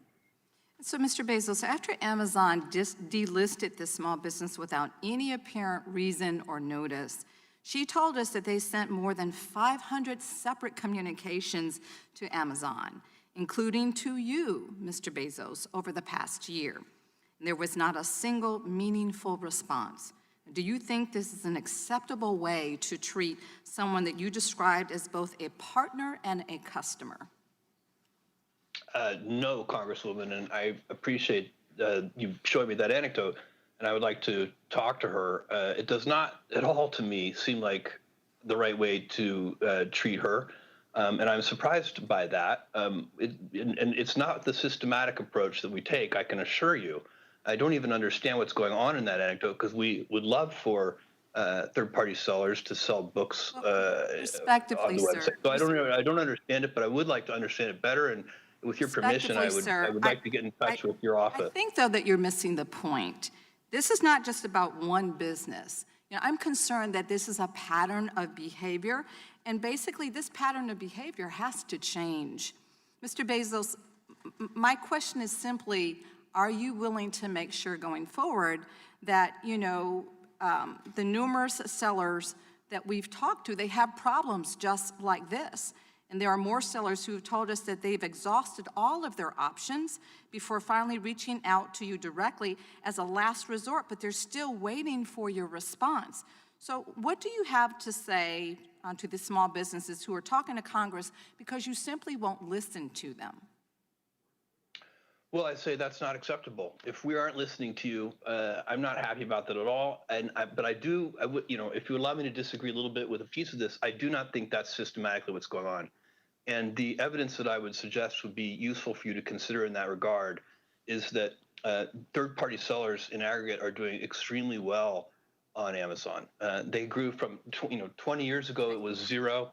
And today, it's 60% of sales. Third-party sellers are growing even faster than first-party retail. Mr. Bezos, thank you so much. You said that sellers have many other attractive options to reach customers, but that's not at all what we found in our investigation. According to eMarketer, a source Amazon cited in submissions to this committee, Amazon has nearly 7 times the market share of its closest e-commerce competitor. One seller told us that, and I quote, Amazon continues to be the only show in town. No matter how angry sellers get, they have nowhere else to go. So are you saying that these people aren't being truthful when they say that Amazon is the only game in town? Yeah, Congresswoman, with great respect, I do disagree with that. I believe that there are a lot of options. And some of them are not even listed on that chart. I just looked at it briefly, but I didn't see some that I know of, for example. So I think there are a lot of things. Okay, thank you. Dynamic. All right, thank you for that. There are more and Mr. more Bezos, every day. my time is short. If Amazon didn't have monopoly power over these sellers, do you think they would choose to stay in a relationship that is characterized by bullying, fear, and panic? With all respect, Congresswoman, I do not accept the premise of your question. That is not how we operate the business. Okay. All right. And in fact, we work very hard to provide fantastic tools for sellers, and that's why they've been successful. Thank you for that. Mr. Bezos, I'm going to close with giving the bookseller the opportunity to finally be heard by you. Mr. Bezos, we increased our sales on Amazon by 5 times in the past 3 years. And we have contributed that much of proportional seller fees to Amazon. We have contributed that much to your business to 5 times. We followed all the rules that were set by you. We please, just help us in earning a livelihood. We beg you, there are 14 lives at stake. Please, please, please help us get back on track. With that, I yield back the balance of my time. I thank the gentlelady. We've now concluded our first round. I now recognize myself for 5 minutes. Mr. Bezos, according to your testimony, the marketplace is competitive, but Amazon controls as much as 75% of all online marketplace sales. And eMarketer, a source you cited to us in submissions to this committee, reports that Amazon has nearly 7 times the market share of its closest competitor. Isn't it true that small businesses have no real option but to rely on Amazon to connect with customers and make online sales? No, sir. With great respect, I do have a different opinion on that. I believe there are a lot of options for small sellers. I believe Amazon is a great one, and we've worked very hard. I think we are the best one. Well, we Mr. have Bezos, a lot of different programs that help sellers, but we are not the only option. There are 2.2 million active sellers as of yesterday. About 37% of those sellers rely on Amazon as their sole source of income. That is over 800,000 people relying on Amazon to feed their families, put their kids through school, and keep a roof over their heads. Mr. Bezos, you have referred to third-party sellers as both your partners and customers. But isn't it true that Amazon refers to third-party sellers as internal competitors? I think I wouldn't surprise me. In some ways, we are competing, and they're also competing with each other. Well, that's right. Your The own marketplace documents, does allow that. Mr. Bezos, Amazon's own documents that you produce refer to the very same sellers that you've described as Amazon partners as internal competitors. In fact, we've heard from third-party sellers again and again during the course of the investigation that Amazon is the only game in town. One small business owner we interviewed described it this way, and I quote, "We're stuck. We don't have a choice but to sell through Amazon." Another said, and I quote, "They've never been a great partner, but you have to work with them." During this investigation, we have heard so many heartbreaking stories of small businesses who sunk significant time and resources into building a business and selling on Amazon, only to have Amazon poach their best-selling items and drive them out of business. So I want to talk to you about one company that really stood out from the rest. I want you to pay close attention to how they described your partnership, Mr. Bezos. We heard from a small apparel company that makes and sells what they call useful apparel for people who work on their feet and with their hands, like construction workers and firefighters. This particular business discovered and started selling a unique item that had never been a top seller for the brand. They were making about $60,000 a year on just this one item. One day they woke up and found that Amazon had started listing the exact same product, causing their sales to go to zero overnight. Amazon had undercut their price, setting it below what the manufacturer would generally allow it to be sold, so that even if they wanted to, they couldn't match the price. Here's how the apparel company described working with Amazon, and I quote, "Amazon strings you along for a while because it feels so good to get that paycheck every week. And in the past, for lack of a better term, we called it Amazon heroin because you just kept going and you had to get your next fix, your next check. But at the end of the day, you find out that this person who was seemingly benefiting you, making you feel good, was just ultimately going to be your downfall," end quote. So Mr. Bezos, this is one of your partners. Why on earth would they compare your company to a drug dealer?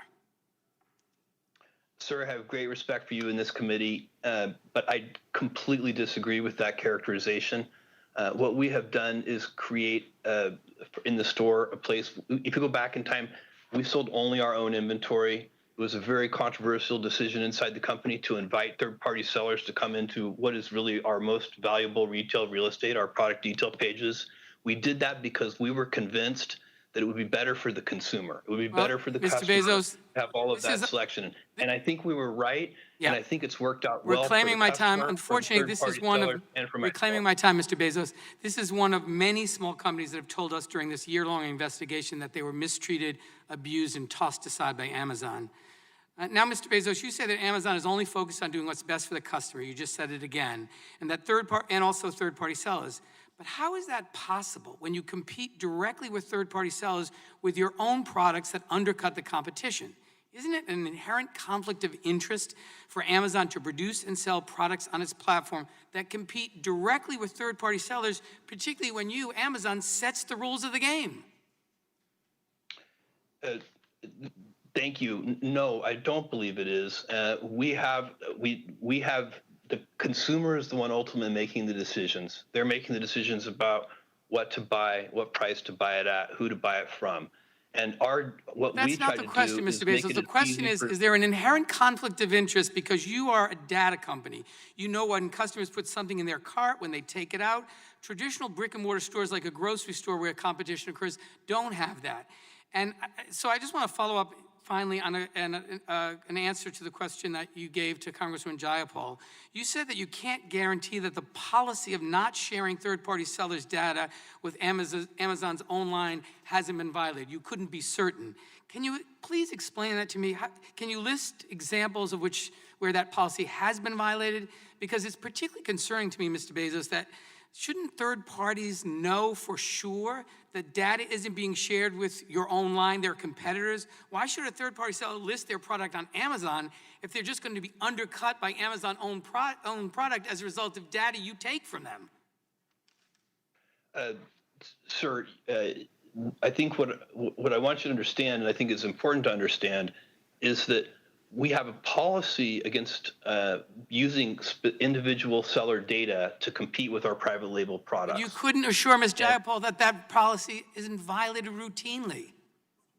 Well, we are investigating that, and I do not want to sit here, and I do not want to go beyond what I know right now. But we are, as a result of that Wall Street Journal article, we are looking at that very carefully, Thank you, and Mr. we want to Bezos. get this back. And I will surely share them with you. Thank you, and we look forward to that. The evidence we've collected shows that Amazon is only interested in exploiting its monopoly power over the e-commerce marketplace to further expand and protect this power. This investigation makes clear that Amazon's dual role as a platform operator and competing seller on that platform is fundamentally anti-competitive, and Congress must take action. And with that, I recognize the gentleman from Wisconsin, the ranking member of the subcommittee, Mr. Sensenbrenner, for 5 minutes. Mr. Chairman, I think that the history proves that Congress does a poor job in picking winners and losers. And I've looked over a lot of the material that has been assembled. I've been working with the chairman for over a year on this bipartisan investigation. And I have reached the conclusion that we do not need to change our antitrust laws. They have been working just fine. The question here is the question of enforcement of those antitrust laws. Now, we've heard a lot about the Facebook acquisition of Instagram. That happened in 2012. Obama's FTC signed off on that. So regardless of what you think has happened at that time, the fact is that this acquisition did pass the smell test of the regulators involved. Now, maybe they made a mistake or maybe something else happened, I don't know. But the fact is that there is not a problem with the law. Now, you know, back about 35 years ago, AT&T was broken up because it was determined that one-stop shops were monopolistic. And AT&T, because you had to get your long-distance service from your local phone company, that was monopolistic. So the baby bells were spun off. A whole lot has happened since then. There were mergers and acquisitions in the telecom industry. Technology advanced a huge amount. And guess what? We're back to exactly where we were in 1984. So this goes to show that congressional pressure is not the best. Now, using the AT&T example, which I think was a big flop and counterproductive, let me ask Mr. Bezos, you know, say the AT&T example was applied to Amazon, and you were required to spin stuff off. So you might have no more of a one-stop shop, but you have to go to separate places for books or groceries or videos or electronics. How are the consumers helped by that? Sir, thank you. They would not be. Right. Very clear. Now, Mr. Pichai, let me ask about Google. If you were forced to split up your business lines, say spin off ad tech and YouTube, can you describe what happens to consumers there? Congressman, today, consumers in most of the areas we are dealing with, they see prices free or falling, and they get more choice than ever before. So I think it serves them well. And you're right there. So, you know, I'm not going to be on this committee in the next Congress. I am going to put my feet up and become a senior, quote unquote, statesman. But, you know, let me say that we have heard a whole lot of complaints about big tech. Some of them are political in nature, and I share the complaints and the concern of Mr. Jordan and others. And others talk about allegedly anti-competitive activity. It seems to me that it's not for Congress that legislates to toss all of our antitrust laws and the precedent that has been established through litigation over the last 100+ years. But it's something where we ought to go back to the regulators, to the enforcers, have them look at this stuff, and have them make a determination on whether or not the law's been violated. I think the law's good on that, and we don't need to throw it all in the wastebasket. But there are some matters of concern that we have heard from both sides of the aisle that I think need to be addressed. And if it requires an agency like the FTC to say that they've made mistakes in the past, so be it. We're all human, we all make mistakes, and even government agencies do that. I yield back. Gentleman yields back. I now recognize the gentlelady from Washington, Ms. Jayapal. Thank you, Mr. Chairman. Mr. Zuckerberg, in March of 2012, you suggested by email to your management team that moving faster and copying other apps could, quote, prevent our competitors from getting footholds. Sheryl Sandberg responded that, quote, it is better to do more and move faster, especially if that means you don't have competitors build products that take some of our users. Facebook's product management director added that, quote, I would love to be far more aggressive and nimble in copying competitors. Has Facebook ever taken steps to prevent competitors from getting footholds by copying competitors? Congresswoman, I view it as our job to understand what people are finding valuable in all of the services that they use. And certainly if someone... Do you copy your competitors? Congresswoman, we've certainly adapted features that others have led in, as have others copied and adapted features that I'm not that we concerned invented. about others. I'm just asking you, Mr. Zuckerberg, since March of 2012, after that email conversation, how many competitors did Facebook end up copying? Congresswoman, I can't give you a number of companies. Is it who less have- than 5? have gotten- Congresswoman, I don't know. Less than 50? Any estimates? Your team was making a plan. How did it play out? Congresswoman, I'm not sure I agree with the premise here. Our job is to make sure that we build the best services for people to connect with all the people they care about. And a lot of that is done by innovating and by building new things that are leading the way internally. Thank you, Mr. Zuckerberg. Let me go on. Has Facebook ever threatened to clone the products of another company while also attempting to acquire that company? Congresswoman, not that I recall. And I'd like to just remind you that you are under oath, and there are quotes from Facebook's own documents. Prior to acquiring Instagram, Facebook began developing a similar product called Facebook Camera, correct? Congresswoman, that's correct. I've said multiple times that we were competing in the space of building mobile cameras with Instagram. That's what they did at the time. Their competitive set was companies like what we were building with Facebook Camera and ViscoCam and PicPlease. Thank you, Mr. Zuckerberg. Did you ever use this very similar Facebook Camera product to threaten Instagram's founder, Kevin Systrom? Congresswoman, I'm not sure what you would mean by threaten. I think it was public that we were building a camera app at the time. That was a well-documented thing. Let me tell you that, in a chat, you told Mr. Systrom that Facebook was, quote, developing our own photo strategy, so how we engage now will also determine how much we're partners versus competitors down the line. Instagram's founder seemed to think that was a threat. He confided in an investor at the time that he feared you would go into, quote, destroy mode if he didn't sell Instagram to you. So let's just recap. Facebook cloned a popular product, approached the company you identified as a competitive threat, and told them that if they didn't let you buy them up, there would be consequences. Were there any other companies that you used the same tactic with while attempting to buy them? Congresswoman, I want to respectfully disagree with the characterization. I think it was clear that this was a space that we were going to compete in one way or another. I don't view those conversations as a threat in any way. I'm just using the documents and the testimony that the committee has collected from others. Did you warn Evan Spiegel, the founder of Snapchat, that Facebook was in the process of cloning the features of his company while also attempting to buy Snapchat? Congresswoman, I don't remember those specific conversations, but that was also an area where it was very clear that we were going to be building something. People want to be able to communicate privately. They want to be able to communicate with all their friends at once.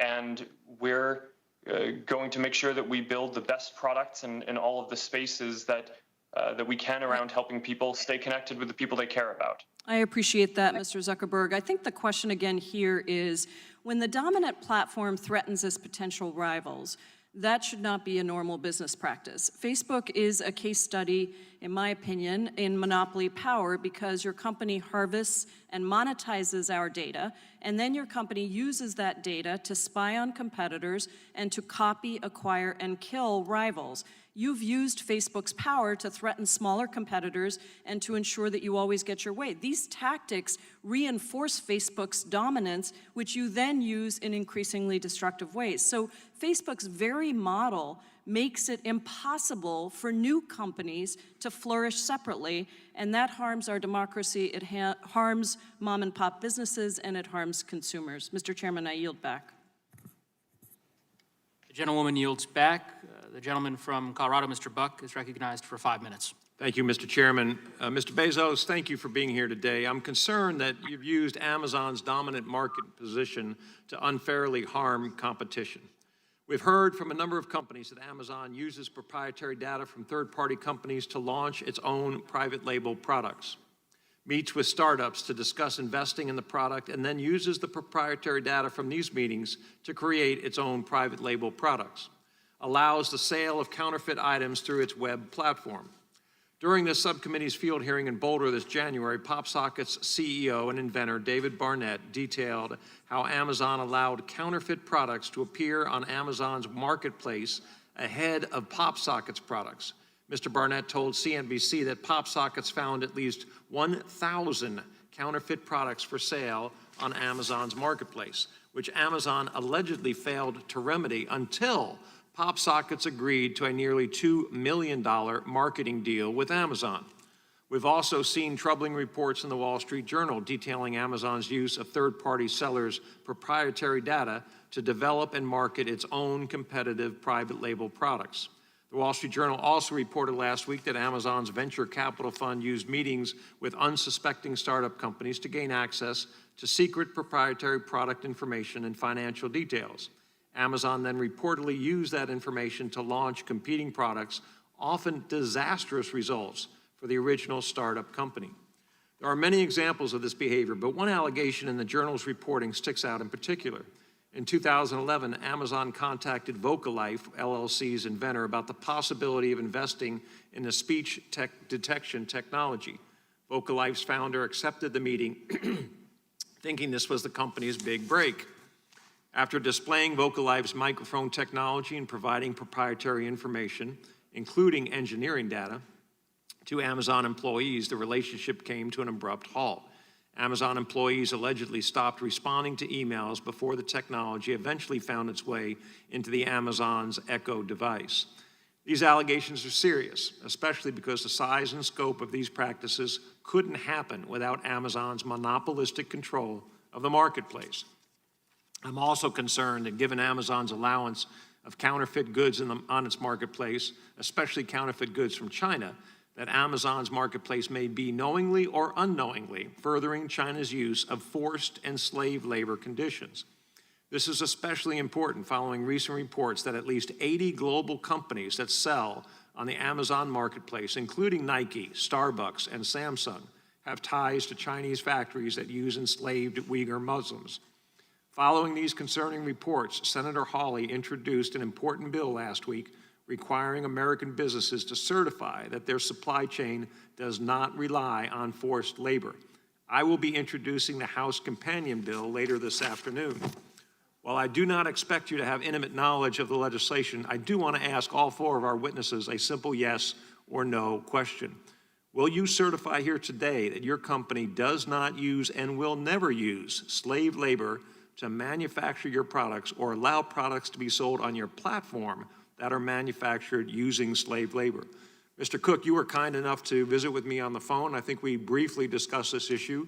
If you can give a yes or no answer, and I understand you haven't read the details of the bill, but would you agree to this idea? I would love to engage on the legislation with you, Congressman, but let me be clear, forced labor is abhorrent. And we would not tolerate it in Apple. And so I would love to get with your office and engage on the legislation. Thank you. Mr. Pichai. Congressman, I share your concern in this area. I find it abhorrent as well. Happy to engage with your office and discuss this further. So I really don't want to even engage with my office half the time. Will you guys agree that slave labor is not something that you will tolerate in manufacturing your products or in products that are sold on your platforms? I agree, Congressman. And Mr. Cook? We wouldn't tolerate it. We would terminate a supplier relationship if it were found. Mr. Zuckerberg? I agree. We wouldn't tolerate this, and if we found anything like this, we would also terminate any relationship. And Mr. Bezos?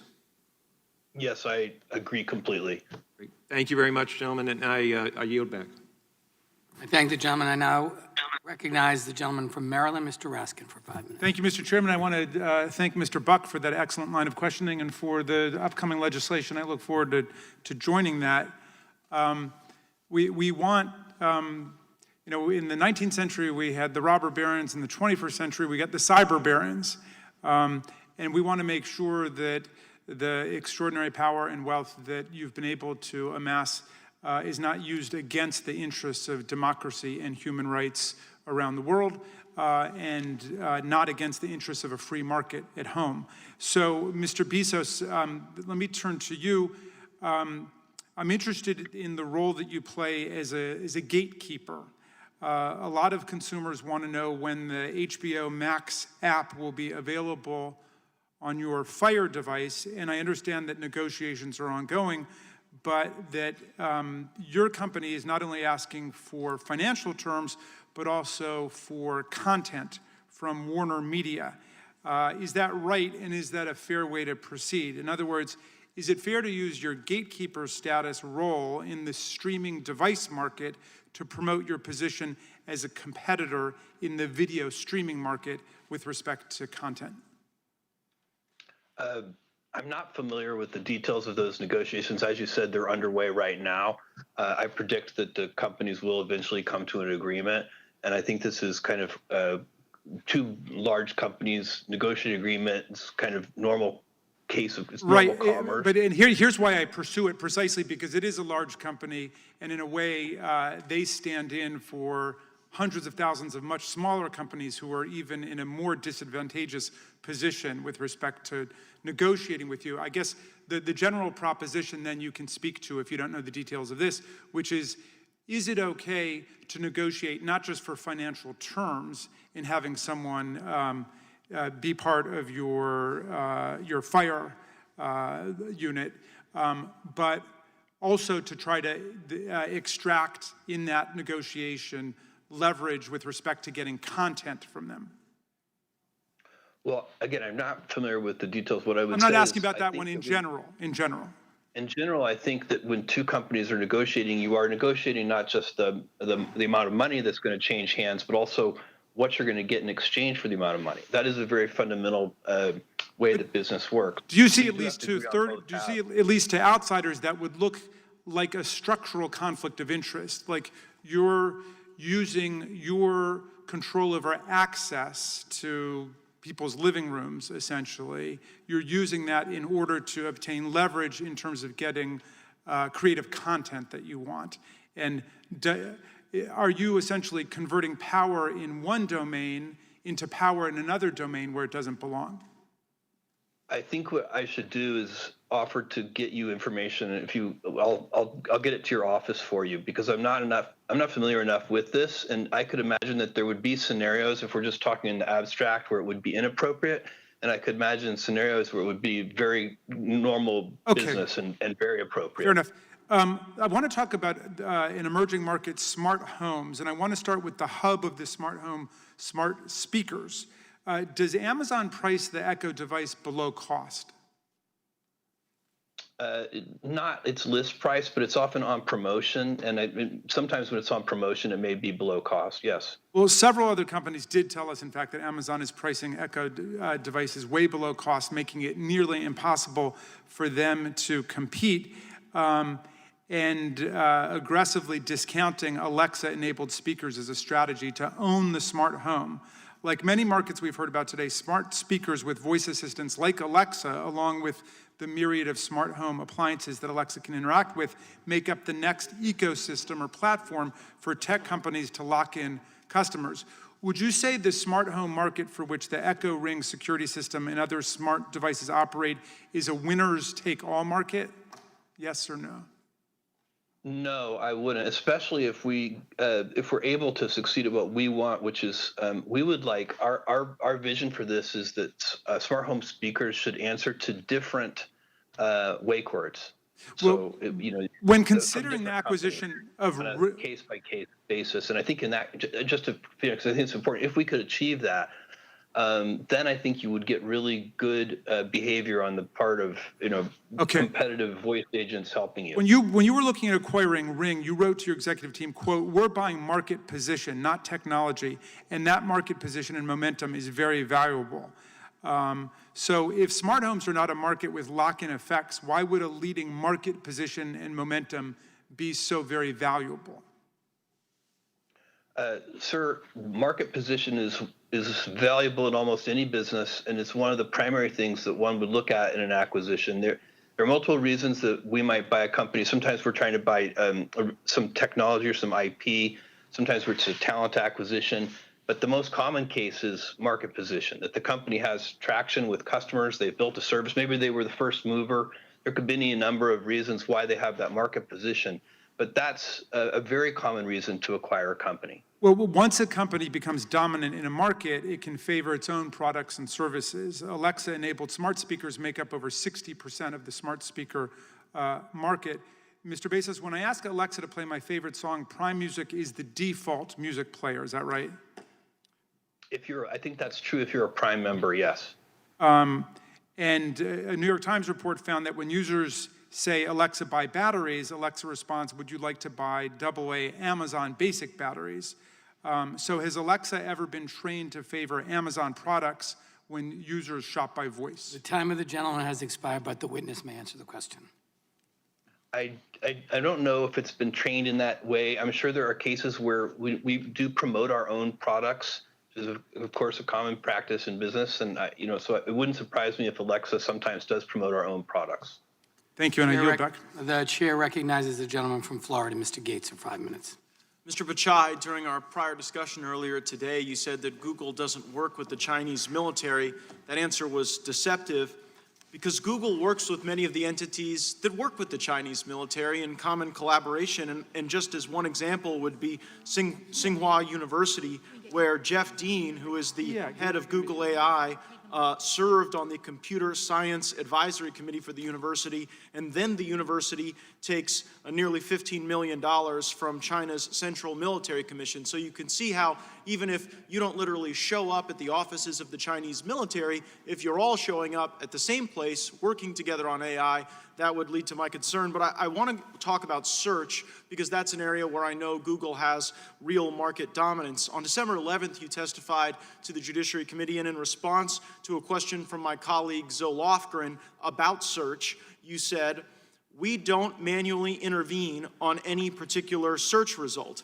But leaked memos obtained by the Daily Caller show that that isn't true. In fact, those memos were altered December 3rd, just a week before your testimony, and they describe a deceptive news blacklist and a process for developing that blacklist approved by Ben Gomes, who leads search with your company, and also something called a fringe ranking, which seems to beg the question, who gets to decide what's fringe?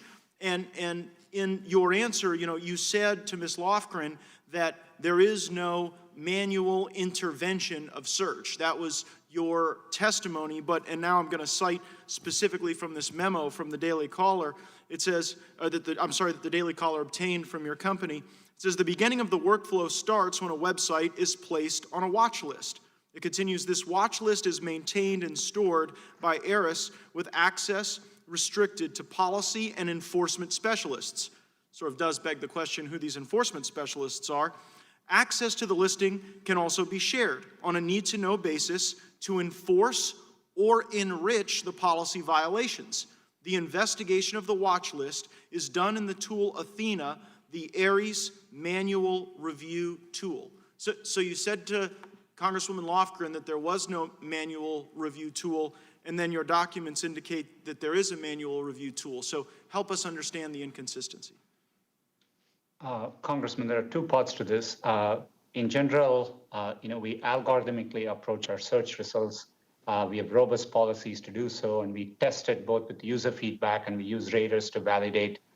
Last year alone, we ran over 300,000 experiments and launched around 3,000 improvements to search. And we don't manually tune. The question last time was in the context of, is there someone behind the curtain, manually tuning an individual search result? We don't. We generally approach it algorithmically. We, however, in order to comply with the law in every country we operate in, for example, there may be an actor or a website identified as interfering in elections, and we then have to put that site on a list so that that doesn't appear in our search results against queries. So other examples would be violent extremism. And is that done manually, Mr. Pichai? that process you described, is that done manually? And we could get reports from law enforcement agencies. We are complying with, or it's a known DMCA-based. There is either a manual violation. component or there is not a manual component. Which is it? For creating those lists, that process can involve manual portions. Okay, great. Well, that is sort of the concern that I have. You've now said something different today than you said to Ms. Lofgren, because you've confessed that there is a manual component to the way in which you blacklist content. And it seems to be no coincidence that it's sites like Gateway Pundit, The Western Journal, American Spectator, Daily Caller, and Breitbart that receive the ire or the negative treatment as a consequence of your manual tooling. And it also seems noteworthy that whistleblowers at your own company have spoken out. You said that one of the reasons you maintain this manual tool is to stop election interference. I believe it is in fact your company that is engaging in election interference. And it's not just my view. Mike Wacker came out and was a whistleblower indicating that the manual blacklist targets that Google specifically goes after are those who support President Trump, who hold a conservative viewpoint, and he left your company in 2019 because he was speaking out against these outrage mobs. So can you see how when you empower individuals, some of the same individuals that Project Veritas has exposed as labeling people as terrorists who say make America great again or who support the president, that in fact can be the very election interference that we're concerned about, and that you're using your market dominance in search to accomplish that election interference? Congressman, with respect, I strongly disagree with that characterization. We don't approach this work with any political viewpoint. We do that to comply with law, known copyright violations, very in narrow circumstances, and we have to do that to comply with the law. And in many cases, those requests can come from law enforcement agencies. Your own employees are saying you're doing it for a different reason. Your own employees are saying it's political bias. I yield back. Thank you, Mr. And I'm sorry, may I be recognized for unanimous consent request? Yes. Mr. Chairman, just given the productivity of our discussion, I'd request that we be permitted a third round of questioning. Without objection. I now recognize the chairman of the full committee, Mr. Nadler. Yeah. The documents prove it. The news and journalism industry in this country are an economic freefall. Over 200 counties in America no longer have a local newspaper, and tens of thousands of journalists have been laid off in recent years. The reason journalism is in freefall is that Google and Facebook now capture the vast majority of digital ad revenue. Although news publishers produce valuable content, it is Google and Facebook that increasingly profit off their content. Publishers have told us that Google and Facebook maintain their dominance in these markets in part through anti-competitive conduct, as well as conflict of interest. Mr. Zuckerberg, in 2015, Facebook reported high and quickly growing rates of video viewership on its platform. Based on these metrics, news publishers fired hundreds of journalists, choosing instead to boost their video divisions. In 2018, it was discovered that Facebook had inflated these metrics and had known about the inaccuracies several years before Facebook publicly disclosed this. Mr. Zuckerberg, did you know that these metrics were inflated before they were publicly released? Congressman, no, I did not, and we regret that mistake and have put in place a number of other measures since then to make sure that we... And do you realize the harm that this caused journalists across the country? Congressman, I certainly know how important it is that the metrics that we report are accurate, and we've put in place additional measures to make sure that we can audit those. And what do you have to say to the journalists who lost their jobs because of Facebook's deception? Well, Congressman, I disagree with that characterization and also your description of what... Reclaiming my time, Google, meanwhile, maintains its dominance in part through aggregating data from across its products and services. Mr. Pichai, I understand that Google collects user data on users' browsing activity through its Chrome browser.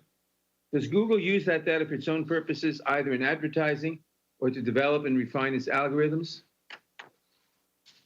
Mr. Chairman, we do use data to improve our products and services for our users.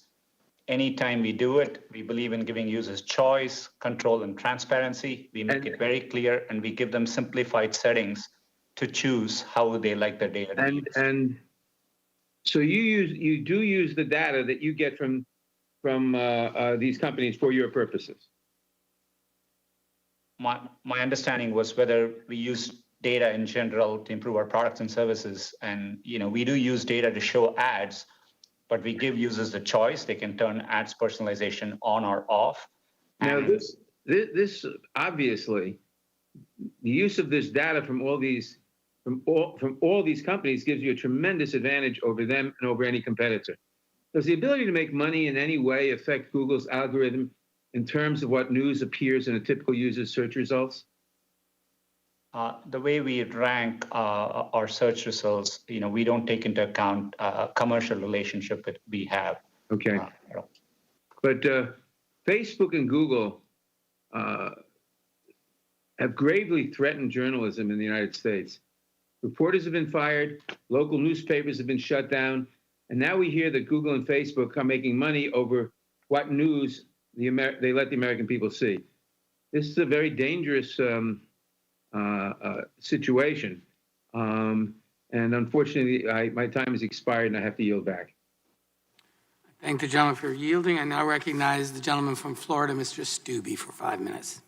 Thank you, Mr. Chairman. I'm just going to pick up where I left off. Mr. Pichai, there are rioting groups that are going unchecked with the posting of what I would contend is very violent video. Yet yesterday I was sent a YouTube video about doctors discussing hydrochloroquine and discussing the not dangers of children returning to school. And when I clicked on the link, it was taken down. And then I was sent a different link on YouTube and it was taken down. I just checked again just to make sure, and it says that this video has been removed for violating YouTube's community guidelines. How can doctors giving their opinion on a drug that they think is effective for the treatment of COVID-19 and doctors who think it's appropriate for children to return back to school violate YouTube's community guidelines when all of these videos of violence is all posted on YouTube? Congressman, we believe in freedom of expression, and there is a lot of debate on YouTube about effective ways to deal with COVID. We allow robust debate, but in the area during a pandemic, we look to local health authorities. So for example, in the US, it would be CDC, for guidelines around medical misinformation in a narrow way, which could cause harm in the real world. And so for example, if there is aspects of a video, and if it explicitly states something could be a proven cure, and that doesn't meet CDC guidelines, we would. It's free expression of speech, and you have these doctors who are giving their opinion as doctors, and I don't understand why YouTube and therefore Google thinks it's appropriate to silence physicians and their opinion of what can help and cure people with COVID-19. I'm going to switch quickly to Mr. Zuckerberg. I think at this point it's fairly obvious that technology platforms have been stifling conservative news and opinions. You employ a panel of content moderators. Can you explain how Facebook chooses who these moderators are?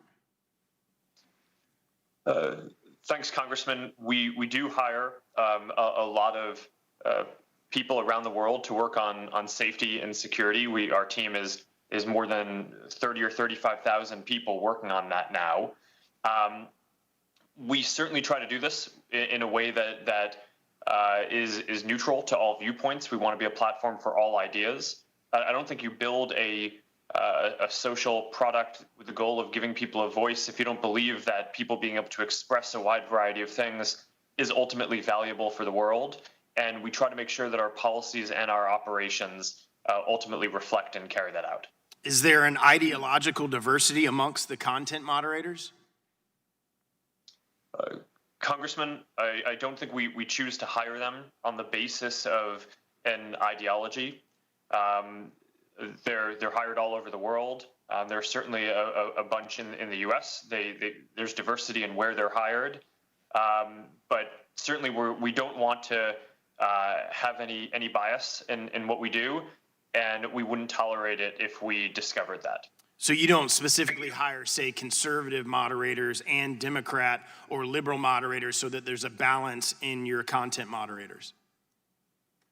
Congressman, in terms of the 30 to 35,000 people or more at this point who are doing safety and security review, that is correct. In terms of the people setting the policies, I think it is valuable to have people with a diversity of viewpoints involved so we can make sure that we have the different viewpoints represented in the policy development process. And we also consult with a number of outside groups whenever we develop new policies to make sure that we're taking into account all perspectives. What are some of those outside groups that would be conservative leaning? Congressman, I need to get back to you with a list of specific groups, but it would depend on what the topic is. Can you just think of one? I mean, you said you reach out to outside groups. Can you think of one conservative outside group that you reach out to and use as a content moderator? Congressman, I'm talking about different external stakeholders and groups that are inputs to our policy development process. And I'm not involved in those conversations directly, so I would have to get back to you with specifics on that, but I'm quite confident that we speak with people across the ideological spectrum when we're developing our policies. I would very much appreciate a follow-up on that. Real quickly, can you briefly explain the approval process for third-party fact checkers, and how many fact checkers does Facebook employ? Yes, thanks. We work with about 70 fact-checking partners around the world, and the goal of the program is to limit the distribution of viral hoaxes, so things that are clearly false, from getting a lot of distribution, but we don't ourselves want to be in the business of determining what is true and what is false. That feels like an inappropriate role for us to play. We rely on an organization called the Poynter Institute, and I think it's called the Independent Fact-Checking Organization that has a set of guidelines of what makes an independent fact-checker, and they certify those fact-checkers, and then any organization that gets certification from that group is qualified to be a fact-checking partner within Facebook. Thank you. The gentleman's time has expired. We're going to I'm going to recognize Mr. Johnson for 5 minutes, and then we're going to take a short break of the committee. Mr. Johnson, you're recognized. Thank you, Mr. Chairman. Mr. Bezos, Amazon has a significant problem with counterfeit products being sold on its platform. Counterfeit products not only rip off the owners of legitimate businesses, they also can be dangerous. Counterfeit medicine, baby food, automobile tires, and other products can kill. Amazon has said it's fixing its counterfeit problem, but counterfeiting seems to be getting worse, not better. Amazon is a $1 trillion company, but Amazon customers are not guaranteed that the products purchased on your platform are authentic. Amazon acts like it's not responsible for counterfeits being sold by third-party sellers on its platform, and we've heard that Amazon puts the burden and cost on brand owners to police Amazon's site, even though Amazon makes money when a counterfeit good is sold on its site. More than half of Amazon's sales come from third-party seller accounts. Why isn't Amazon more aggressive in ensuring that counterfeit goods are not sold on its platform? And why isn't Amazon responsible for keeping all counterfeit products off of its platform? Thank you. This is an incredibly important issue and one that we work very hard on. Counterfeits are a scourge.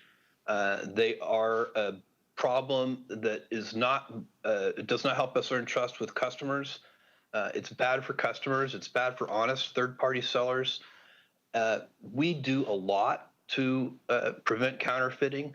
We have a team of more than 1,000 people that does this. We invest hundreds of millions of dollars in systems that do this. We have something called Project Zero, which helps brands serialize individual products, which really helps with counterfeiting. Well, we have I'm glad that other you have programs those as well. I'm glad that you have those features in place, but why isn't Amazon responsible for keeping all counterfeit products off of its platform? We certainly work to do so, Congressman, and we do so not just for our own retail products, but for third-party products as well. Well, And we do okay. work Well, closely thank with you. brands. We've heard from numerous third-party sellers and brand owners that Amazon has used knockoffs as leverage to pressure sellers to do what Amazon wants. For example, the founder of PopSockets testified in January that Amazon itself was selling knockoffs of its product. After reporting the problem, it was only after his company committed to spending $2 million on advertisements that Amazon appears to have stopped diverting sales to these knockoffs. What is your explanation for that business practice? That's unacceptable. If those are the facts, and that if someone somewhere inside Amazon said, buy X dollars in ads and then we'll help you with your counterfeit problem, that is unacceptable. And I will look into that and we'll get back to your office with that. What I can tell you is that we have a counterfeit crimes unit. We attempt to prosecute counterfeiters. I would encourage this body to pass stricter penalties for counterfeiters and to increase law enforcement resources to go after counterfeiters. But your company they are bad does actors. make money off of counterfeit goods being sold on your platform, isn't that correct? If it does, in my view, sir, it would only be in the short term. We don't make. I would much rather lose a sale than lose a customer. All right, we good make enough. money because customers come back. Fair enough, sir. Making companies pay extra to avoid having their products disappear in rankings seems to be so unfair, especially to small businesses. The American dream is threatened when that happens. Don't you think so? Sir, I'm not exactly sure what you're referring to. If you're talking about what we were just talking about a second ago, I agree completely. I'm talking about a totally different situation now, where a company that is selling on your platform but is not paying anything extra gets buried in the rankings, and but companies that pay extra are able to get their products pushed up and they avoid getting pushed down. Is that an acceptable practice? Sir, I think what you're referring to is the fact that we offer an advertising service basically for third-party sellers to drive additional promotion to their products. That's a voluntary program. Some sellers use it, some don't. And it's been very effective at helping people promote their products. With that, I yield back. Thank you. The gentleman yields back. The committee will stand in a brief recess.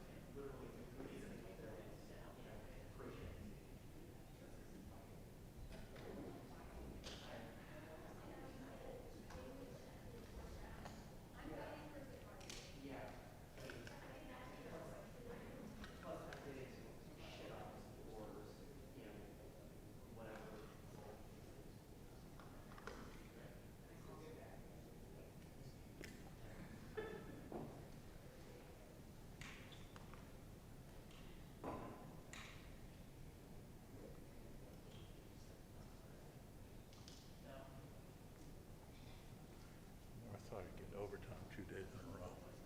Yeah, really. We're in it. Yep. Maybe they can bring us in tomorrow for another 6 a.m., 12-hour day. Yeah, that'd be good. I'd like, we could maybe do a hearing and then do like a think tank in like Frederick or something. Oh, let me get one of those.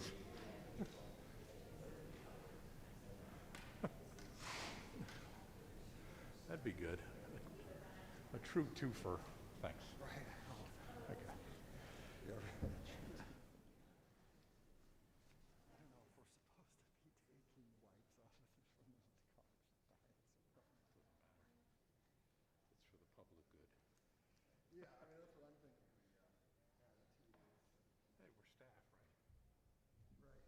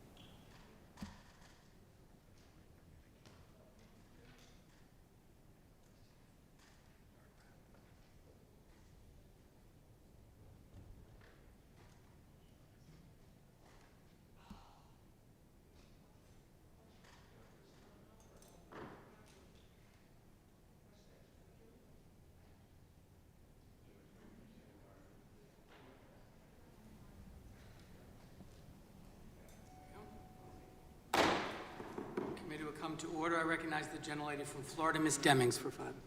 I'm sorry. Recognize the gentleman from North Dakota, Mr. Armstrong, for 5. Thank you, Mr. Chairman. Mr. Bezos, earlier my colleague brought up what I think is an important issue, and they were discussing Amazon's stated policy against using third-party seller information to inform business decisions regarding Amazon's private label brands. Ms. Jayapal specifically noted that possible loophole that allows Amazon to review non-public aggregate data to inform private brands, even in instances where there are only a few third-party sellers. I just want to drill down on that just a little more. Where exactly does Amazon draw the line? I'm sorry, aggregate data would be in more than one seller. Okay. And of course, you have to remember that the person seeing the report would have no way of knowing how many sellers are inside that group or what the breakdown would be between those sellers. So, and I would remind you that it's not that different from perhaps a bestseller list or a product ranking, which we do make public for all. And I just want to be clear, does Amazon allow the use of aggregate data to inform private label Amazon brands when there are only 3 sellers for a product? Yes, sir. Does Amazon look at aggregate data when there are only 2 sellers of a product? Yes, sir. So, and am I correct in my understanding that Amazon is conducting an internal investigation on the use of third-party data? Yes, we're basically trying to understand some of the anecdotes that we saw in the Wall Street Journal article. Will you commit to informing this committee on the outcome of that investigation, including on the exact circumstances of when Amazon is allowed to view and/or use aggregate data? Yes, we will do that. And now I want to move, just really quick, music can be used to drive revenue, and obviously there's a reason it's important, and I want to talk about Twitch for a second. News reports have indicated that Twitch users are receiving notice and takedown requests pursuant to the Digital Millennium Copyright Act. My understanding is that Twitch allows users to stream music but does not license the music. Is that correct? I'm going to have to ask that I could get back to your office with an answer to that question. I don't know. Okay, and then, well, so that would be great. And then, so I just have 2 more questions related to that. If Twitch is responding to DMCA notice and takedown requirements, should one, Twitch consider proactively licensing music instead of retroactively adhering to those notices? So these are the questions we're interested in. I'm primarily concerned about small, up-and-coming musicians, different people that aren't necessarily labels, to make it as easy for them to at least get cease and desist notices out as well. And as we continue to move forward there. Yes, Congressman, that's an important issue, and I understand it, and I will get back to your office on that. All right. Earlier this year, Google announced plans to retire third-party cookies that websites attach to users' browsers, and this allows users to be tracked across the internet. A consequence of that change is that it will put other digital advertising market participants at a disadvantage because they can no longer track users. And at the very, very danger of being pro-cookie, because I'm not when I use my computer as well. And I understand that there are legitimate privacy concerns with third-party cookies, but I do want to focus on the competition aspect. Did this asset action also place Google at a disadvantage, or does Google have alternative means of collecting that user data to inform its digital advertising activities, Mr. Pichai? Congressman, as you rightly pointed out, this is an area where we are focused on user privacy, and users clearly don't want to be tracked with third-party cookies. In fact, other browser vendors, including from Apple and Mozilla Foundation, have also implemented these changes. We are doing it thoughtfully, giving time for the industry to adapt, because we know publishers depend on revenue in this area. But it's an important change, and I think we have to be focused on privacy to drive the change forward. But you have other ways of collecting that information, correct? On our first-party services, we don't rely on cookies, and obviously when people come and type into search... I'm not asking you if you rely on cookies. I'm asking you if you have other ways of collecting it through Gmail or consumer-facing platforms, right? We don't use data from Gmail for ads, Congressman, but to the extent on the services where we provide ads, and if users have consented to ads personalization, yes, we do have data. Thank you. I yield back. Gentleman yields back. I now recognize the gentlelady from Florida, Ms. Demings, for 5 minutes. Thank you so much, Mr. Chairman. Mr. Zuckerberg, during discussions of changing Facebook's platform policy in 2012, you said that, and I quote, "In any model, I'm assuming we enforce our policies against competitors much more strongly." It sounds like Facebook weaponizes its policies to target competitors. Why would Facebook enforce its policies against competitors more strongly? Congresswoman, when we were a much smaller company, we saw that. This is 2012 now. This was in 2012, so please go right ahead. Sure. We've had policies in the past that have prevented our competitors, which at the time we were primarily worried about larger competitors, from using our platforms to grow and compete with us. So we had some of those policies. We continually review them over time. And okay, Mr. Zuckerberg, in 2013, a senior Facebook employee identified MessageMe as a fast-growing app on Facebook and said that we will restrict their access. Was this another example of enforcing Facebook's policies against competitors much more strongly? MessageMe. Congresswoman, I'm not familiar with that specific example, but we did have that policy. Okay, let's move to another one and see if you remember this one. In 2014, other Facebook product managers openly discussed removing Pinterest's access to Facebook's platform tools. As one employee said, "I am 100% in favor of the idea of moving it from Pinterest, but I am not recommending removing it from Netflix going forward." Why would Facebook product managers want to restrict Pinterest's access to Facebook, but not Netflix?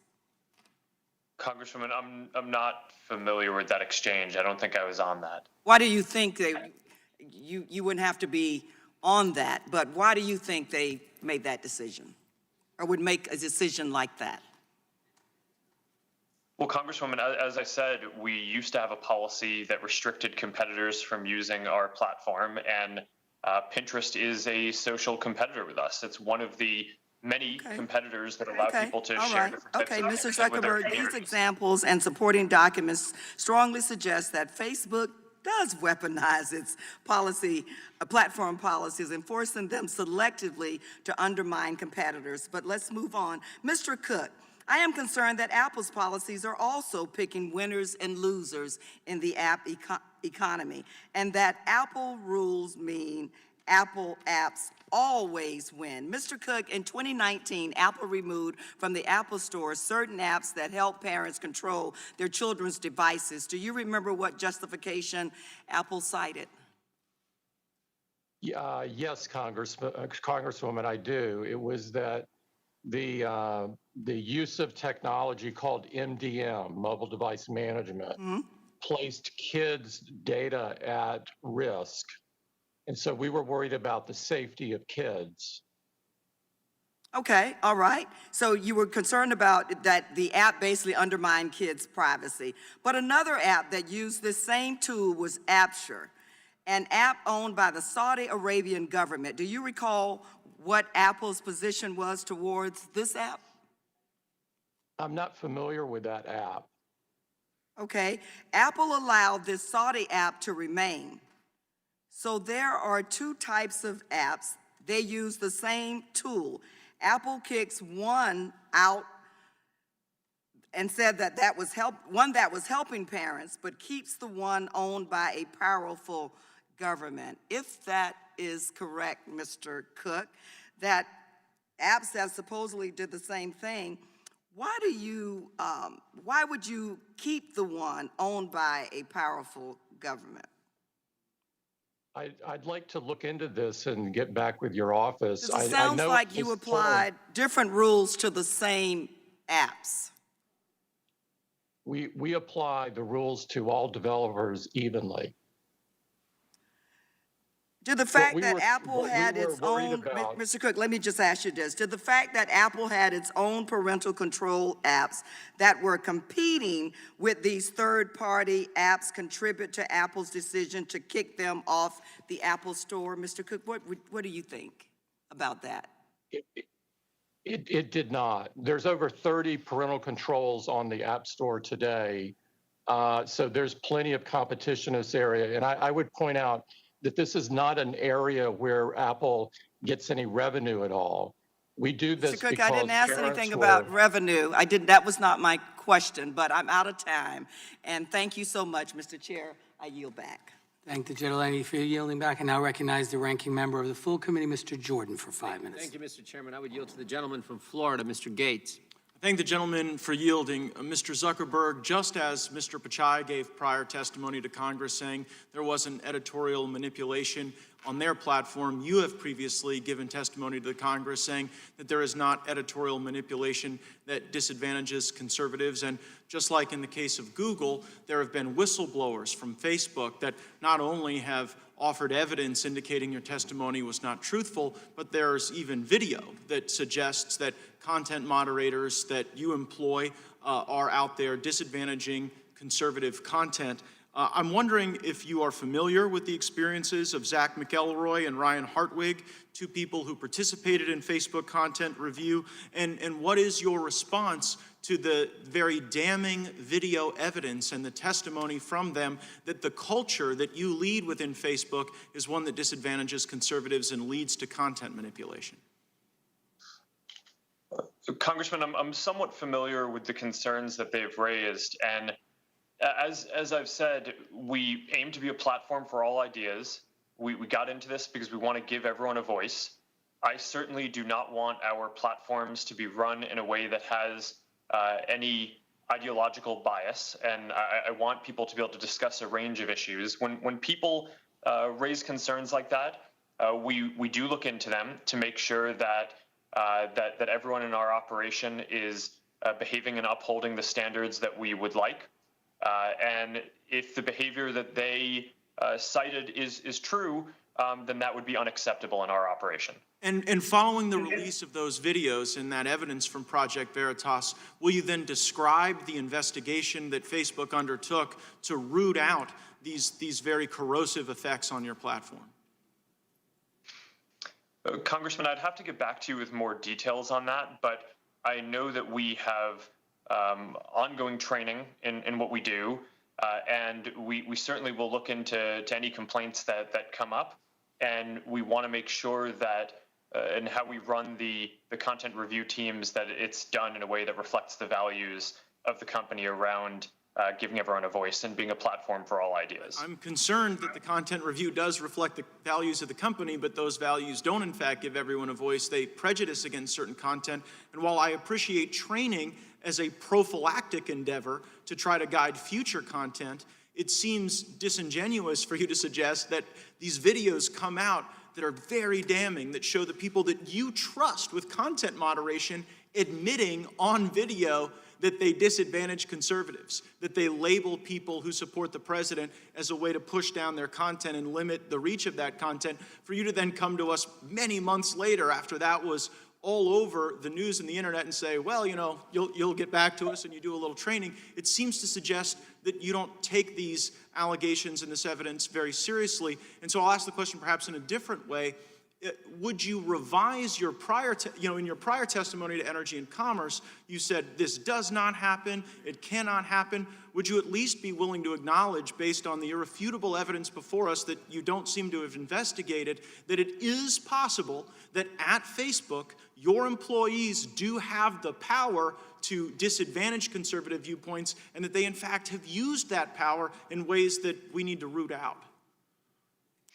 Congressman, my testimony in the past and today is about what our principles are as a company and what we try to do.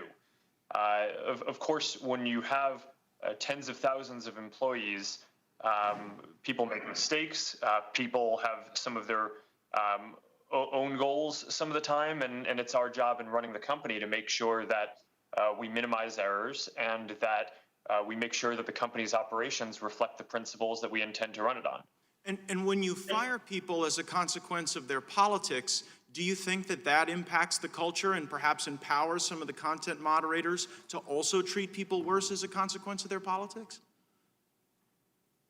Congressman, I'm not sure what you're referring to, but I'm not aware of any case where we have fired someone on behalf of their politics, and I would say that that would be an inappropriate thing for us to do. Why did you fire Palmer Luckey? Congressman, I'm not sure it's appropriate to get into a specific personnel issue publicly. I mean, I could just tell you that but I can Palmer assure you that Luckey's it was NDA not. with you, I only have 10 seconds, but Palmer Luckey's NDA with you doesn't allow him to talk to anyone except government officials. I'm a government official. I've seen the messages where you have specifically directed Mr. Luckey to make statements regarding his politics for the benefit of your company. So I think both in the case of these content moderators and in the case of the testimony you just gave regarding Mr. Luckey and firing people over their politics, there is serious question as to whether or not you're giving truthful testimony here or whether it's lying before Congress. I see my time's expired and I'll yield back. Gentleman yields back. I now recognize the gentlelady from Pennsylvania, Ms. Scanlon. Thank you, Mr. Chairman. Mr. Pache, I wanted to focus a little bit on Google's acquisition of YouTube and some of the consequences of that move for consumer privacy and competition. Now, Google purchased YouTube in 2006 after identifying it as a potential rival that could eventually draw business away from Google. And it's my understanding Google paid $1.65 billion for that acquisition, nearly 30 times its original bid of $50 million. So could you tell us why Google was willing to pay so much more beyond the initial proposed bid? And was this as a result of any analysis on the harm Google would suffer if a competitor had purchased YouTube? Congresswoman, we acquired YouTube in 2006, and this was well before my time there as CEO, and I wasn't directly involved. But what I do recall at the time is that we saw it as a new emerging area, and our mission is to help users with information. We saw an opportunity, and it wasn't clear. YouTube only had 67 people. Okay, was Mr. Page in charge of that decision? Congresswoman, Well, I wasn't directly know. involved, but Okay. I'm pretty sure our senior leadership team at that time Okay. definitely looked into it. Okay, I would encourage the subcommittee to take the steps necessary to have us hear from whoever was in charge of that. Moving on, Google is now by far the top online site where Americans watch videos, including children's videos. And as I'm sure you're aware, federal law prevents companies from collecting data on children under 13. However, just last year, the Federal Trade Commission found that Google had spent years knowingly collecting data on children under 13 on YouTube and offering advertisers the ability to target those children directly. Mr. Pache, did YouTube use the data it illegally acquired to improve its ability to target ads to children? We are, this is an area, I take it very seriously. I'm a parent too. We are committed. We have invested tremendously. We have a dedicated product for kids in YouTube Kids. On the main YouTube platform, we make sure we have clear policies. We enforce them rigorously. Just in Q4 of 2019, we flagged and removed almost close to 1 million videos, potentially for concerns around child safety. So it's an area we are investing rigorously and will continue to do so. Well, I'm more concerned about the fact that you're investing rigorously in luring in advertisers like toy makers, Mattel, and Hasbro by telling them that YouTube is the #1 website regularly visited by kids. So that sounds like you're targeting the kids and then targeting advertisers to bring them on board. Is that correct? Today, in the main site of YouTube, we don't allow anyone under 13 to create accounts. There are scenarios in which there could be family viewing, and today there are creators who create content oriented towards families, and as part of that, there are advertisers which are interested in connecting with those users. But everything we do here, we obviously comply with all the applicable regulations. Okay, well, let's look at some of the content that is specifically for children. COPPA makes it illegal to target those kids, but we've got an issue where content creators are in a very difficult position now. So if a show like Sesame Street doesn't want to show ads for junk food on YouTube, does YouTube allow it to make that choice? Today, we do, we have choices both for creators in terms of, tools and preferences, and we have extensive tools for advertisers, and above all, for users, we give a choice. They can either use YouTube as a subscription service without seeing those types of ads, or they can use it for free with ads. So we give choice, and for us, it is of utmost importance that YouTube is a place where people come to learn, and we find increasingly small and medium businesses use YouTube to thrive, especially even during COVID.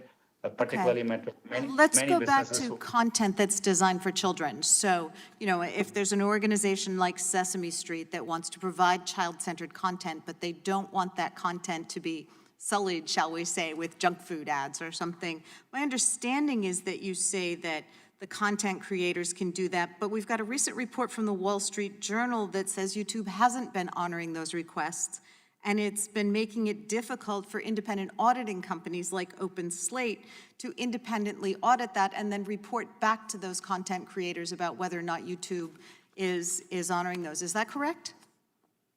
I'm not familiar with the particular report, but I'm happy to understand it better and have my office follow up with your staff, Congressman. I would appreciate that. My time has expired. I yield back.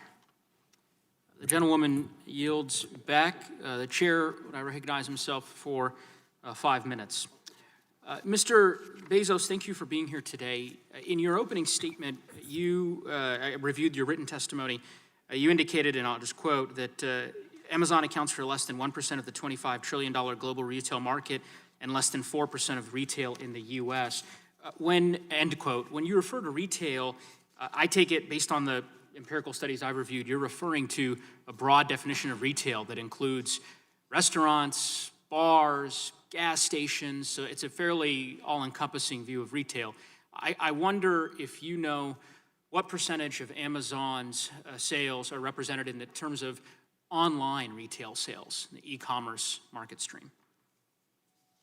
The figures I've seen for, I don't, with all respect, I don't accept that e-commerce is a different market, but as a different channel, what I've seen is sort of 30 to 40% is the outside studies that I've seen where Amazon's share of that e-commerce channel.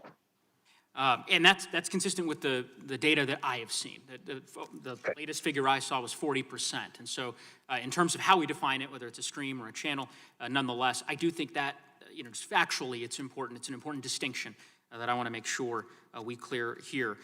Obviously, I suspect you understand more than most that the early stages of a startup where entrepreneurs are undertaking risks to bring their products and services to market. Over the course of our investigation, we've heard directly from startups who rely on Amazon services, and that includes obviously Representative Jayapal's questions, Representative Buck, my colleague from Colorado, with respect to concerns about the way in which Amazon uses confidential information. But we've also heard that not just with respect to the marketplace, but Amazon's cloud computing arm, AWS, the notion that that computing arm essentially identifies startups' best technologies and rolls out replica products and services. So Mr. Bezos, does Amazon use confidential information that companies share via AWS to build competing services? No, sir, not that I'm aware of. AWS does often, they do keep expanding their services. AWS started, 15 years ago. We invented this entire category. Let me just clarify that, Mr. Bezos. I appreciate that. Sorry, I apologize for interrupting. But last week, one of Amazon's former engineers posted online that he and his team, quote, proactively identified growing businesses on AWS, that they built competing products, and that they targeted those products to the business's customers. And there's been public reporting on that strategy. So I guess I wonder if you can comment on that and how you would account for those statements. Well, I think there may be categories, some databases of different kinds and so on, where we see that it's an important product for customers, and we make our own product offering in that arena. But it doesn't mean we stop servicing the other companies that are also making those products. We have competitors using AWS, and we work very hard to make them successful. Netflix is one example, Hulu is another, and so on. I think the concern, Mr. Bezos, with respect is that the pattern emerges across the different components in Amazon, whether it's the marketplace or whether it's the cloud service, as I mentioned, In addition, there was an article, I'm sure you're aware, in the Wall Street Journal regarding the Alexa Fund, that according to news reports, Amazon's venture capital fund, the Alexa Fund, had invested in a number of different companies. I believe you're familiar with the Alexa Fund investing, for example, in Defined Crowd Corp. Does that ring a bell? No, sir, I'm afraid it doesn't. Okay, well, I'll represent to you, according to the Wall Street Journal, and I'll just quote from them, when Amazon Incorporated's venture capital fund invested in Defined Crowd Corp., it gained access to the technology startup's finances and other confidential information. Nearly 4 years later, in April, Amazon's cloud computing unit launched an artificial intelligence product that does almost exactly what Defined Crowd does, said Defined Crowd founder and chief executive Daniel Braja. Does that refresh your recollection? Are you aware of those allegations?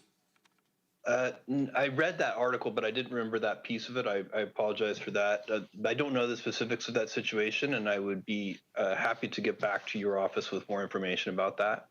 Well, I would appreciate, I certainly would welcome that, and to the extent that you all can follow up with the subcommittee with respect to this particular article and the different episodes that are referenced, both in terms of Defined Crowd Corp. There's also another company called Nucleus that you may be familiar with. The reason why I ask these questions, the reason why it matters, Mr. Bezos, to me, is that we are very concerned about this innovation kill zone that seems to be emerging. I represent Boulder and Fort Collins, two of the fastest growing and most innovative tech hubs in the country, and entrepreneurs and founders shared their stories with this committee during one of our field hearings, actually a field hearing that we held at the University of Colorado Law School just earlier this year. And they are extremely dependent on big technology firms, including in terms of investment and capital, yet they live in constant fear that the platforms could steal their core technologies or ideas, making it impossible to compete because of those existing advantages. So I see my time has expired, but we will certainly be following up with respect to the episodes that I referenced. With that, I would yield back. Gentleman's time has expired. And the gentlewoman from Georgia, Ms. Macbeth, is recognized for 5 minutes. Thank you, Mr. Chair. Mr. Cook, Facebook acquired WhatsApp in 2014, and at that time, Sheryl Sandberg told the board that the deal was critical for countering the App Store power of Apple and Google, who choke off Facebook's access to mobile devices. Was Sheryl Sandberg correct? Does Apple have the power to exclude apps from the App Store? If you look at the history of this Congresswoman, we've increased the number of apps from 500 to 1.7 million. So there's a very wide gate for the App Store.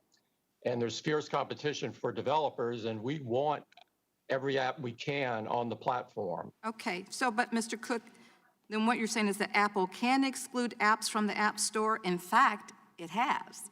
In 2018, Apple introduced an app called Screen Time, which helps people limit the amount of time they or their kids spend on their iPhones. Is that correct?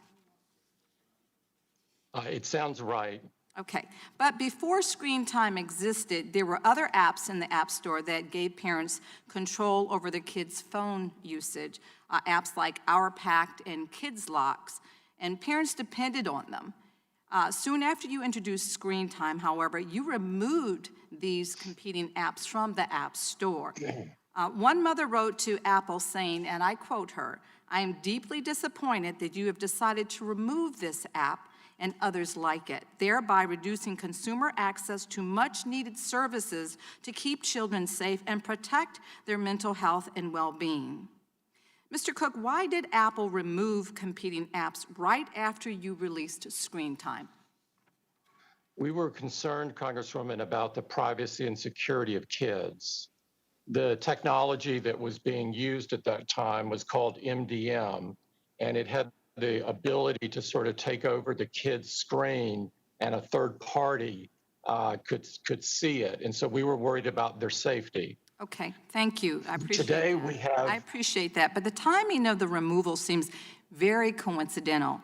If Apple wasn't attempting to harm competitors in order to help its own app, why did Phil Schiller, who runs the App Store, promote the Screen Time app to customers who complained about the removal of rival parental control apps? Congresswoman, I can't see this email. I'm sorry, my eyes are not good enough to read it. But I see Screen Time as just an alternative, that there are over 30 parental control apps that are in the App Store today. And so there's vibrant competition for parental controls out there. Okay. Well, Mr. Cook, the fact is that Apple sidelined Screen Time's competition by keeping them out of the App Store. And while Apple claims these competitors weren't meeting Apple's privacy standards, these apps creators say that you admitted them back in 6 months later without requiring significant privacy changes. And, of course, 6 months is truly an eternity for small businesses to be shut down. Even worse, if all the while a larger competitor is actually taking away customers. And, you know, this is not the first time something like this seems to have happened, Mr. Cook. Let me give you another example, you know, of the harm that's been caused to your competitors. In 2010, Apple introduced an online bookstore called the iBookstore, where it offered ebooks. And the only major publisher that didn't agree to join iBookstore was Random House. Random House wanted to offer its own ebooks through its own apps and submitted their apps to be added to the App Store. Amidst continued negotiations between Apple and Random House, Senior VP Eddie Q said, and I'm quoting him, I'm quoting him when he said, it prevented an app from Random House from going live in the App Store. Q himself cited this app rejection as a factor in finally getting Random House to give in and join iBookstore. Mr. Cook, is it fair for Apple to use its power over the App Store to pressure a business to join Apple's own app? I can't see the email, and so I don't know the context of it, but there are many reasons why an app might not initially go through the App Store gate, because it may not work properly. There may be other issues with it, so it's very difficult to see. What I would say, though, on a macro basis, the gate to the App Store is very wide. We have 1.7 million apps in it. It's become an economic miracle with over $138 billion of commerce just in the United Mr. Cook, States. I really, really appreciate that sentiment.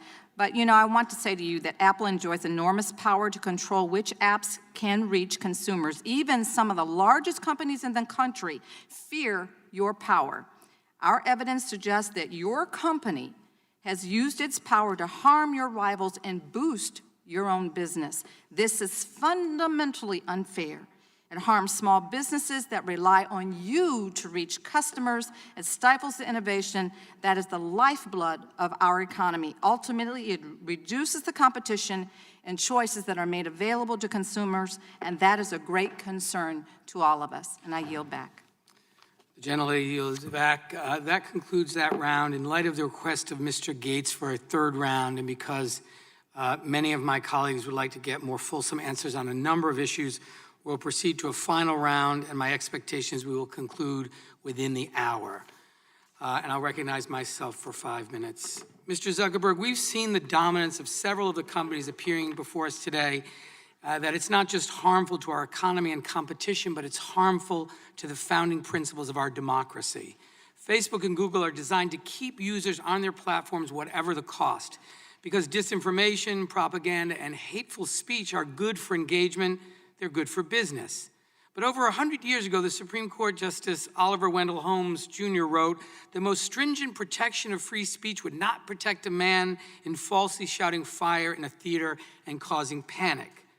My first question is, Mr. Zuckerberg, do you agree with that principle, that there are limits to harmful and false speech, and that are particularly important when it comes to the health and safety of the public? Congressman, I certainly do, and I actually think that our policies go further than just limiting those types of things. Well, Mr. Zuckerberg, you have 1 billion users and almost 50,000 employees, and so you agree you have a responsibility to remove harmful lies from your platform, correct? Congressman, I think we have a responsibility to limit the spread of content that's going to be harmful for people. And also, if you, I'd like to add that I do not believe that we have any incentive to have this content on our service. People don't like Except it. that, Mr. Zuckerberg, with all due respect, except that it is often the most engaging. It's the most, it brings the most likes, or it brings the most activity, which of course produces great profit. So you do have an incentive. The more engagement there is, the more money you make on advertising. So let me ask you a question. Let me give you some specific examples that will illustrate my concerns. These are some of the top 10 most shared articles on Facebook in 2020. Trump suggests injection of disinfectant to beat coronavirus and clean the lungs. Coronavirus hype, biggest political hoax in history. U.S. hospitals getting paid more to label cause of death as coronavirus. During the greatest public health crisis of our lifetime, don't you agree that these articles viewed by millions on your platform will cost lives? Congressman, with respect, we certainly have policies that prohibit false information about COVID that would lead to imminent harm. And we've been quite aggressive about taking that down, as some of the questioning from the other side of the aisle has shown so far. Well, Mr. Zuckerberg, I'm quite proud of our efforts here. Well, we've with all due respect, the problem is Facebook is profiting off and amplifying disinformation that harms others because it's profitable. This isn't a speech issue. It's about Facebook's business model that prioritizes engagement in order to keep people on Facebook's platform to serve up more advertisements. So I'll ask you very specifically, what are you doing right now to protect people from demonstrably false claims related to this deadly pandemic? Congressman, I'll certainly answer that, but I have to disagree with the assertion that you're making that this content is somehow helpful for our business. It is not what people want to see, and we rank our what we show in feed based on what is going to be the most meaningful to people and is going to create long-term satisfaction, not what's just going to get engagement or clicks today. That's Sir, a common that's misconception true, about the company. If that's true, Mr. Zuckerberg, how do you explain that on Monday, the second most popular post on Facebook was a Breitbart video claiming that you don't need a mask and hydroxychloroquine is a cure for COVID. And in the first 5 hours after being posted on Facebook, it racked up 20 million views and over 100,000 comments before Facebook acted to remove it. Well, Congressman, a lot of people shared that, and we did take it down because it violates our policies. We work with the After CDC 20 million to figure people out. saw it over the period of 5 hours. I mean, doesn't that suggest, Mr. Zuckerberg, that your platform is so big that even with the right policies in place, you can't contain deadly content? Congressman, I don't think so. I think we have, on COVID misinformation in particular, a relatively good track record of fighting and taking down lots of false content, as well as putting up authoritative information. We have built a COVID information center I understand with that. authoritative information from health officials. Thank you, Mr. Zuckerberg. I just have one more question for you. 2 billion people. I appreciate that. Mr. Zuckerberg, if a television station runs a false political advertisement, they're held liable for that. Why should Facebook or any other platform be different? While you may not be a publisher, you're responsible maybe not for the first posting, but you then take that posting and you apply a set of algorithms that decide how you will disseminate that, which is a business decision, not a First Amendment decision. And it's hard to understand why Facebook shouldn't be responsible for those business decisions. Congressman, in terms of political ads, we've modeled a lot of our policies off of the FCC guidelines on broadcasters and their requirements to run political ads equally from all different sides. Well, Cable I think networks, this, of course, have more. yeah, I think these examples, unfortunately, Mr. Zuckerberg, are just the tip of the iceberg. It's not just about COVID.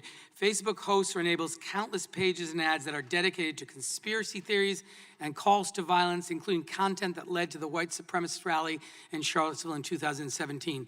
And Facebook gets away with it because you're the only game in town. There's no competition forcing you to police your own platform. Allowing this misinformation to spread can lead to violence. And frankly, I believe it strikes at the very heart of American democracy. And with that, I now recognize the gentleman from Florida, Mr. Gates, for 5 minutes. Thank you, Mr. Chairman. Mr. Pichai, in 2016, there was an internal Google meeting. You attended that meeting along with Sergey Brin, A video of that meeting was leaked to Breitbart, and at the meeting, top Google executives, including Kent Walker, lamented Trump's victory. They compared Trump voters to extremists, and it was discussed that there was an intent to make the Trump win a blip in the populist movement in American history. Now, I know you've testified today in response to my questions and Mr. Jordan's questions that you don't intend this time to engage in electioneering on behalf of the former vice president.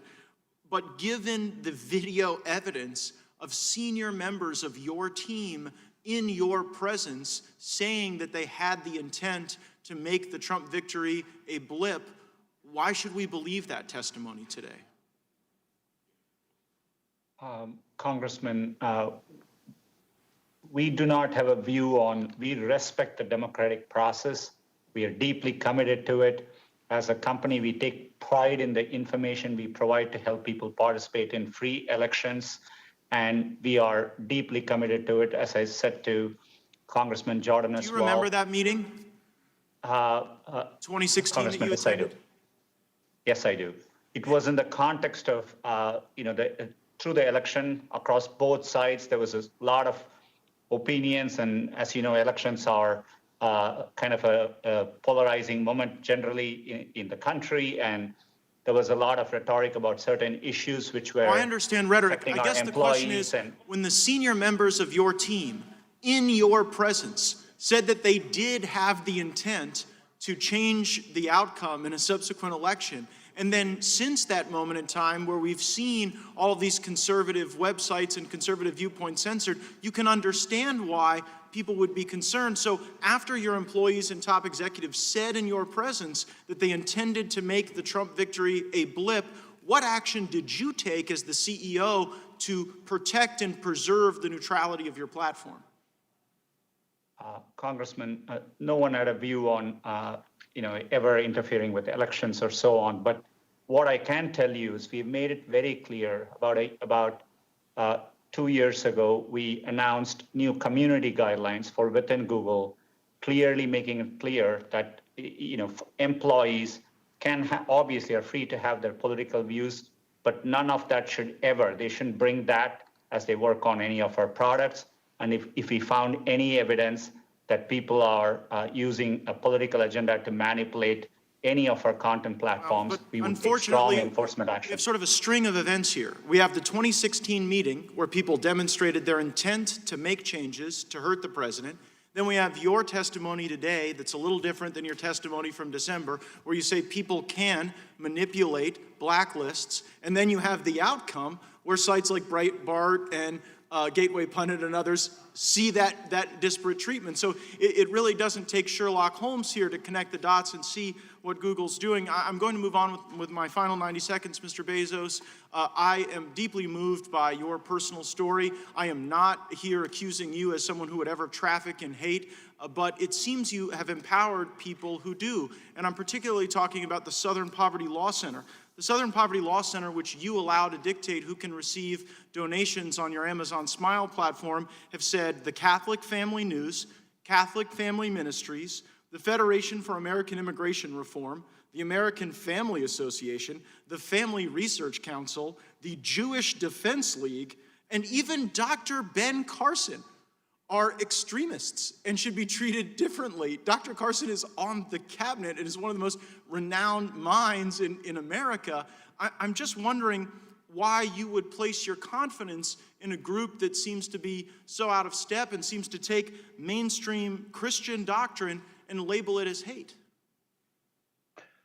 Sir, it's a good question. We have, for those of you who don't know what Amazon Smile is, it's a program that allows customers to designate a certain fraction of their purchases to go to charity that we then pay for.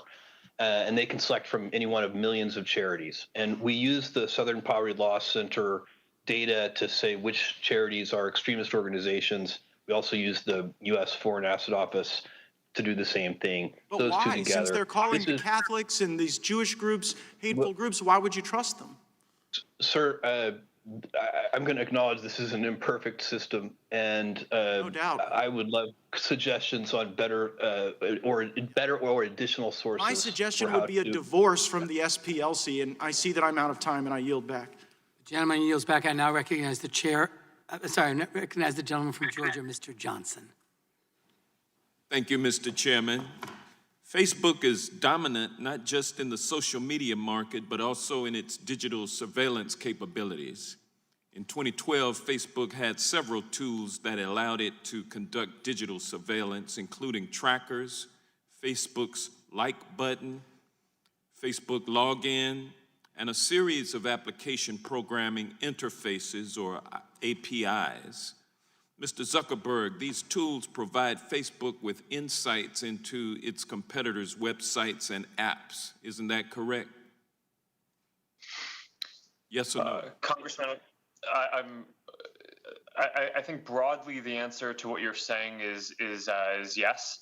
Right. We, like every other company here, do market research to understand what people are finding valuable. All right, okay, so you're going beyond the scope of my question. I appreciate that answer, though. Mr. Zuckerberg, a few days before Facebook acquired Instagram, a Facebook vice president emailed you suggesting ways to improve Facebook's, quote, competitive research, end quote.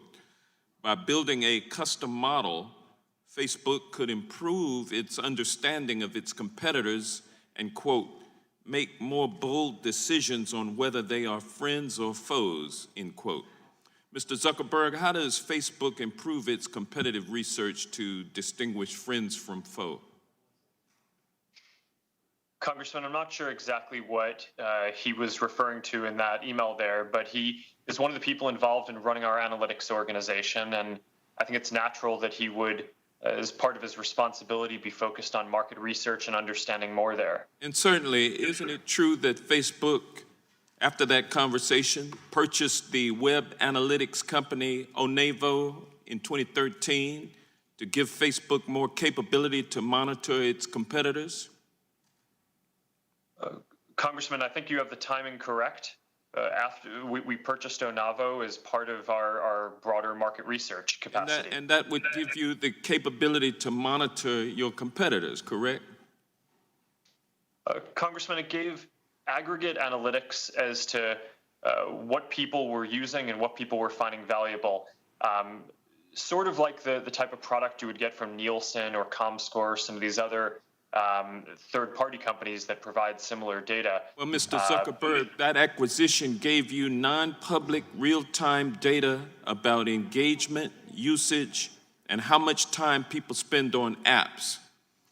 And when it became public that Facebook was using Onevo to conduct digital surveillance, your company got kicked out of Apple's App Store. Isn't that true? Congressman, I'm not sure I'd characterize it in that way. I think this was part of a broader Onevo policy did around- get kicked out of the App Store. Isn't that true? Congressman, I believe we took the app out after Apple changed their policies. And it was about what because type of VPN it apps. was because of the use of these surveillance tools. Congressman, I'm not sure that the policy was worded that way, or that that's exactly the right characterization of it. But Okay, well, let me ask you but this Apple changed their question. policy. Let me ask you this question. After Onevo was booted out of the App Store, you turned to other surveillance tools such as Facebook Research app, correct? Congressman, in general, yes, we do a broad variety of market sir, research, as do other And also, companies. isn't it true, Mr. Zuckerberg, that Facebook paid teenagers to sell their privacy by installing Facebook Research app? Congressman, I'm not familiar with that, but I think it's a general practice to be able to, that companies use to have different surveys and understand data from how people are using different products and what their preferences are. Facebook Research app got thrown out of the App Store too, isn't that true? Congressman, I'm not familiar with that. Okay, well, over nearly a decade, Mr. Zuckerberg, you led a sustained effort to surveil smaller competitors to benefit Facebook. These were steps taken to abuse data, to harm competitors, and to shield Facebook from competition. You tried one thing and then you got caught, made some apologies, then you did it all over again. Isn't that true? Congressman, I respectfully disagree with that characterization. I think every company engages in research to understand what their customers are enjoying so that they can learn and make their products better. And that's what we were trying to do. That's what our analytics team was doing. I think in general, that allowed us to make our services better for people to be able to connect in a whole lot of different ways, which is our goal. Did you use that capability to purchase WhatsApp? Congressman, it was one of the signals that we had about WhatsApp's trajectory, but we didn't need it. Without that, it was pretty clear that WhatsApp was a great product. I already had a relationship with Jan Koum, the founder. And it was a competitor. The gentleman's time has expired. I now recognize the gentleman from Florida, Mr. Stubbe. Thank you, Mr. Chairman. I have a question for all four, yes or no answer. Do you believe that the Chinese government steals technology from U.S. companies? Start with Mr. Cook. I don't know of specific cases where we have been stolen from by the government.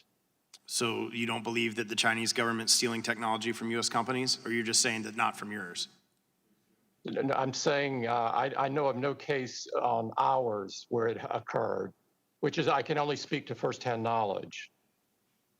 Mr. Pichai, do you believe that the Chinese government steals technology from United States companies?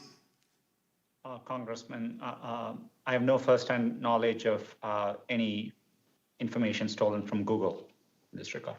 Mr. Zuckerberg? Congressman, I think it's well documented that the Chinese government steals technology from American companies. Yeah, thank you. Mr. Bezos?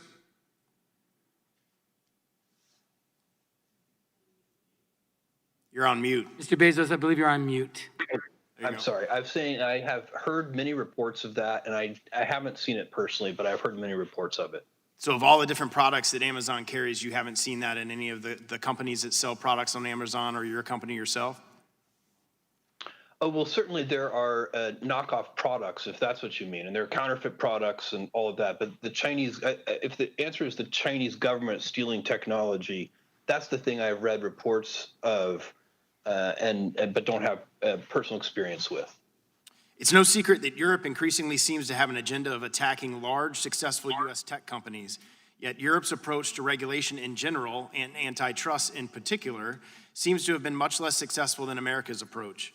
America is a remarkable nursery for innovation and entrepreneurship in pursuit of the American dream. As you all know from direct experience, this is a country where it's possible to start a company from a garage or a dorm room and experience tremendous success.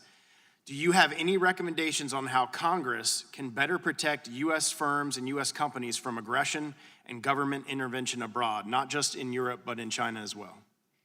Anybody that would like to chime in, I'll open it up to any of you.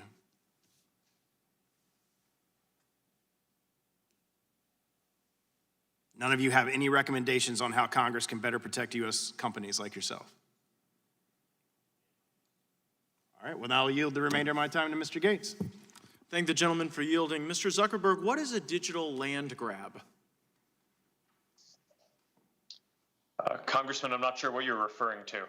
Well, in the emails that your company produced to the committee, there's one from David Wehner in 2014 where he's describing under the mergers and acquisitions advice within the company that you need to engage in a land grab. And he says, I hate the word land grab, but I think that's the best convincing argument, and we should own that. And it goes on to describe a strategy wherein Facebook would spend 5 to 10% of its market cap each year to shore up its market position. Does that refresh your recollection? Yes, Congressman, thanks for the opportunity to address this and frankly, to correct the record, because I believe that what he was referring to was a question that was incoming from investors about whether we would continue to acquire different companies I don't think that wasn't referring to an internal strategy. It was referring to an external question that we were facing about how investors should expect us to act going forward. And I think he was discussing the fact that as mobile phones were growing in popularity, there were a lot of new ways that people could connect and communicate that were part of this overall broader space and market around human connection and helping people stay connected and share their experiences. Okay, well, Mr. Zuckerberg, it seems to be both internal and external, because then in an email from you in 2012, we see a similar sentiment expressed. You write, "We can likely always just buy any competitive startups." So is your desire to limit competition by purchasing your competitors consistent with the message to your investors that the way you'll run your company is through digital land grabs? Congressman, I'm not sure I agree with the characterization of how we communicated with investors. But it's your words, Mr. Zuckerberg. But I think the broader point is that there were a lot of new ways that people can connect that were created by smartphones. But this is about your merger and acquisition strategy. You went on to say one thing about startups is you can often acquire them. So, I mean, I'm not interested in how people connect. I'm interested in how you acquire businesses to limit competition. The gentleman's time has expired, but the witness may answer the question. Congressman, in order to serve people better and help people connect in all the ways they would want, we innovated and built a lot of new use cases internally, and we acquired others. And that, I think, has been a very successful strategy at serving people well. And a lot of the companies that we've been able to acquire have gone on to reach and help connect many more people than they would have been able to on their own. You've grabbed a lot of land. I would say I yield back, Mr. Chairman. Thank you. The gentleman yields back. I now recognize the chair of the full committee, Mr. Nadler, for 5 minutes. Thank you, Mr. Chairman. Mr. Cook, we've heard from businesses that Apple is canvassing the App Store to determine whether it can extract commissions from apps that have changed their business models in response to the pandemic. Businesses that relied on in-person interactions have moved online, and Apple is looking for its cut. Our staff has heard from some of the affected businesses. They say you're calling them up, demanding your 30%. Isn't this pandemic profiteering? We would never do that, Mr. Chairman. The pandemic is a tragedy, and it's hurting Americans and many people from all around the world, and we would never take advantage of that. I believe the cases that you're talking about are cases where something has moved to a digital service, which technically does need to go through our commission model. But in both of the cases that I'm aware of, we are working with the developers. To sort of zoom out and to give you some historical context on this, when we entered the App Store market, the cost of distributing software was 50 to 70%. And so we took the rate in half and to 30%, and we've held it in that same level over time or lowered it. It's now responsible for 2 million jobs across America, and 84% of the apps on the store are distributed for free, where 100% of the proceeds go to the developer. Only that 16% is subject to a commission of either 15 or 30%. And school is about to start around the country, and millions of parents and students will attend school online. They will rely on apps to talk to teachers, tutors, and virtual learning tools. Are these online learning tools next on Apple's, are they on Apple's list to monetize? They're not, Mr. Chairman. We're very proud of what we've done in education. We are serving that market in a significant way, including tons of donations. And we will work with the people that happen to move from a physical to a virtual world because of the pandemic. And we've done a lot to address COVID in general as a company. We've sourced and donated 30 million masks, turning our supply chain into something that would be great for America. We've designed a face shield, donated 10 million of those. We're donating significant Okay. amount of money across the U.S. Thank you. Thank you. Now, Thank you. We've heard that Apple is now trying to extract commissions from various apps that previously didn't pay you anything. You approved, we're told, the email app Hey, and then days later threatened to kick it out of the App Store unless it built a way to give you a cut of revenue. The COO of Basecamp, maker of the Hey app, testified before our committee earlier this year. He was concerned about Apple's monopoly over software distribution on iOS devices. And he seems to have been right. Apple says services like Hey have always been required to cut Apple in, but you previously didn't interpret your rules that way. You didn't enforce your rules this way.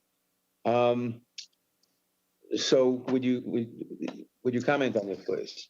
Yeah, Mr. Chairman, I would. Hey is in the store today, and we're happy that they're there.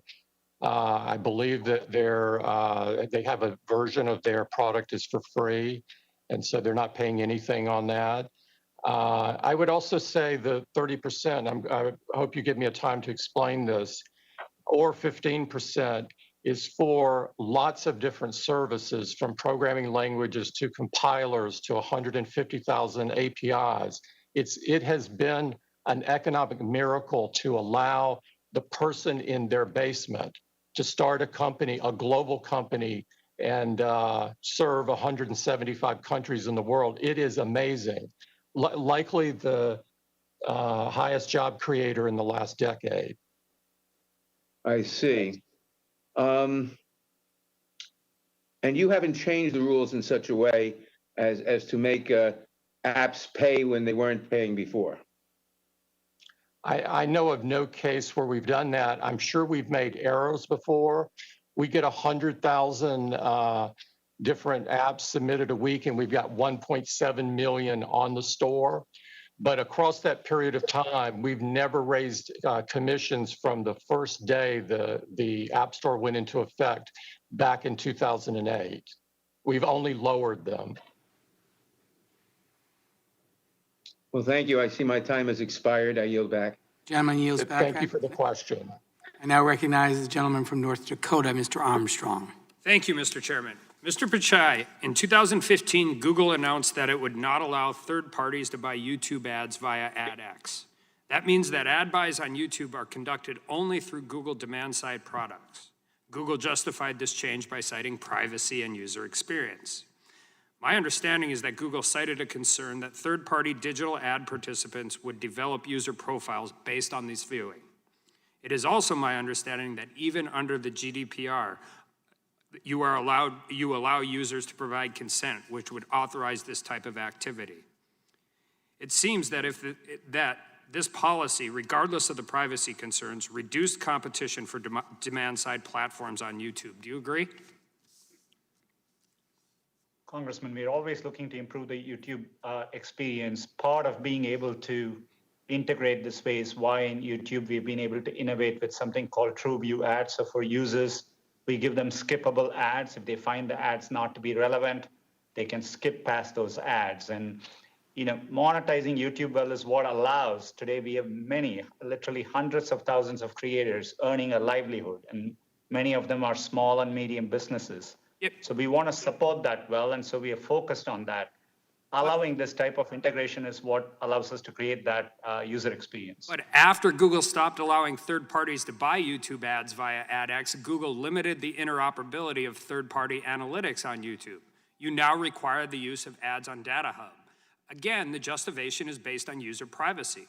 Other ad market participants may not have access to that data, but it doesn't disappear, does it? Congressman, this is consistent with how today many services, be it Facebook or Snapchat or Pinterest, you work with their ad tools to buy ads on their properties. Well, I understand that, but the excuse is privacy, but the data doesn't disappear. You just have greater control over it, right? Congressman, it's a service we provide to our users. We obviously want to make sure we protect the privacy of users there. We do monetize with ads. We give users a choice of either consuming it as a subscription service or using it with ads. And we've been very focused on making YouTube a great platform for creators. And I think the model is working well. And it's really helped many small and medium businesses to invest on the platform and grow their businesses. So you would, regardless of the intent was to lessen competition or not, the action resulted in smaller competitors unable to participate in placing ads on YouTube. Isn't that correct? Congressman, we see robust choice for advertisers. There is several alternatives. There is obviously Facebook suite of products. There is Amazon with their ads marketplace. There is companies like Snapchat, Pinterest, Twitter. There are new competitors who have emerged, and this is why we have seen advertising costs decline by 40% in the last 10 years. And so we see dynamism in the marketplace. We are focused on. Yeah, but here's my issue, and there are policies that actually protect user privacy. Apple's encryption policy. Microsoft just came out on facial recognition policy. My concern is that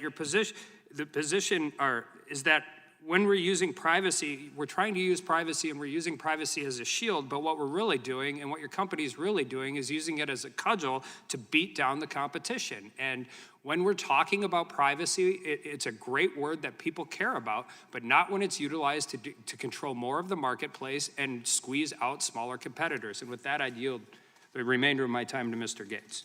Thank the gentleman for yielding. Mr. Bezos, we were cut short in our last discussion. I just wanted to give you the chance to clear this up. You don't believe Dr. Ben Carson is an extremist, do you? No, sir, I don't. So help me understand why you would partner with a group that labels him as someone worthy of an extremist watch list. Well, I want you to hopefully appreciate when we're trying to make it possible for people to donate to any number from millions of different charities, and we need to have some source of data to use. And while I accept what you're saying, that the Southern Poverty Law Center and the U.S. Foreign Asset Office are not perfect, and I would like a better source if we could get it, that is what we use today. Well, that's breaking news. It's great to hear that you do recognize the infirmities in the Southern Poverty Law Center, and there are, I guess, Mr. Zuckerberg and Mr. Pichai's companies use them as well. Mr. Zuckerberg, do you believe that Dr. Ben Carson is an extremist? No, Congressman. And so why would you trust the people who think he is? Congressman, I'm not aware of where we work with the organization that you're saying.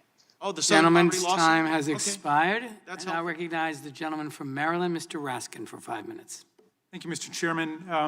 I read Richard Hofstadter's The Paranoid Style in American Politics, so I suppose it's futile to try to cure the obsessive persecution complex and victimology of some of our colleagues, but they should check out the top performing Facebook link posts by the United States pages today or yesterday or any day for the last week, and 7 or 8 out of the 10 each day are right-wing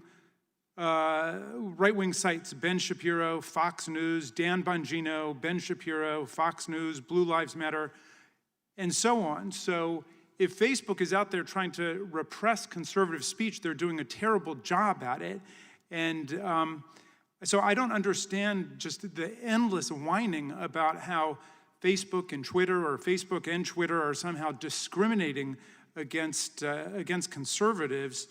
The removal of Donald Trump and Donald Trump Jr. From Twitter, their tweets, was all about their spreading disinformation, false statements about COVID-19. That was an absolute public health measure, which I hope all of us would endorse. We don't want anybody, including the President of the United States, spreading false information about COVID-19. So I think they essentially destroy their own case when they pick that as their cause for going after all of you. And I don't understand for the life of me the line of questioning about electioneering taking place by some of your companies. If you're opposed to electioneering by corporations, as I am, and you're opposed to Citizens United, then you've got no problem. Citizens United is what gave corporations the power to go out and spend money. And if you don't like the way that some companies are spending money, then either start your own company or tell them what's wrong with it. But the idea that electioneering is something you're opposed to just strikes me as completely inconsistent with the history and the facts. So I want to go to Mr. Cook, if we could. But first, a quick question. Are any of your companies benefit corporations, and is that something you've considered doing? Is there any one of you that have thought about becoming a B Corp or a benefit corporation? Okay, I take it the answer is no there. Mr. Cook, I'm hung up on this whole 30% question that several members have talked to you about, and you said sometimes it's 15%, sometimes it's 30%. Can you explain when it's 15 and when it's 30 and why it's 15 sometimes and why it's 30? Sure. Thank you for the question, Congressman. In 84% of the time, it's 0. 16% of the time, it's 15 or 30. In the case of it's 15 if it's in the second year of a subscription. Okay, so you just graduate from your first year, you're taking no toll, essentially. The second year, it's 15, and then it's 30 after that. Is that right? No. If it's a subscription product, it's 30% in the first year, and then it drops to 15 in the second year and every year thereafter. I gotcha. Okay. Well, what troubles me is just what one businesswoman told me when I was looking at this, which is she said, I pay around 25% of my income to Uncle Sam, to the government, and then I pay 30% of my income to Apple, and so I get half of it, and it's very hard to make ends meet. And I just wonder, look, all of you are in business and all of you are tremendously successful at what you do, and obviously this model has worked for you. But the question is, does this model actually squeeze out the next generation of entrepreneurs? And is it an unjust arrangement because you're, the 10,000-pound gorilla and they're just trying to get started? No, I don't think so. And in fact, keep in mind, we've gone from 500 apps to 1.7 million. And so there's a lot of apps on the store, and a lot of people are making a very good living from it. And you've said that, forgive me for interrupting, but you've said that several times. But that, to me, might just underscore the monopoly nature of your business, that everybody's got to go through you. There's really no alternative.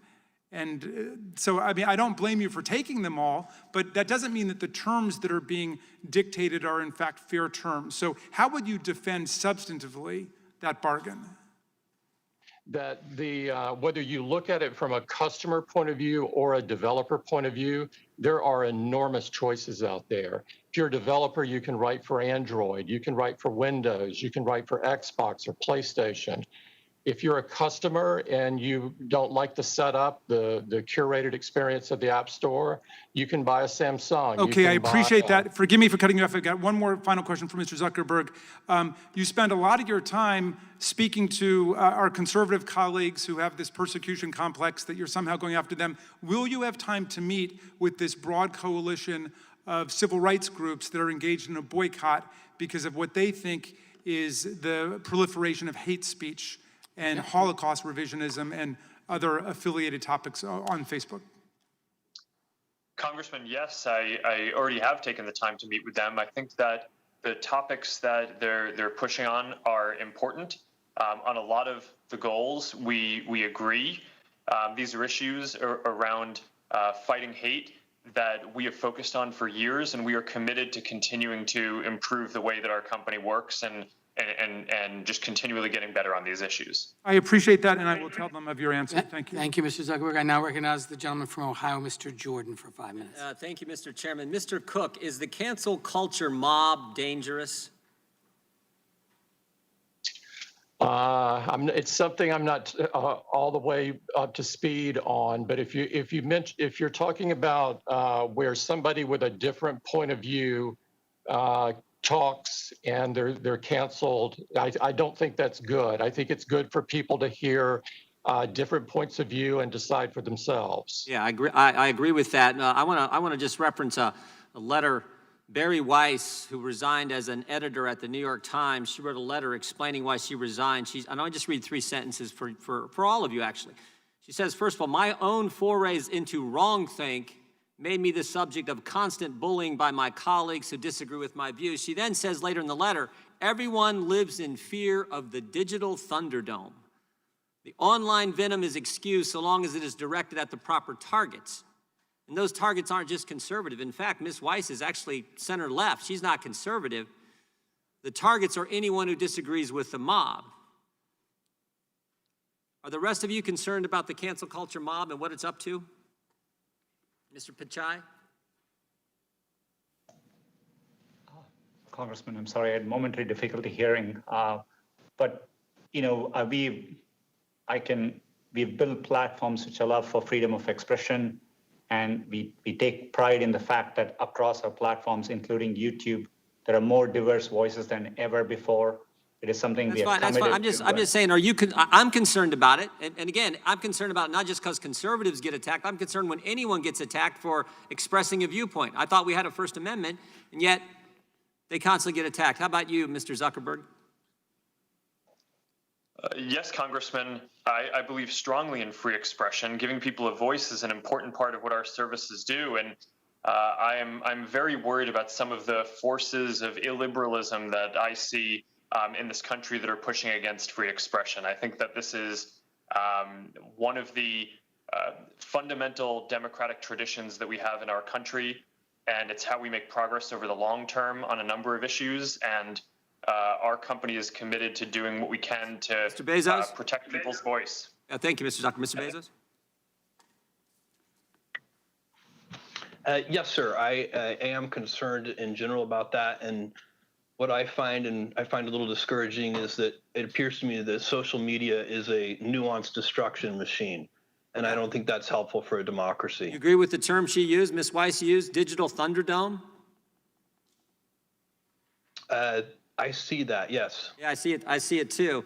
And I guess my point is you were four pretty important guys leading four of the most important companies on the planet, and it would sure be helpful if you spoke out against this. I mean, Mr. Cook, there was a 1984 Super Bowl ad in black and white, had this Big Brother type figure as the narrator saying over the screen to a bunch of these workers, looks like it was straight out of the Soviet Union, saying to a bunch of these workers as they're sort of marching along, he says one of the lines that the narrator uses is, "Our unification of thoughts is more powerful a weapon than any fleet or army on the earth." And then the ad ends with this lady running in color and smashing the screen, busting the groupthink, busting the mob think. Do you remember that ad, Mr. Cook? What company had that ad? I remember it very well. It was Apple versus IBM at the time. Yeah, but the point was, mob think, cancel culture, groupthink is not what this country is about. And we are seeing it play out every single, just take the sports world, for goodness sake. In the last few weeks, Drew Brees had to bow to the mob simply because he suggested you should stand for the anthem. There was a football coach at Oklahoma State who wore the, quote, wrong t-shirt fishing with his boys. He got in all kinds of trouble. James Harden wears a mask saying, back the police, help the police, support the police. He gets attacked. Why don't we just let the First Amendment work? That's all we're asking. And you are four individuals who have so much influence. It would sure help if you're out there criticizing what the cancel culture mob is doing to this country. And people see it every single day. And I hope you'll do it. I hope you all said you disagree with it. I hope you'll really speak out against it and be fair with all viewpoints. I yield back. The gentleman yields back. I recognize the gentlelady from Washington, Ms. Jayapal. Thank you, Mr. Chairman. Mr. Pichai, I direct my questions to you. Many of us feel a deep urgency to protect independent journalism, and I wanted to talk a little bit about ad revenue and independent journalism. Google makes most of its revenue through selling advertising, and Google's advertising exchange is a, quote, real-time marketplace to buy and sell display advertising space, correct? Yes, Congressman, that's correct. And over 2 million websites, including online newspapers, use that exchange, correct?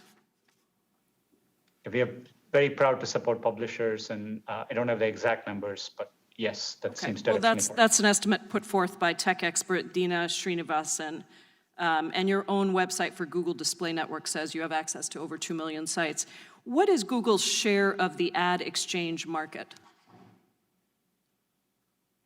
Congressman, I'm not exactly familiar. I've seen various reports, but we are a popular choice. Great. Let me put it up for you. If you look at the screen, you will see that 50 to 60%, Google has 50 to 60% according to the Online Platforms and Digital Advertising CMA market study that was just released.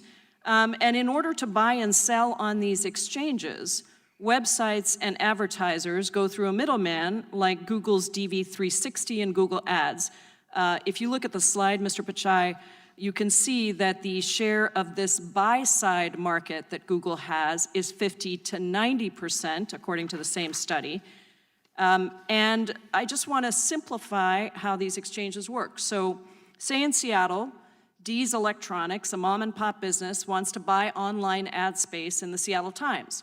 Dee's Electronics would need to go to a middleman like Google Ads, which would then bid for ad space on an ad exchange. The problem is that Google controls all of these entities. So it's running the marketplace, it's acting on the buy side, and it's acting on the sell side at the same time, which is a major conflict of interest. It allows you to set rates very low as a buyer of ad space from newspapers, depriving them of their ad revenue, and then also to sell high to small businesses who are very dependent on advertising on your platform. It sounds a bit like a stock market. Except, unlike a stock market, there's no regulation on your ad exchange market. If there were regulation, it would actually prohibit insider trading, which means that the broker can't use the data in the broker division to buy and sell for their own interests. Instead, brokers have to serve the clients, their clients. Does Google have a similar obligation to serve its clients, the businesses that are selling and buying ad space? Congresswoman, if I could explain this for a minute, we paid over $14 billion to publishers. We're deeply committed to journalism in this area. On an average, we pay out 69% of the revenue when publishers use Google's buy and sell side tools. And it's a low margin business for us. We do it because we want to help support publishers in this area. I understand that, Mr. Pichai. What I'm trying to get at is when any company controls the buy and the sell side, I worked on Wall Street a very long time ago, there are reasons that insider trading is regulated, and this ad exchange is essentially the same thing.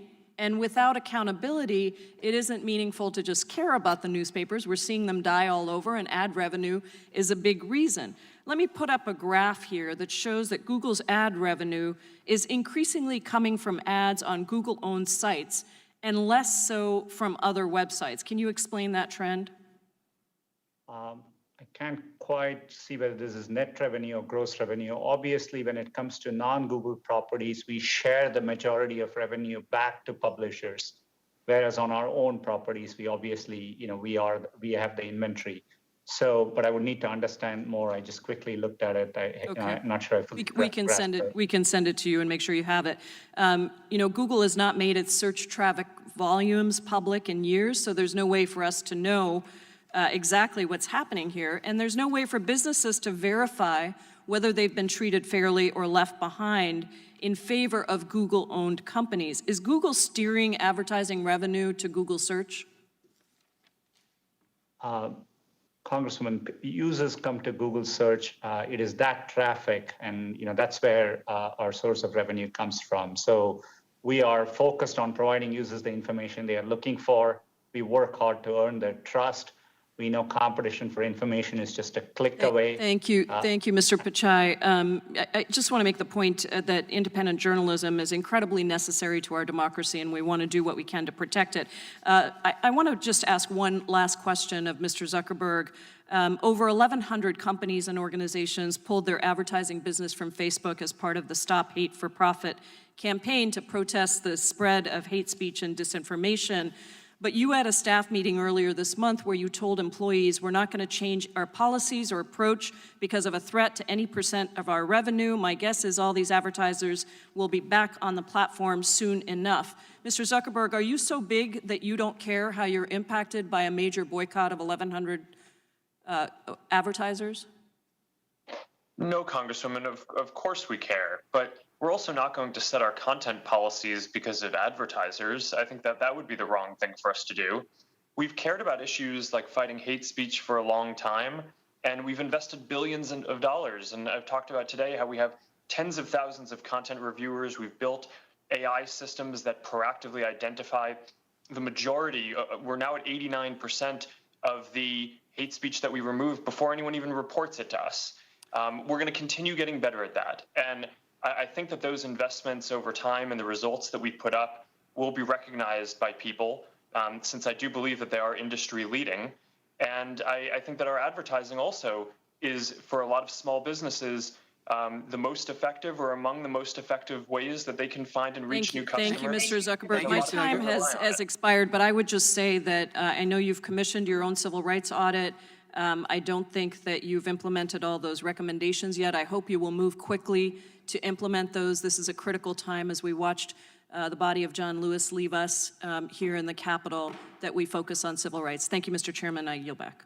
Before I call on the next witness, I want to recognize Mr. Pichai, who I think wants to make a correction for the hearing. The only correction, thanks, Mr. Chairman. There was a question earlier about information with respect to China. I just wanted to acknowledge on record that I recalled in 2009, we had a well-publicized cyber attack originating there, which did exfiltrate some code from there. I just wanted to correct that on record. Thank you. Thank you, Mr. Pichai. The record will still reflect. I recognize the gentlelady from Pennsylvania for 5 minutes. Thank you, Mr. Chairman. In March 2020, Amazon announced that it was going to start delaying shipments of non-essential products in order to better serve customers and meet need while helping to ensure the safety of their warehouse workers. In practice, however, it appears that this policy was applied selectively, as Amazon appeared to continue to designate its own products as essential, even as it delayed competing products from third-party sellers. So the essential items were supposed to include household staples, medical supplies, high-demand products, and that many factors were considered when determining eligibility to be essential. But we've had several employees report that Amazon continued to ship non-essential items like hammocks, fish tanks, pool floaties, et cetera. Mr. Bezos, were Amazon devices like Fire TV, Echo speakers, and Ring doorbell designated as essential during the pandemic? I don't know the answer to that question. What I can tell you is that we had, there was no playbook for this. We moved very quickly. Demand went through the roof. It was like having a holiday selling season, but in March, and we had to make a lot of decisions very rapidly.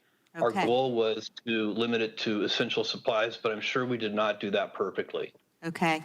I know the Ring doorbell has 2 competing products, including Arlo and Eufy, maybe. Do you know if they were designated as essential? I do not. Okay. Are you able to testify to Congress today whether Amazon's profit factor was a factor in giving an essential classification distinction? No, not to my knowledge. We were working to achieve 2 objectives. One was to get essential products to customers, and the second was to keep our frontline employees safe. And we did a tremendous amount of work in both categories, and that's what we were focused on. We were not focused on profitability at that time. Pushing out the elusive Clorox wipe, I guess. But at any rate, moving along, let's talk about the fees that Amazon charges sellers. According to a recent report, seller fees netted Amazon almost $60 billion in 2019, nearly double the $35 billion in revenue from AWS, Amazon's massive cloud computing division. 5 years ago, Amazon took an average of 19% of each sale made by a third party on its site. Today, Amazon keeps an average of 30%. Doesn't Amazon's ability to hike those fees so steeply suggest that Amazon enjoys market power over those sellers? No, Congresswoman, I don't believe so. I think what you're seeing there when you see that go from 19 to 30% is that more and more sellers are taking advantage of the incremental services that we offer. And a big piece of that is fulfillment by Amazon, which is probably the greatest invention that we ever created for sellers. And it's working for sellers. That's why today 60% of sales are going through third-party sellers, up from 0 20 years ago. Right, but I think a little more concerning is the 11% hike. Since 2014, Amazon's revenue from seller fees has grown almost twice as fast as its overall sales. So seller fees now account for 21% of Amazon's total revenue. Mr. Bezos, aren't seller fees now effectively subsidizing Amazon's retail division? Congresswoman, no, I don't believe so. I think what you're seeing there, when you see these fees going up, what's really happening is that sellers are choosing to use more of our services that we make available. They are, previously perhaps they were shipping their own products from their own fulfillment centers, so they would have had costs doing that for operating your own fulfillment center and buying transportation services to the customer through the Postal Service or through UPS or whoever it would be. Okay, You well, have let's those talk fees a little anyway, bit but about now the you're doing fulfillment that with centers. Fulfillment by Amazon. Right, Yes, okay, please, go ahead. so Sorry. we've got fulfillment by Amazon, and a year ago, we asked whether a merchant who was enrolled in fulfillment by Amazon, also known as FBA, is a factor in whether they can be awarded the buy box, and at that time, Amazon said no. But the evidence is indicating, and your own documents showing, that being enrolled in that program is a major factor, and it effectively forces sellers to pay for fulfillment services from Amazon if they want to make sales. Mr. Bezos, has Amazon's big buy box algorithm ever favored third-party sellers who buy fulfillment services from Amazon over other sellers? I think effectively the buy box, maybe directly or indirectly, I'm not sure if it's direct, but indirectly I think the buy box does favor products that can be shipped with Prime. So especially if you're a Prime member, the buy box is trying to pick the offer. If we have multiple offers from multiple sellers for the same item, customer wants to buy that item. The buy box is trying to pick the offer that we predict the customer would most like. That includes price, it includes delivery speed, and if you're a Prime member, it includes whether the item is eligible for Prime. Thank And you, so I Mr. think Bezos. I think my time's expired. Gentleman's time has expired. Before I recognize our last two colleagues, I think Mr. Zuckerberg would like to clarify something for the record as well. Chairman, thank you. In response to Congressman Johnson's question before, I said that I wasn't familiar with the Facebook Research app when I wasn't familiar with that name for it, but I just want to be clear that I do recall that we used an app for research, and it has since been discontinued, and I would be happy to follow up with his staff on any more details that he would like on that. Thank you, Mr. Zuckerberg. The record shall so reflect. I recognize the gentleman from Colorado, Mr. Neguse. Thank you, Mr. Chairman. Good afternoon, Mr. Cook. I wanted to direct a few questions to you and wanted to talk a little bit about the App Store and app development. So just taking a step back, my understanding from your testimony today is that essentially Apple has to operate by the same rules that the app developers operate by in terms of being able to access the App Store. Is that correct? We have 60 apps on the App Store. They go through the same rules that the 1.7 million do. Okay, so here's kind of why I asked that question. My understanding is the App Store review guidelines tell app developers not to submit copycat apps. Is that correct? I'm not totally familiar, but I believe that's the case because we were getting a number of apps that were essentially the same thing, a sort of a cookie cutter. And I can represent to you, Mr. Cook, we've reviewed, our subcommittee staff has obviously reviewed the guidelines, and they say that app developers should have original ideas, that copycat ideas aren't fair, and Apple's customers don't want those. On the other hand, the app developer agreement, which you require every developer to agree to, does give Apple the right to copy other apps. And so the question is why one rule for the developers that compete with you and the opposite rule for Apple? Congressman, I'm not familiar with that, but I could follow up with your office on it. Well, I would appreciate if you could follow up with our office. My understanding, again, is that the app developer agreement explicitly says that Apple can use any information that an app developer provides to Apple for any person, or any purpose. And so obviously you have complaints from any number of app developers who have testified before our committee. As I said, represent the state of Colorado. We heard from a company called Tile, which said that Apple had access to confidential information about the apps distributed by the App Store. And given that, juxtaposed against this language in the exclusive agreement, you can understand why we would have concerns about anti-competitive conduct. Yeah, Congressman, we run the App Store to help developers, not hurt them. We respect innovation. It's what our company is built on. We would never steal somebody's IP.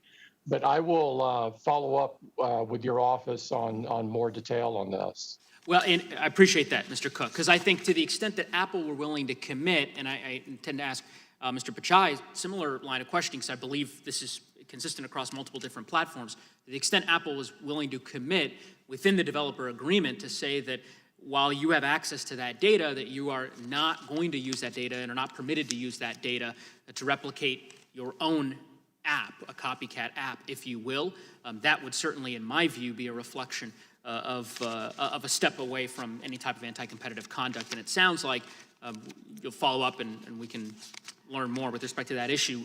Mr. Pichai, similarly, there was an article just today, or excuse me, yesterday, from The Verge. The title is "Google Reportedly Keeps Tabs on Usage of Rival Android Apps to Develop Competitors." And I'll quote from the article, Google said that the data doesn't give information about how people behave while they're using individual apps, but it wouldn't say whether it had been used to develop competing apps. So I guess first, I take it you would confirm that Google does have access to confidential information or ultimately competitively sensitive information about apps on the Android devices?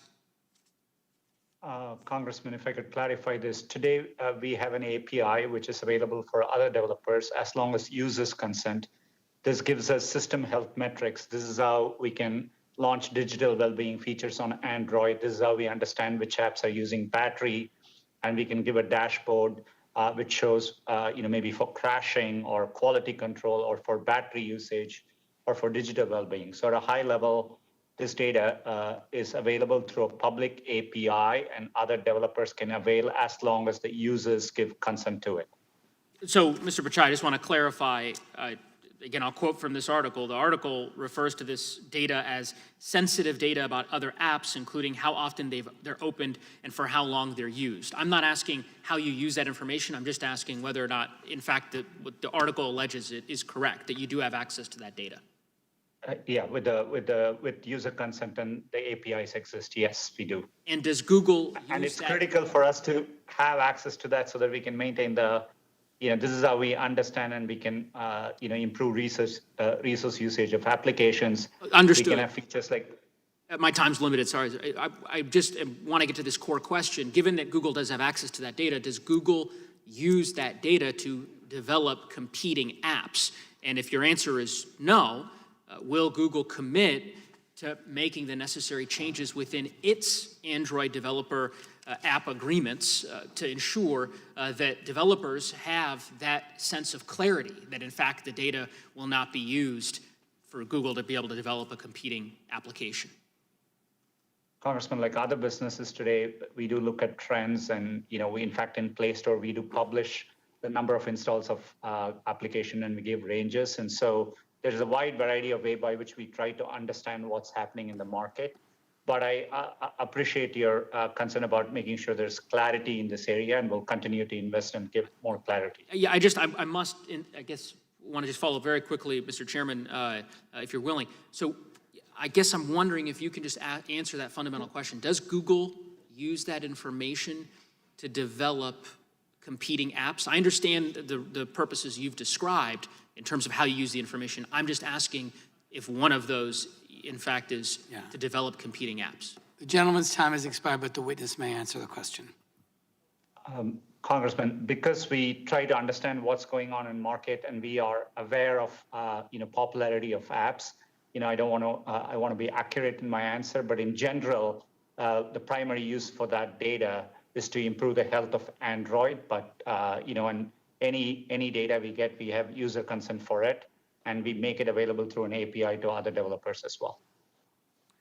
The gentleman's time has expired. I now recognize the gentlelady from Georgia, Ms. McBath. Thank you, Mr. Chairman. And gentlemen, thank you so much for spending so much of your time with us today. We really appreciate it. And many of you have mentioned John Lewis today and his fight for equality, and that I know that all my colleagues and I will carry on. Very quickly, can each of you simply commit to improving racial and gender equity at your companies, including Black leadership and women in your senior ranks? Just a yes or no answer, please. Mr. Zuckerberg. Yes. Mr. Cook.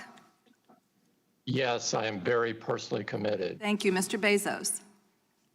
Absolutely, yes. Thank you. Mr. Pakai? Yes, and we've made public commitments to this regard. Thank you so much. Mr. Zuckerberg, in 2004, there were dozens of social media companies. Facebook distinguished itself from the competitors by focusing specifically on privacy.